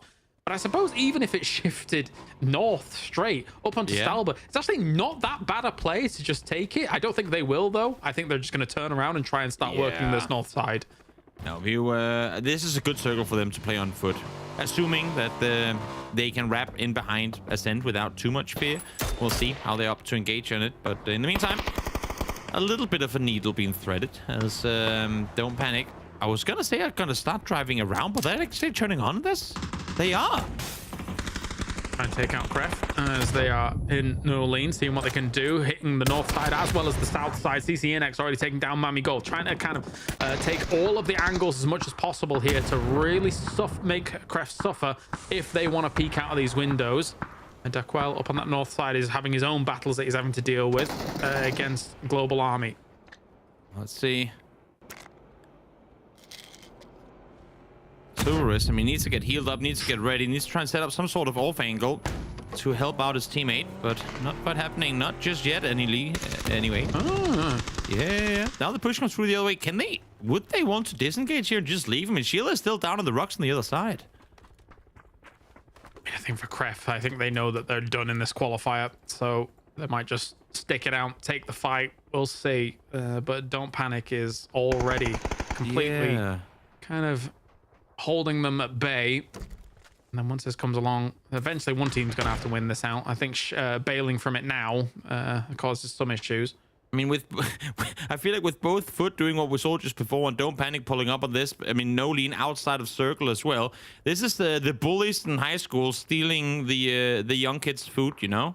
It's... Give them a chance, guys. They're trying to qualify here. You don't really have a whole lot to lose, but they're just stomping them. Nonetheless, as I say that, though, knock those go in favor of Kreft. So we'll see if they can stay alive. And now back to the fight you were kind of leading into before with Exhalation over the top side here. They have opted to play around the northern side, and I think Ascent is well aware that they're coming in on the side of the circle too. Everything popped off in Nolene, and Global Army's already got himself 2, and Molly didn't quite work out there from Duck. Well, Schindler, whoa! Wow! Coming in 100 miles an hour. Kref is gone. I mean, for Don't Panic, for Foot, for BB team at this point, it's just limit testing. Let's see how much we can get away with. Might as well. Might as well. You never get better opportunities than this. That's Eternal Fire. Proned on down. Knowing full well they have a team sat right next to them, and also well aware that this ain't the best real estate for them to try and take an aggressive fight in. So maybe lay low and see if you can catch them by surprise instead. Maybe. Timing. Peeking on up. Great stuff against Hits Chris. Didn't know exactly where Pains was as well. So he'll fall back for a second. He was going to be the reinforcing shots coming across from it, and actually through the foliage on that tree is able to hit Salik. Very well done. And we center towards the warehouse compound. And Foot, I was speaking of limit testing before, if they can wrestle this away from After All, not only can they put the boot in against After All, but then also you've got a terrifying force encompassing this warehouse. They'd be looking real good, and with this circle shift too, Exhalation, the fight they have going with Ascent right now becomes that much more important, because if they claim the north here fast enough to be able to hold off against the winner of Yepa and Hypebeast, they're, I mean, looking to have literally the entire north side under control. In the meantime now, Eternal Fire didn't want any more of that fight, so they're going to try and leave. Makes sense when you have a team that just won 3 games in a row. Hunting you down as Molotov, last bullet in the shot, or in the spray, finds Marco through the trees. Not bad, not bad. Eternal Fire, they need to get out of here, and get out of here fast. Unfortunately, Quepper is down as well. The rest are retreating out. They want none of it because they know how vulnerable they are on the leaderboards. Definitely. Trying to leave now, trying to get up the hillside, but where do you go from here? I mean, Ascent is falling back from Exhalation as well. Could just cause them both to run into one another, I should say. They're going to end up running into Ascend if they're not careful. Yeah. I mean, they're trying to take a spot which is a kind of that plateau. Ooh! Oh, desperate shots after the going past the tree foliage. We'll see if they get to go over on the other side, because obviously kill the campaigns hurt the vehicle from Eternal Fire, so they got to reset pretty quickly. And Exhalation, they're just pushing in. I like how they're playing more, I would say ferocious now, but definitely more confident in their engagements. They're just saying, Ascent, if you're going to give us a foot in the circle, we're going to take it. And we're going to keep forcing you to move further away from us until you run into opponents on the other side, from where we can then set up a third-party fight against you. And that could potentially be what's going to happen here if they get pushed further towards the south, because that's where Eternal Fire is now sat. Guess that while the Eternal Fire is not safe, arguably Ascend also not safe, really, on that 63. So if they could just take down Eternal Fire here, then that would be perfect stuff for them. Not knowing exactly who is below them here, but at the same time, Don't Panic now taking the fight against Sakura Sensen. The Sakura Sensen here in desperation mode. They need a lot more points, but flashes will go across. This is great use of utility here to slow down Schiller. They're coming around this corner here, but he doesn't quite see him. A little unfortunate about that peak round. Schiller now is fully visible. In vision, he can go for this, and he will actually go for the trade. He takes down Adel, but Micah goes in kind. I did not expect him to be able to get the knock initially there. Yeah. But good one for one issues, as you can see here as well. A lot of open angles up in these hills, and they still have shipless left to be found, and he's gone unnoticed. So good on Sakura Sensen for instantly kind of just clearing their 360, because they know that there could very easily be players around. Little do they know that there aren't really right now. Mika's been doing all right for himself in some of these games. I mean, it's not been a spectacular showing out of Sakura Sensen overall, but sometimes and every time we're flicking over, Mika's getting some decent trades here and there. So not too bad. Same time, BB team's doing what they do, just killing everything, I guess. They've actually rocked up behind Foot. Whilst Hypebeast up in this northeast side, going to be pushed on by Yepa pretty soon. They're trying to get out of dodge because they're a little bit stuck here, but Ashley Ketter does not force 2k. That's a great start for them. Got the molly shot out of his hand. It's going to go down to low HP. Good nade slopped on over, though. Will take 2. Is that a third nade? Indeed it is! Falls to the nade in the end of it, and Ascent are eliminated, as we said. Pushed in between 2 teams. Nice, aggressive front set up by Exhalation here, and they didn't have to do more than show presence. And Ascent just, I mean, kind of stumble into trouble.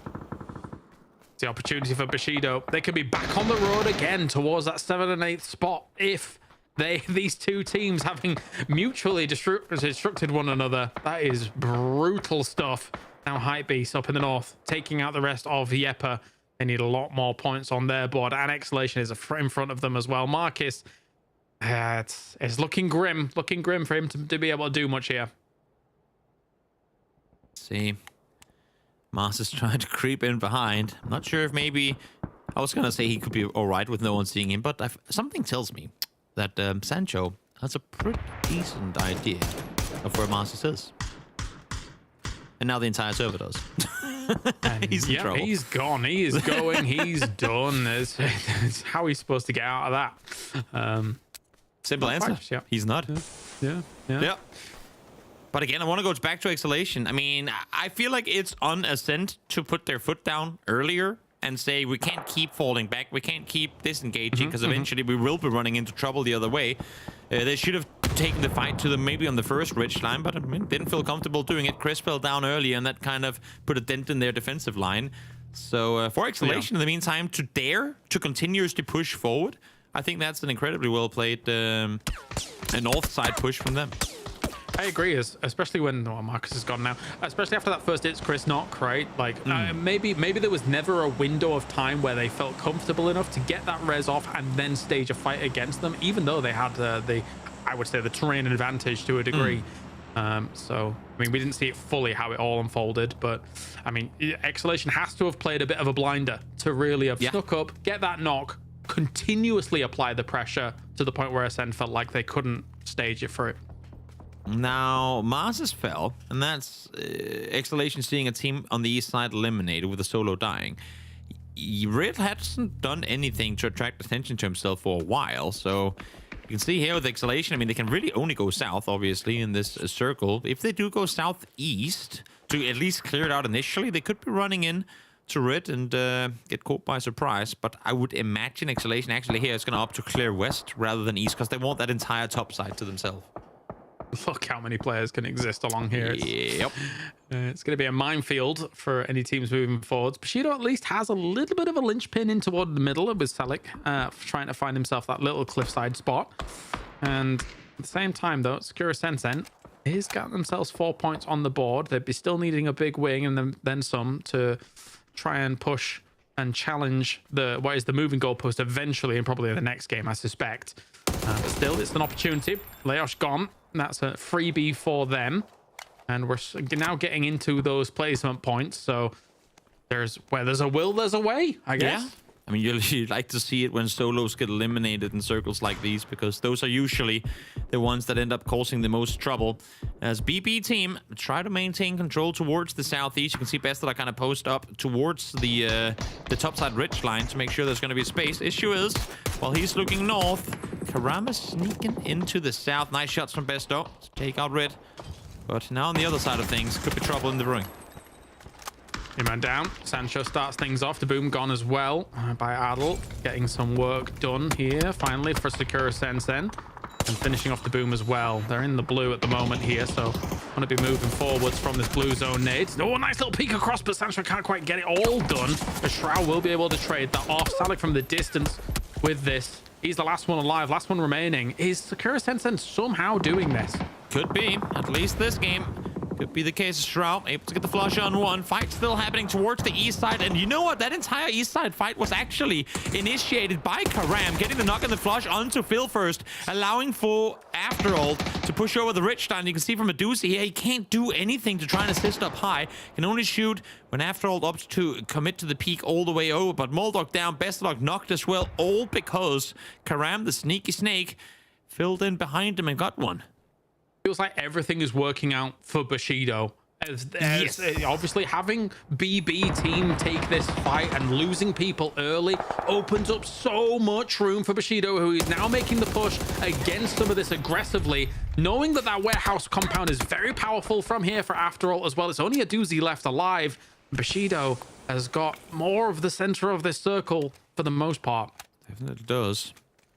Medibay are trying to wrap back down south. They want to maintain control down here. They don't want to allow for any opponents to swing on them, but do... No. I was gonna say maybe Sakura Sandson's gonna up to send one down as well to try and clear some terrain, but they seem like they're very comfortable just sitting up on the top, getting everyone healed on up and ready to play. A doozy. Solo player left alive. The one I thought was initially going to be taken down by Karam, but in this case, the only player to survive from BB. As much as this is Bushido moving into the top 8, this could be a huge lifeline for Sakura Sensen. If all of these fights break out in the East, if they trade off against one another, and if Sakura Sensen has some smokes to be able to move forwards, but Bushido is staging. Look at this, down to the bottom position here, knowing that there's a team in the West. They feel like they're a threat. They know that there's a lot of fighting going on in the West, and now a team must have prevailed. Seeing if they can try and hold this off. The sneaky moves coming out from Celtic. Trying to make this way further forward, but they got to keep an eye on the bag in this. I think that final elimination onto a doozy is gonna not only be a sigh of relief, but also now they can turn their attention further towards the West. They do have After All up high to worry about, though. And sitting where they are right now, this is a dangerously open spot for them to try and take this fight from. Yeah, that's the problem. You hit the nail on the head, which is they have to hug the side of this hill to make sure that they're negating the angles that After All could potentially have. There's nades being charged up. Mika might play spoiler to all of this. And the north side, as he is trying to find himself a spot by which to find a decent off angle, maybe even against After All, if they have to actually drop down as time goes on. But Bushido's stretched, I would say, relatively thin with that one all the way back to the east side now. This is the thing, they're close to each other, but they're set in positions from where they can't really assist one another in these fights. Celtic is currently being the claymore that Bushido is hoping that that Sakura Sanson will run into. You can see Metabase trying to bait the attention, trying to force him to come his way, jump over that rock, and then Celtic can spring up with the Groza in hand and maybe get a knock or two. Nailquap there to hold that angle too. I think with how they're positioned right now down below, they're waiting for this exact thing to happen. See these two teams fight one another, and then they can push out and make plays happen. Look at the util available on Celtic. He's just waiting to be engaged. Mika sniffed out by After All. Bit of a disaster there for Sakura Sensen. It's all on the trio now, but that does mean that After All is going to have a lot more room to work with. Flashes go forwards as Sakura Sensen falls back a little bit. Just 2 frag grenades on the entire side of Sakura Sensen here to try and dislodge their opponents ahead of them. Shifts towards the After All ridge. Iroh single-handedly tasked with trying to fend off against After All. Should they opt to engage down below? Now shots come through. Nailquap able to find him in. Celtic loves the nade on over once more, able to get the second. Now it's just they left alive. More util being used to try and dismantle, and this one should be good, and indeed it is on the money. Celtic able to take him down, Bushido up to 10. The lifeline gets shut down. Sakura Sensen's going to need resuscitation for that last game, as now After All is got themselves a massive high ground advantage potentially here. But Bushido 4v3, will the numbers outlast? Thing is, right now, I mean, yes, they have to move because they're furthest out, but if we also look at the dots, should it come down to it, they have to come down. Yeah. I mean, it's not happening before the last, like, 10 seconds of the game, again, if it goes that far. But After All needs to at least figure out how, like, if it does come to that, how do we get down? You can see Clem going all the way east here, trying to find a place to potentially slide down the hillside, and I think this is not the worst idea, honestly. Unless Bushido has like a million smokes to then, that's a bit of an exaggeration, smokes to try and get to the middle towards that dot, I think they have to move towards the dot, which is open area, before After All has to jump off. So that could be the defining factor. You need the knocks to go your way as Bushido at that point. See the util of After All here would be interesting to see. I mean, they used a lot of the lethal util on the fight against the Sakura Sanson. Saw lots of nades being utilized, but how many smokes? I mean, 9 on Nailquap alone. They should be good. They're going to wait this one out. Nothing on Metabay. Maybe spread the smokes, guys. Maybe share them in between each other so you can get them deployed a little bit quicker. And then Iroh, very, very important task for him to be the one up close to make sure that if they do overextend, if they do peek down, he spots them early. Not only that, also footsteps. He can hear them running around up above him. He needs to give all the info across to his teammates. Just depending on how much of a downward angle they have on some of these smokes, because you can see people running through smokes from a downward angle sometimes. We saw it blatantly, obviously, in the Godok finish yesterday. So Let's see what they're going to do about this. Klim, Polkamolodoi, Tobacco now waiting for this movement to occur. They do know where those smokes are deployed. They see them very brightly in the distance. But do they know about the spoiler along the cliff side? That's the question. I know I'm being goofy right now, but as soon as I saw that dash, I just wanted them to send it off the cliff and go for the full strike down the hillside. Just lob that car into the smoke and see what happens. Iro reveals. I don't think that's going to be the strat. And yep, Iro, I mean, he is hearing them out on the edge. I would have thought that he was going to wait for a little bit longer, but I think he's doing it now to allow for his teammates to push forward. Exactly. He needs to throw those in now so that they can safely run up to the wall as well. Issue is these smokes are starting to fade, starting to be revealed. They should still have a little bit more, though, no? Smokes-wise, they're still continuing to throw them towards the cliffside here. This has got shades of Ibby all over it if they can actually make this full run-through, because this is getting a little bit ridiculous. The fact that they haven't had any knocks while spray peppering through those smokes here, they are getting towards the hillside. Are Bushido doing this? I mean, after all this also, while this is happening, being given a very good opportunity to get off the mountain themselves. They could try and flank west around here, trying to get around that left-hand side. You saw Ibako sat there with perfect view of it just before. Instead, they're peeking straight into the mouth of the lion. I'm not sure I like this taking the fight from up high, but we'll see what's going to happen as a gas can gets yeeted over the cliffside. Shoot it, quick! Do something! Molly's came up. There's going to be flashes going down here. They realize now that they're going to have to come off the hillside. This could be Bushido's win condition. They've managed to negate the open ground that was between it by going towards that east side. This is perfect stuff coming out from Bushido. I feel like there were many opportunities for After All to make things happen. They haven't been able to capitalize fast enough, though. Now, down to no lethals, I believe, for After All. They need to send it off this cliffside at some time soon. Pokemoldoy waiting, buying as much time as he can. Does manage to spot one. You have one more player down to no. He finds the second, but Metabay able to trade him now. It's a 1 versus 1. Klim, can you do this? Everybody is down at the moment and knows exactly where Celtics is as well. He's going to be on that right-hand side of that smoke. He goes for a few shots there with the Groza, goes for a reposition. No. He's crawling in there, sending it into the smoke. They're trying to get info. He's on the edge of the circle, though. He has to come out. Klim has 8 health. Yeah, he has to come out, and also they're trying to get as much information. But even a body block here goes to the right-hand side, goes for a rest. Bushido gets it. Bushido gets the win. Fantastic stuff, and that propels them, that rockets them into the top 8, Toby. Wow. Holy... Wait.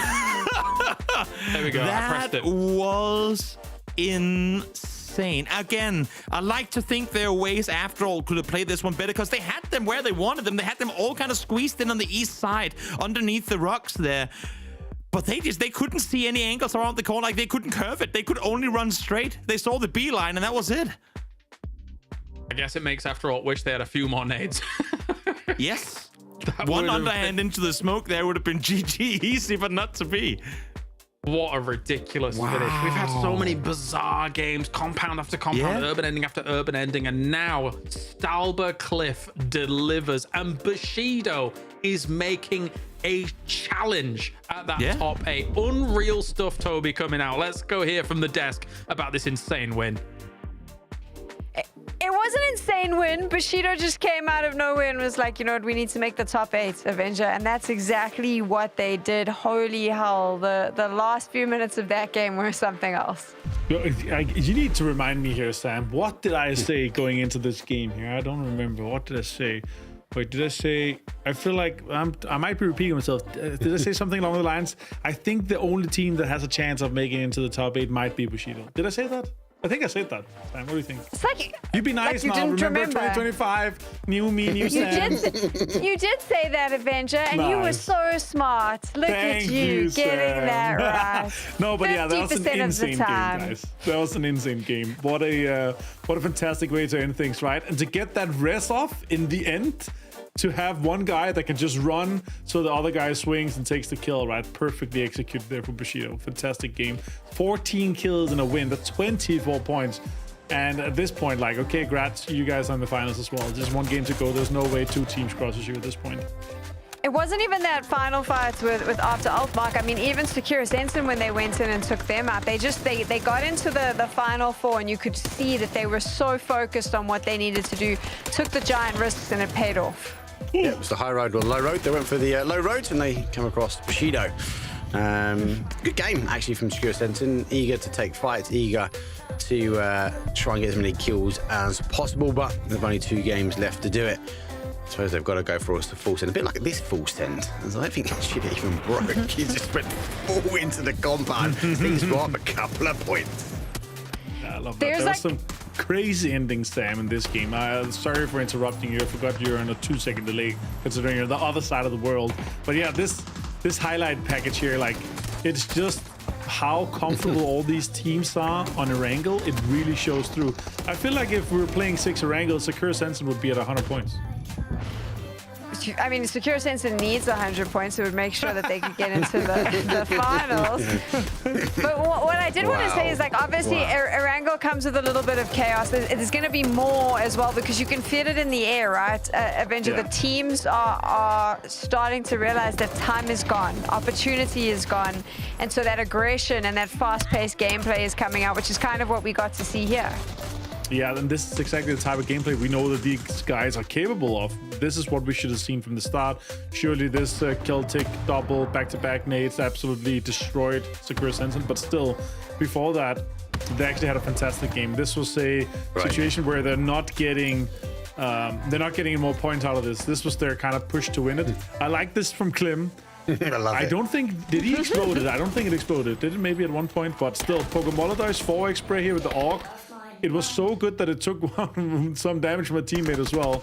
This res, Celtic swipes out 3 helm, 3 vest, and a gross in hand. There's no way he doesn't win that against Klim. What a fantastic game for them. 24 points to boot with that. Sakura Sensen, though, best game so far for them.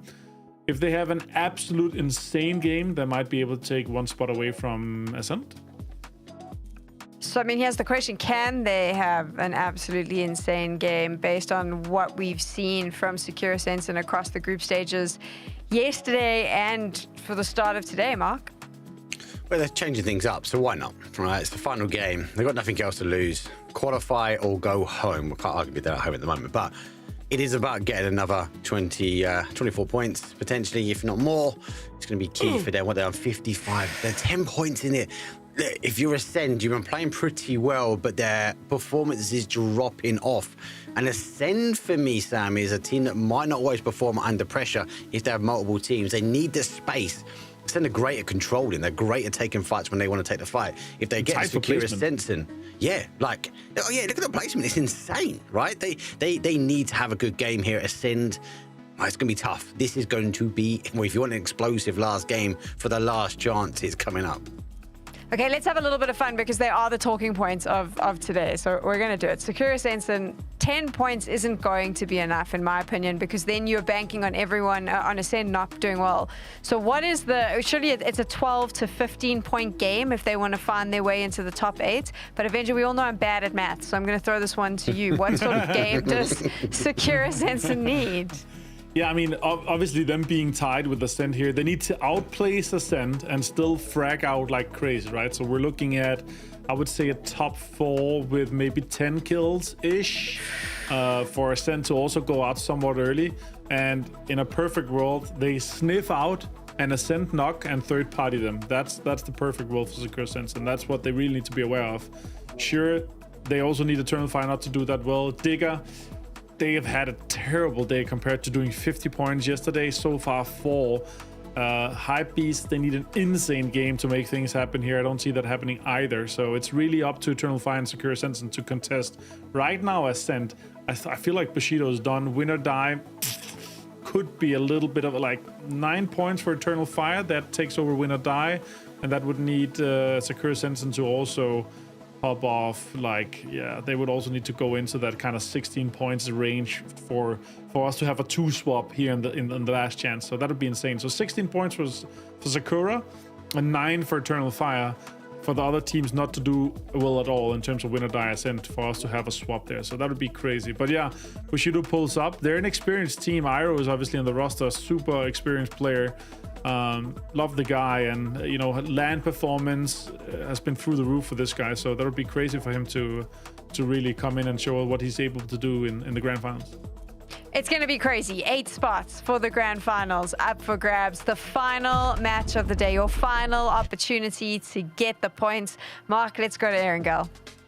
We are going to Erangel. It's the last game of the day. Look, I've got to add Eternal Fire in there, Martin. Like, they're a team, like, when it feels like it's against the wall, when it feels like it comes down to one game, this team seems to find a way in. So I know we're potentially fighting over one spot, but when you bring Eternal Fire in, it could be two. Like, Ascend, not safe. Win or Die, potentially not safe.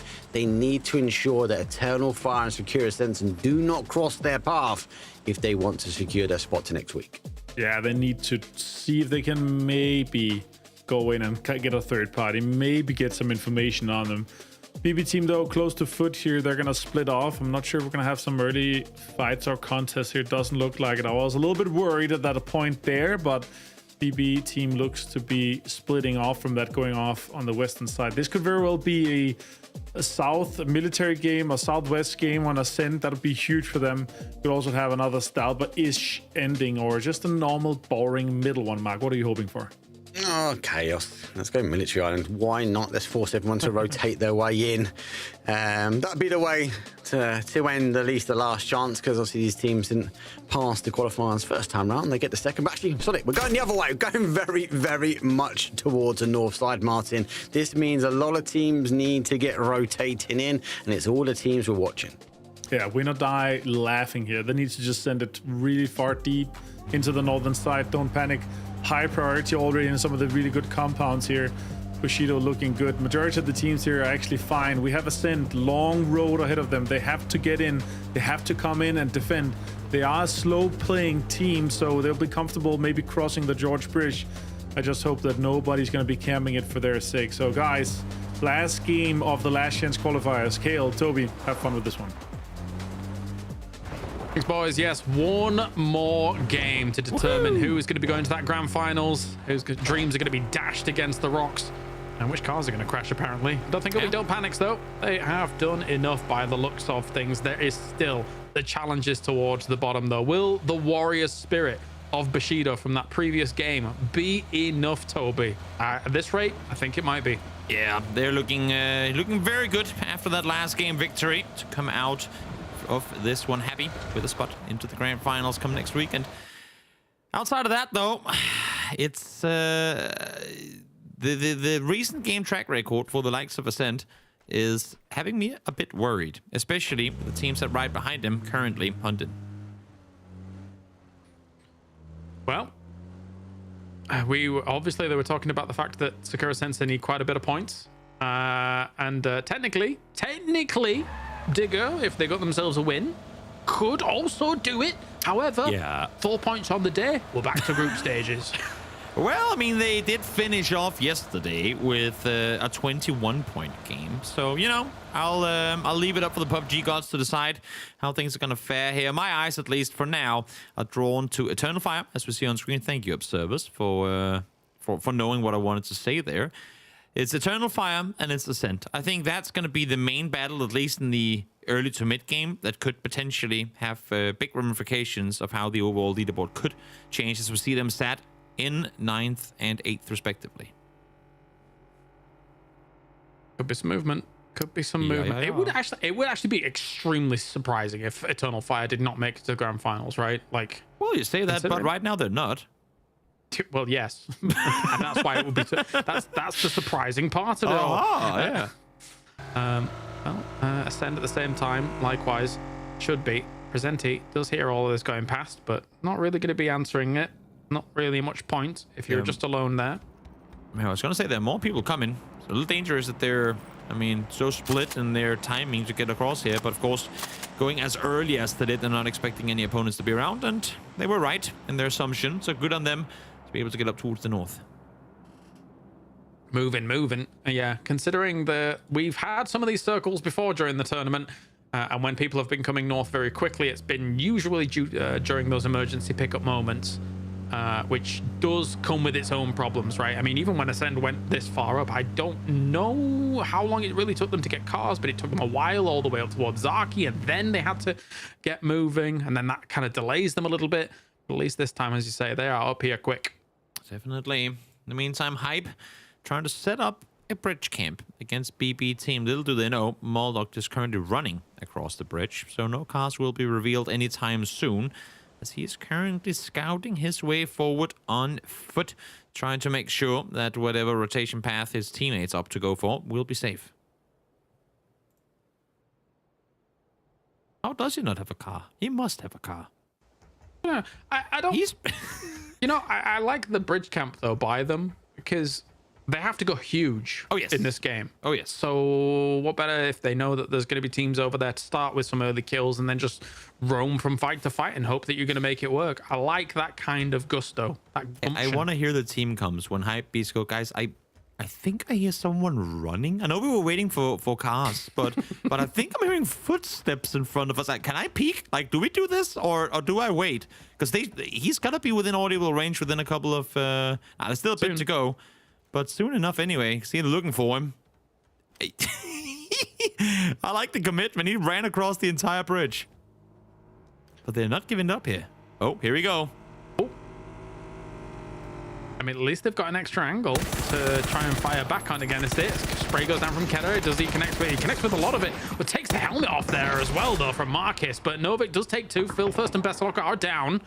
Will they be able to get any more? Aduzi got all the way across, and there's still Molodok, I think, on that bridge. Exactly. That's the confusion. That's with them doing like 180s all the time. But they're like, wait, what? There's one out on the bridge that we didn't account for? How did that happen? And well, he's still there. Molodok might have two teammates knocked, but the element of surprise worked in his favor.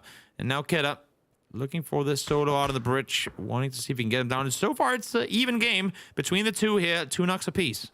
Oh, unfortunate for Keta, because Molodok just came on the other side of that bridge as he stopped peeking. Now does see him on that flipped car. Aduzi actually was the reinforcing shots on this other side. For Molodok, it's only the iron sights here for this. Novik does finish off Bestalosh, but they know exactly where Novik is now.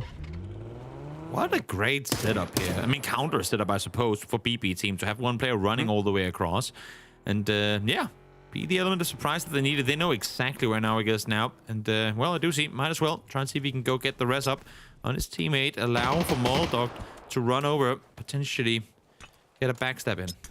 Yeah, well, if there are any delusions of going big for Hypebeast to try and qualify after this, I don't think they're getting everybody up. He's gone. What a nade from Aduzi. And BB team just puts a full stop on them completely dominating this lobby. 130 points after 12 games. So far, they still have some to go in this one. Pretty decent. Pretty decent, I might argue, yeah. I thought when we saw the scores in NA, it was never going to be topped.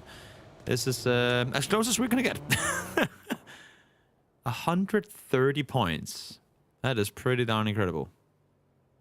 Kind of banging. And here comes Grove Street as well, who, let's face it, has pretty much done enough to get themselves in. Yeah. It's been a great 2 days of group stage here for them ever since they got that win on Miramar. Now they do see Yepper in the distance. Escaption gonna have to do what he does best, or sometimes questionably, as he runs away. I can't tell if you just said what he does best is running away, but nonetheless. That's what I did, kind of. And then and I even questioned it as well. Yeah. It's all banter, right? Last match of the day. Last match of this Groove stage. No, it's the last chance. As Groove Street has, in fact, not only been able to turn on the thrusters coming into the last chance, but also the amount of bravery, in lack of a better word, they're playing with right now, courage in the fights that they take. If they can bring this in, I know they're going to be playing against bigger teams come next week, but if they can do just half of what they're doing here today and yesterday compared to the group stage performance, they could be sitting in top 8 by the end of grand finals too. They could. Let's see, as all of these teams are just getting set up in the north side of this. One entrance to a shelter location here for Ascend, as well as the 2-2 split from then on the north. So actually, the 2-2 split up at the north does deny teams from potentially going for those big wraps, those big rotates along the coastline. And are Digger going to fall prey to this? They could, because they just see cars here. When they see cars up here, 2 cars even, because obviously Ascend came with their own vehicles earlier. Yeah. Meaning no cars taken, no looting being done. There's no reason there should be a team in the bunker right now. Good thing for them is this circle shift, while they don't get it their way, might have actually helped them, because all of a sudden now the bunker ain't prime real estate anymore. Yep, not bad. That could have saved them.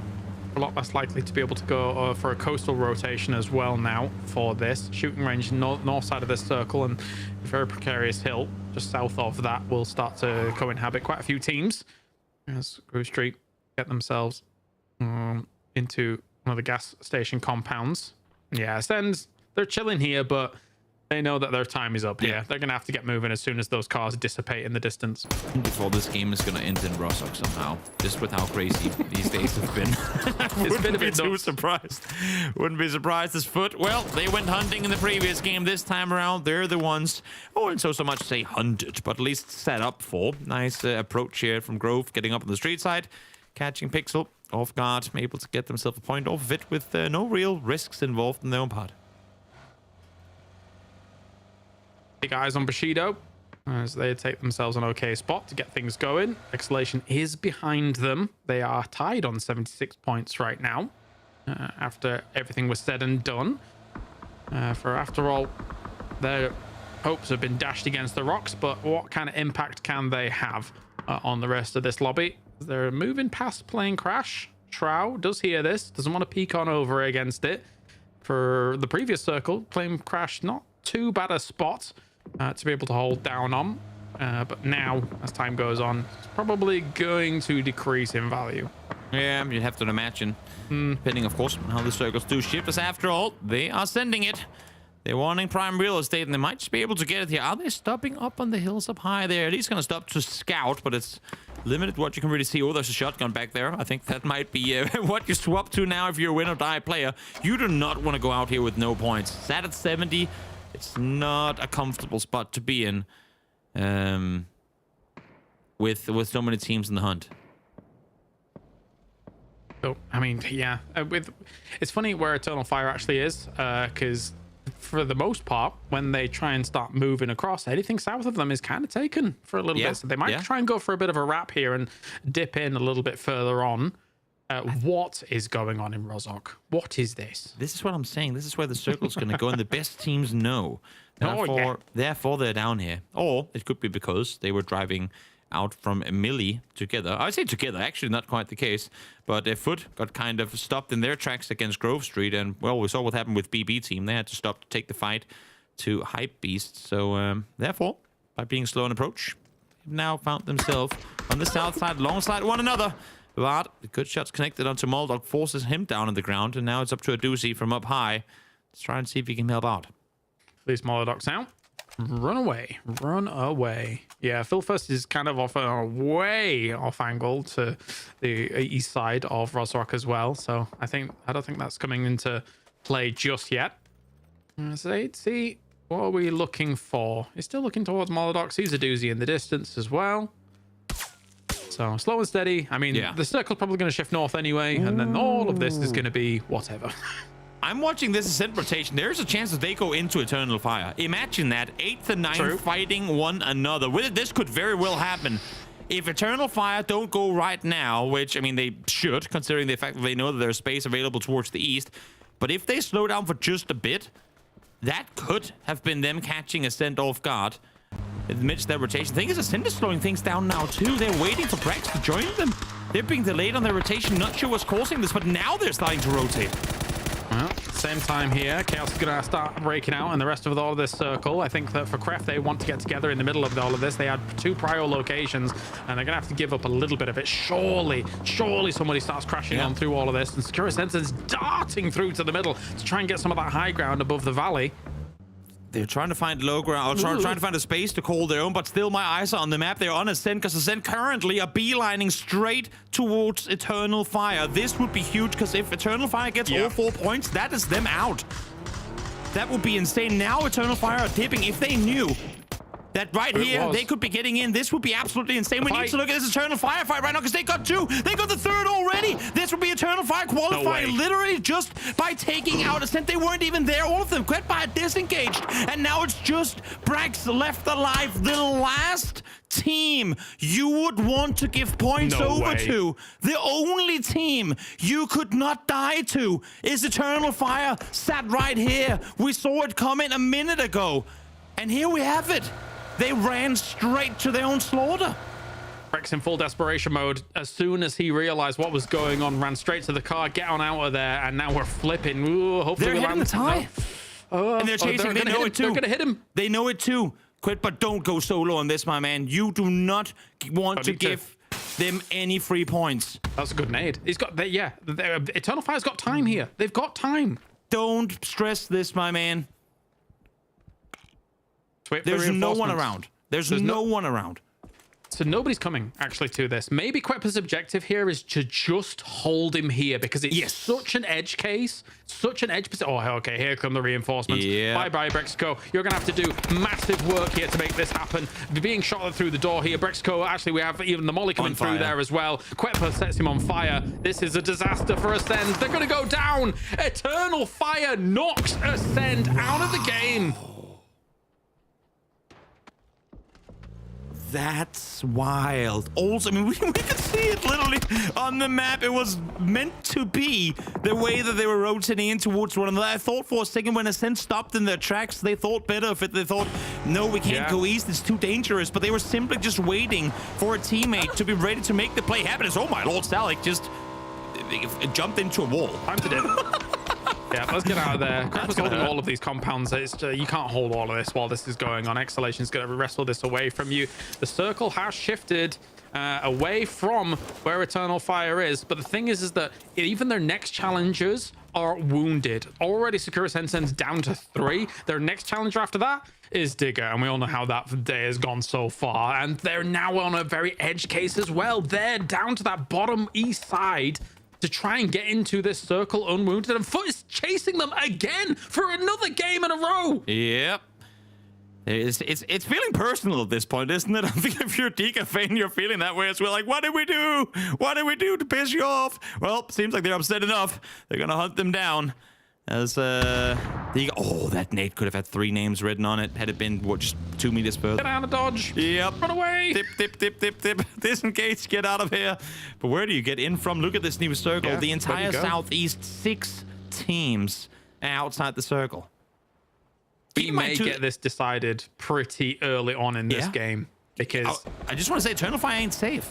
If they fall here, there's still a Dika, even though they're outside circle, still a potential Sakura Sanson, even though they're outside circle. That could make a magic run happen. I mean, if they just hit this location and hunker down here, it's going to be okay for the moment. Retreat getting in against Kraf, and Kraft's not doing too bad work against it. Daboom steals one away, though, as well.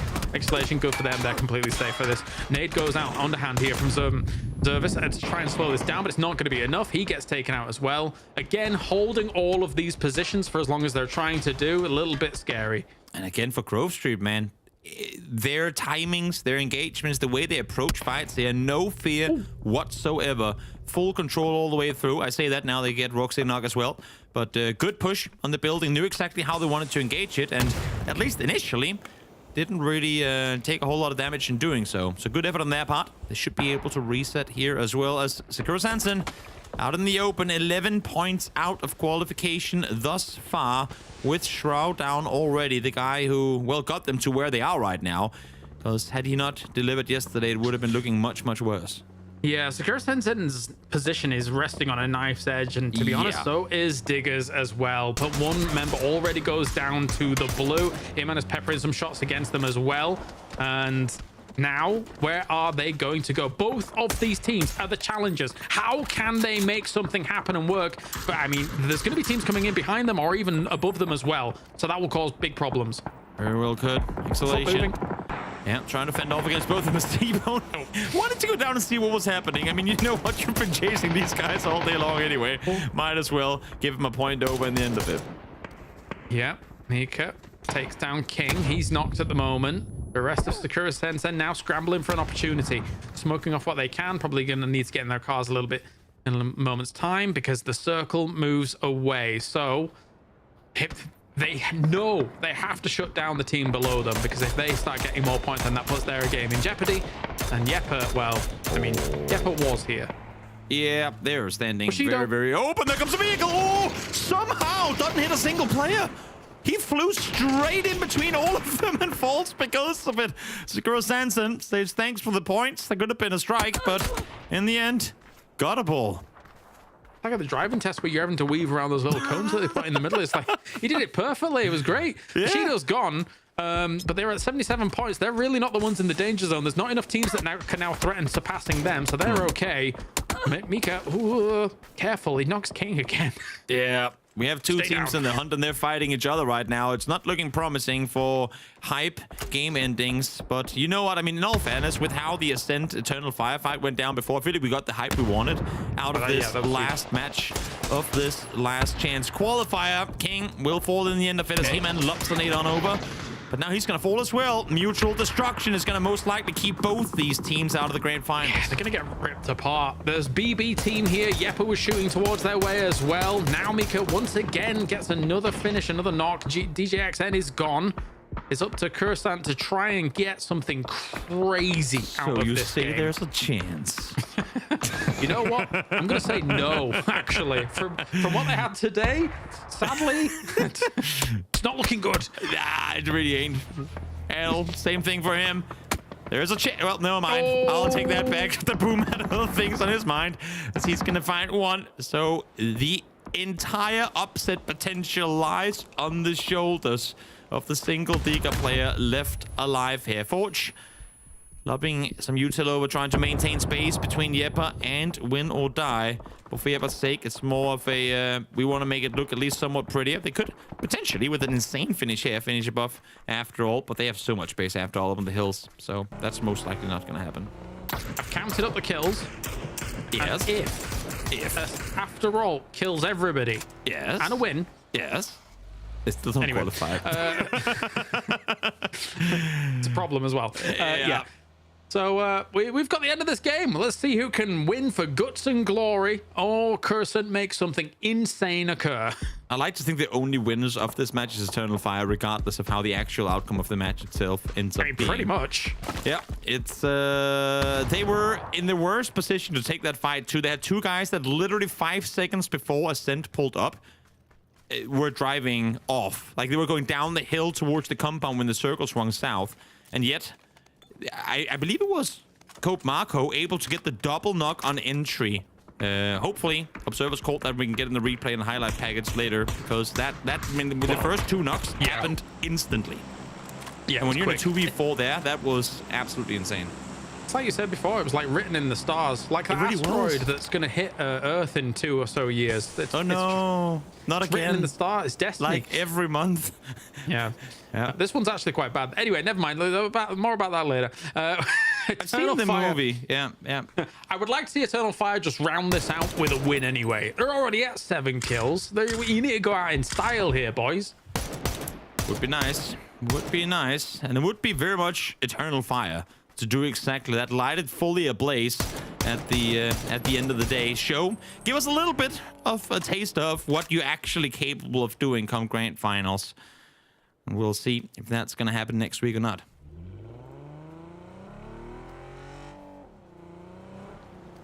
I think one thing's particularly cool already about this last game as well is that for Eternal Fire to have been on the brink, and then, as you can see down in the bottom left, Prosper is the guy with the 4 kills. Yeah. He was the replacement for Ruin. Yes. The guy that we were, ever since we saw him alongside the Mad, etc. and things like that, just really always impressed me from the region. It was going to be big shoes to fill, and look how Crossberg has been able to step up here for Eternal Fire. So I love to see that. Like, it's a nice little narrative. Good on him for being able to step up, but also good on him for getting those reps in. The positive experiences to help, be a guy that can bring the hype, bring the momentum for the team. Because, I mean, obviously, we know for a fact that the competition is going to be tougher come grand finals, and they want him fully dialed in. I'm thinking back to yesterday when he was set with 4 nades inside the building and didn't opt to use any against Ascent, as a matter of fact, when they came pushing on in. I think that might have been some fear factor playing into it, but this time around, playing with all kinds of confidence. Yeah, they've really got this in the bag. It's looking great for them at the moment. And, well, a nade does hit Quepa, Global Army. Again, more MEA on MEA action. It happens. As Code Marker does finish off Pin as well. So Exhalation is done. But congratulations, boys. You're in the grand finals. And Don't Panic is looking to make Eternal Fire have a little bit of fear about them over on this side. Diga's still alive, of course. Gotta remember. there is a world. Now I'm gonna stop now. Sorry. Scrollsberg. Again, it's just a polishing at this point, but they want to make it as pretty as can be. Potentially even surpassing Win or Die, who of course still have got themselves 4 players alive. But Chiplist wrapping around the smoke here. Doesn't quite have angles just yet. Oh, you can just see how much you don't want to be running straight through all those smokes. What's going on in these smokes here? I'm like, he's got a nade. All right, where are we going with it? Towards the tree. A good plan. Oh, bit too close. Yeah, unfortunately. Does be like that every now and again. As the next circle pops, and no one's in it. So there's that. There is that. Scaption, go for it. Do it. One. Spray transfer. Good stuff. But they were right on top of each other, so it wasn't too difficult of a spray transfer. They're struggling so much, James. At least give Escapation that. It was a pretty sick double. Okay. Yes, there you go. Kind James back in the game. They're already out of the tournament. You can't do it to them. And now he got knocked as well. That's your just fault. I know. I'm sorry. I'll take the responsibility in that one as Ketrox try and see if he can get some confirms on it too. Not quite gonna happen though. They do get the rest up on the side of Win or Die, who, I mean, coming into this, they've been looking pretty shaky as well. They too would want to finish this one with a solid performance here in the last matchup, last chance. Oh. Tried to go for the spray transfer against Escaption and Forge 2K, but apparently Escaption just better. He's just too good. Yeah. It's just too good. He will even get the rest up on his teammate. Try and see if they can get some more points, which there aren't a whole lot left available of. As Ketrox continues. Oh, one bullet could have been the downfall for them, but not quite to be. It's Win or Die now, pushing the other direction.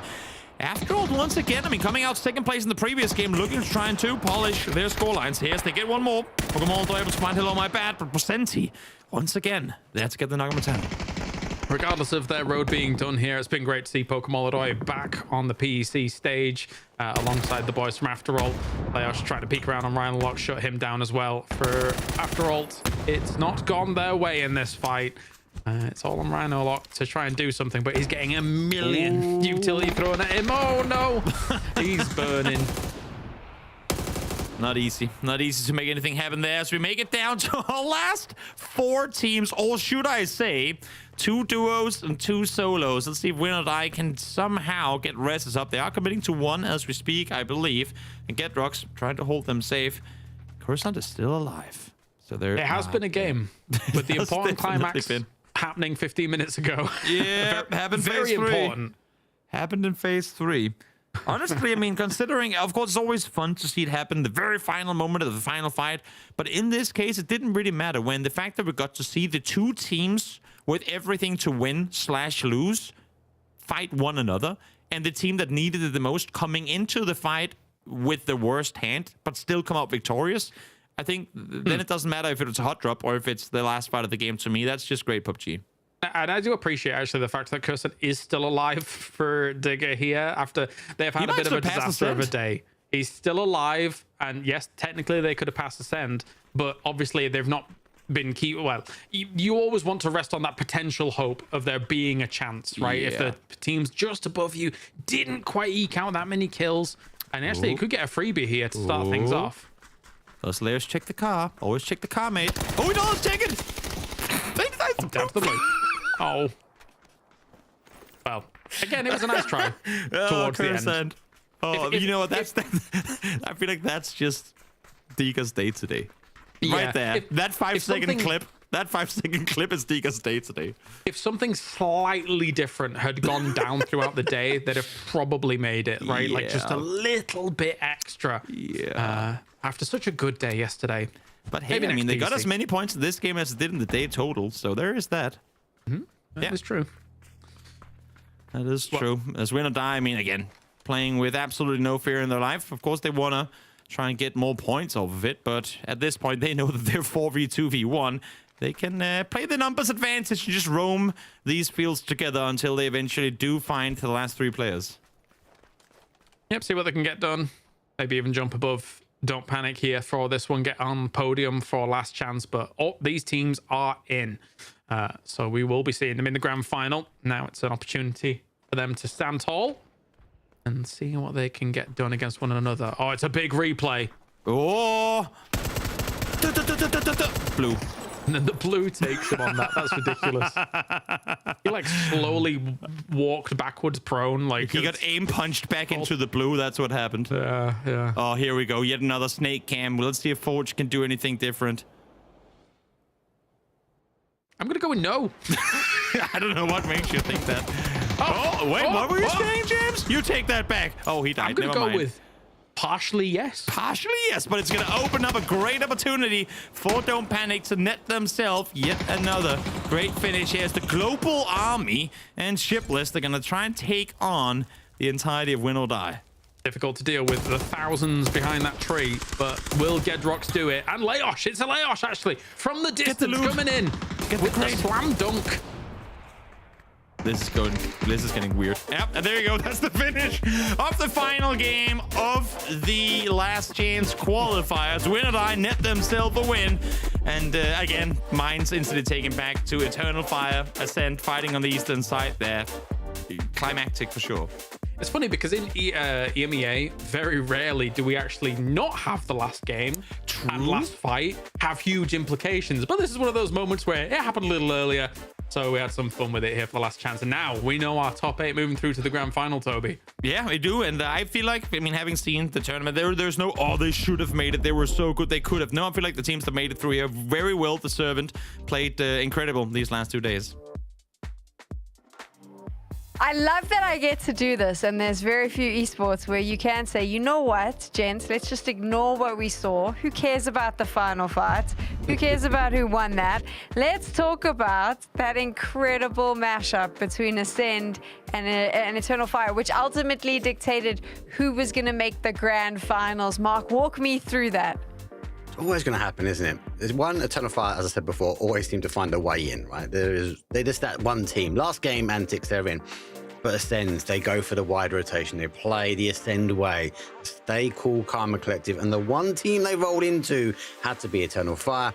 I like that Brex got on his toes and run. He literally was running. Driving skill's not the best. If he had a glider, it might have been slightly different. Obviously, he did flip the car, but Eternal Fire just went, do you know what? If we take you out now, that's us punching us way through to next week. That was the highlight of this particular game, right, Avenger? Was that moment? Yeah, it was for sure. Like, there were so many fantastic situations, right? This one, though, on the other side, yeah, it's fun. It's, like, maybe not worth it. But this one, once Ascent saw that it was Eternal Fire, it's just like, that is just the worst possible team to run into. And the worst possible outcome as well. They do the pull-up. You know, he hints him down on this compound here, and Brex just can't do anything. Runs into the molly, and it's just done. You're no chance of defending this. Imagine though the hero play, Brex wipes them and stays in, and Ascent gets to keep the 8. That would have been insane, but really well executed there from Eternal Fire. Overall, some impressive moments throughout. This is a hard circle to play. Like, you have some of these teams hunkering down on the compound, and you're just gonna have such a hard time breaching some of the compounds. But overall, also this one though, Secure Sensor, I was rooting for them. I was like, they can actually do it. Some good points down here in Digger. Maybe they can third party the Yepa and the BP fight. Then you have Bushido just sending it in, just full chaos, like start the Mew music here, but they got denied. And then, yeah, of course, a lot of points coming in, more points coming in on Eternal Fire on the other end. There are just so many cool moments in this game, right? And it's going to make me very excited for the grand finals when we see a lot of these teams go there, because I want to see them send it with the same sort of energy that we saw here, Mark. I don't want that timid behavior that sometimes happens on the first day of the grand finals. Oh, I can't get away from it, Stam, though. It's the complete reset. Obviously, we bring back in the teams that have qualified, the top 8 that are already through. We've got to remember they might have a slight prior on the drop spots as they got there first. Do teams want to force it on the first game? I still think it'd be tippy-toe, but I think it'd be quick. I think first game would be a little bit more quieter, but then second game on, it's about making a stance. And teams like the Win or Dies, the Don't Panics, etc., they get their way through here. They can't be starting as late as they did in the group stages. They don't have another chance. The only chance now they got is to ensure they get enough points on to make sure they get it to LAN. I think a lot of the teams, the BB teams, the Foot Esports, they're aware that they did not step up during the group stages, so I'm sure they understand how to change it. But let's just go through the match results. Of course, win or die, taking the victory. A little bit of a slow start for them in the group stages. A little bit of a slow start for them yesterday as well, Avenger. But they've now done enough. We'll see them in the grand finals. Yeah, honestly, again, a lot of the teams that we kind of expect has been there. They had either fantastic day 1 or fantastic day 2. We had some nail-biting situations, though. There are some big games. I really like what I'm seeing here, especially this game here for Win or Die. 19 points, that's a great run for them. Eternal Fire to get the 11, to lock down Ascend and put them on 0. That's huge. PB team, today 3 wins. That's just next level, right? Like, you cannot take that away from them. That is just unheard of to see a team be that dominant. And obviously, again, Bushido clutching it up. A team that we talked a little bit about. There's a chance they might do it, and they went on to do it in the next one, Sam. For sure. And I think what's exciting now is seeing which teams have made it through, and we'll get a chance to see that. But also the fact that pretty much the teams that all of the analysts called yesterday as their favorites have all made it through as well, which I think speaks to the level that you were all expecting. But the ones for me that we need to give a shout out for, Mark, Grove Street, Bushido, those were 2 that I didn't necessarily think I'd see, but hell, they rose up to the challenge today. Yeah, and really, in the last chance as well, Bushido, as Martin called, they made a big sort of a attempt on a wrangle, which was really strong for them. Obviously, placement points and kills, these teams, if they want to compete at the higher level, they need to make sure they get into the end zones a lot more. Grove Street seem to prefer Miramars. They know how to play the wrangles, but they seem to get stuck sometimes in their rotations. But really, really good teams. You've got to remember, these are players that we know. We had the opportunity to have Sophie on the early. He's a great player mechanically as well. He mentioned it's a new team. They've got now, just shy of a week to get reset. Make sure they do their homework and come back, because it is going to be back to 0. You know what's a little bit heartbreaking, Avenger? Ascend and Secura Sensen won't be in the grand finals for PEC. That's not something we're used to, right? Those are 2 teams that are normally, they're guaranteed, even if they're in the LCQs, to get through to the final 16. Yeah, they had some standout performances last year, obviously, and that's a little bit rough for them to do that. They'll obviously have another chance once we get to the later stages of the year, but yeah, them not being in is a little bit sad to see. We had some big efforts coming in from, especially it's Chris, 21 kills in the group stage, just this next level, right? Contesting the very top players for that. And he had some good efforts again today, especially I love when he pulled out the links with a red dot on it on the Miramar. That was some fantastic games. You know what? BB team has dominated the LCQs this weekend. You can see they're 132 points. It's time to celebrate with a doozy before they head to the grand finals. A doozy, congratulations. 3 wins today. That is damn impressive. You got to be proud of the boys. Thank you, yeah, for sure. It was awesome. It was awesome. It was awesome to watch as well. I do have a question for you. After the group stages, you were on X. You posted about what the team was going to be working on for these LCQs. So I'm curious, can you give us a little bit of insight? What is the game plan going to the grand finals? What are you going to be working on as a team this week to try and make sure that your chances are better? As I said, like in the groups, we kind of we have no member in the team like Modex, and we still trying to fit him in our playstyle. And we had some troubles in late game in phase 5-6 to just gathering info on the map, because we made good rotations, but the final decision was all bad sometimes, and then we didn't get points for the finals from the groups in some games. So I don't think we fixed it in the lower bracket, because it was kind of easy to play, because sometimes map was free, and it's not gonna be the same in the finals. But I think it's it's gonna be boosted our confidence how we played in loser brackets for sure. Appreciate that. I actually want to dig a little bit more deeper into a comment you just made, Aduzi. One, first and foremost, congratulations on you in the final. That was a outstanding performance. But I do want to talk about Monodox. You obviously introduced a new player into the roster. Can you just explain a little bit more actually to the people out there? Because actually you do have to change the dynamic about how you play, and it can be a little bit disruptive. So what sort of things are you going through to kind of get him settled into the team, and how you're changing your sort of game style? I mean, we didn't change our game style at all, I think. I mean, we changed it a bit, but we just trying to like learn molded how to play in our play style, because he didn't play, I think, in the like top teams before, and it's still like for him it's still a big room to adaptations. So we're just trying to learn him what we're already doing for like a couple of years together as three-man core, like Phil First and Bestlich and me.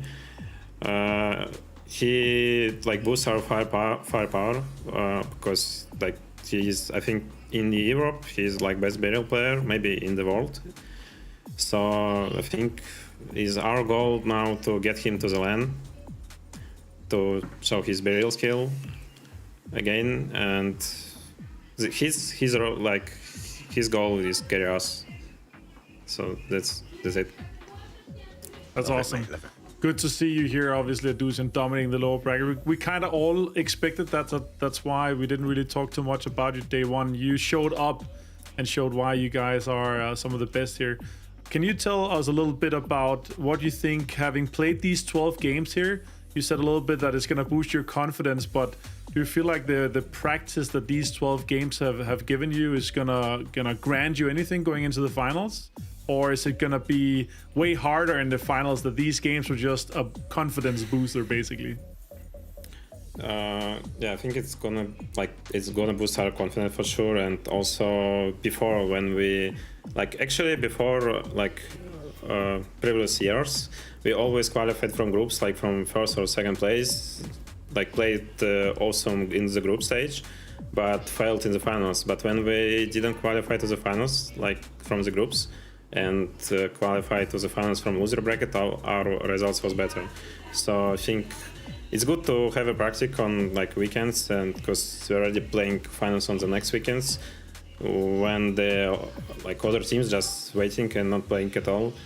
So I think it was a good practice for us. Good games, better than anything. It was your plan after all to come here and dominate, just to be in there with the confidence, because you did it last year as well. Yeah, I mean, we're always trying to qualify to the finals from the groups, but for sure, like this time it was really hard because we make a bit like crucial mistakes which cost us games, and also we was like the best team who have like the most driver distance, I think. Because yeah, you did. Zones, crazy. Like circles was really hard for us. Here, like it was actually not hard. I think you drove something like 20% more than the second team that drove the most. So you were just chasing circles in the group stage. No matter what, best of luck to you in the final stage here, Sam. Do you have any closing thoughts on Aduzi? Aduzi, I just wanted to say well done. You've looked fantastic, and we're excited to see the team in the grand finals. Thank you. And there they are, gents. The grand final teams. A couple of surprises in the mix, maybe teams you weren't expecting. I love that we're getting to see a little bit of that new blood, Grove Street, the Mythov in the mix, and then of course all our favorite names, right? Foot, BB, Twisted Mind. So funny. I'm not listening, Sam. I'm not listening to anybody. I'm trying to be professional. We're still at work, and Avenger wants to meme the photos. No, I just love Quiz. He's so funny, and he's such a good player. And obviously, that's it's good to have him in the media day coming in and playing with us. It's going to be some more fun content with that, so I'm looking forward to that. But yeah, as you said, Sam, some surprises here. Some teams that we expect to come in here and dominate, and they did. I'm just excited to be kicking off our finals, where we're going to be finding some teams that's going to be going to PGS.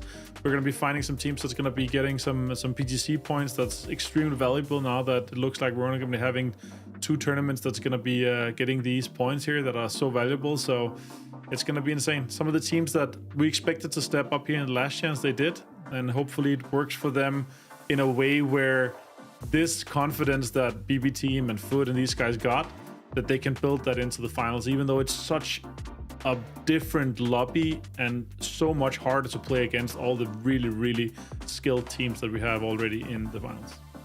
It's a very stacked lobby, Mark. That's what Avenge is getting to, right?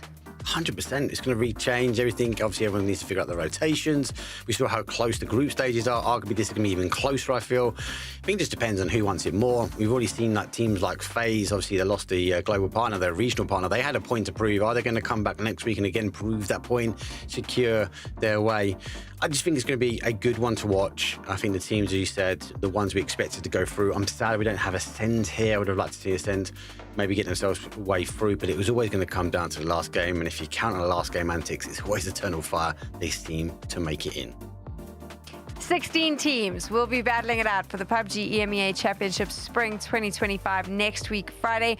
We will all be here to bring you the action. You make sure that you empty out your calendars, have no plans for the weekend. You're going to be with us watching all the action. We'll see you next week.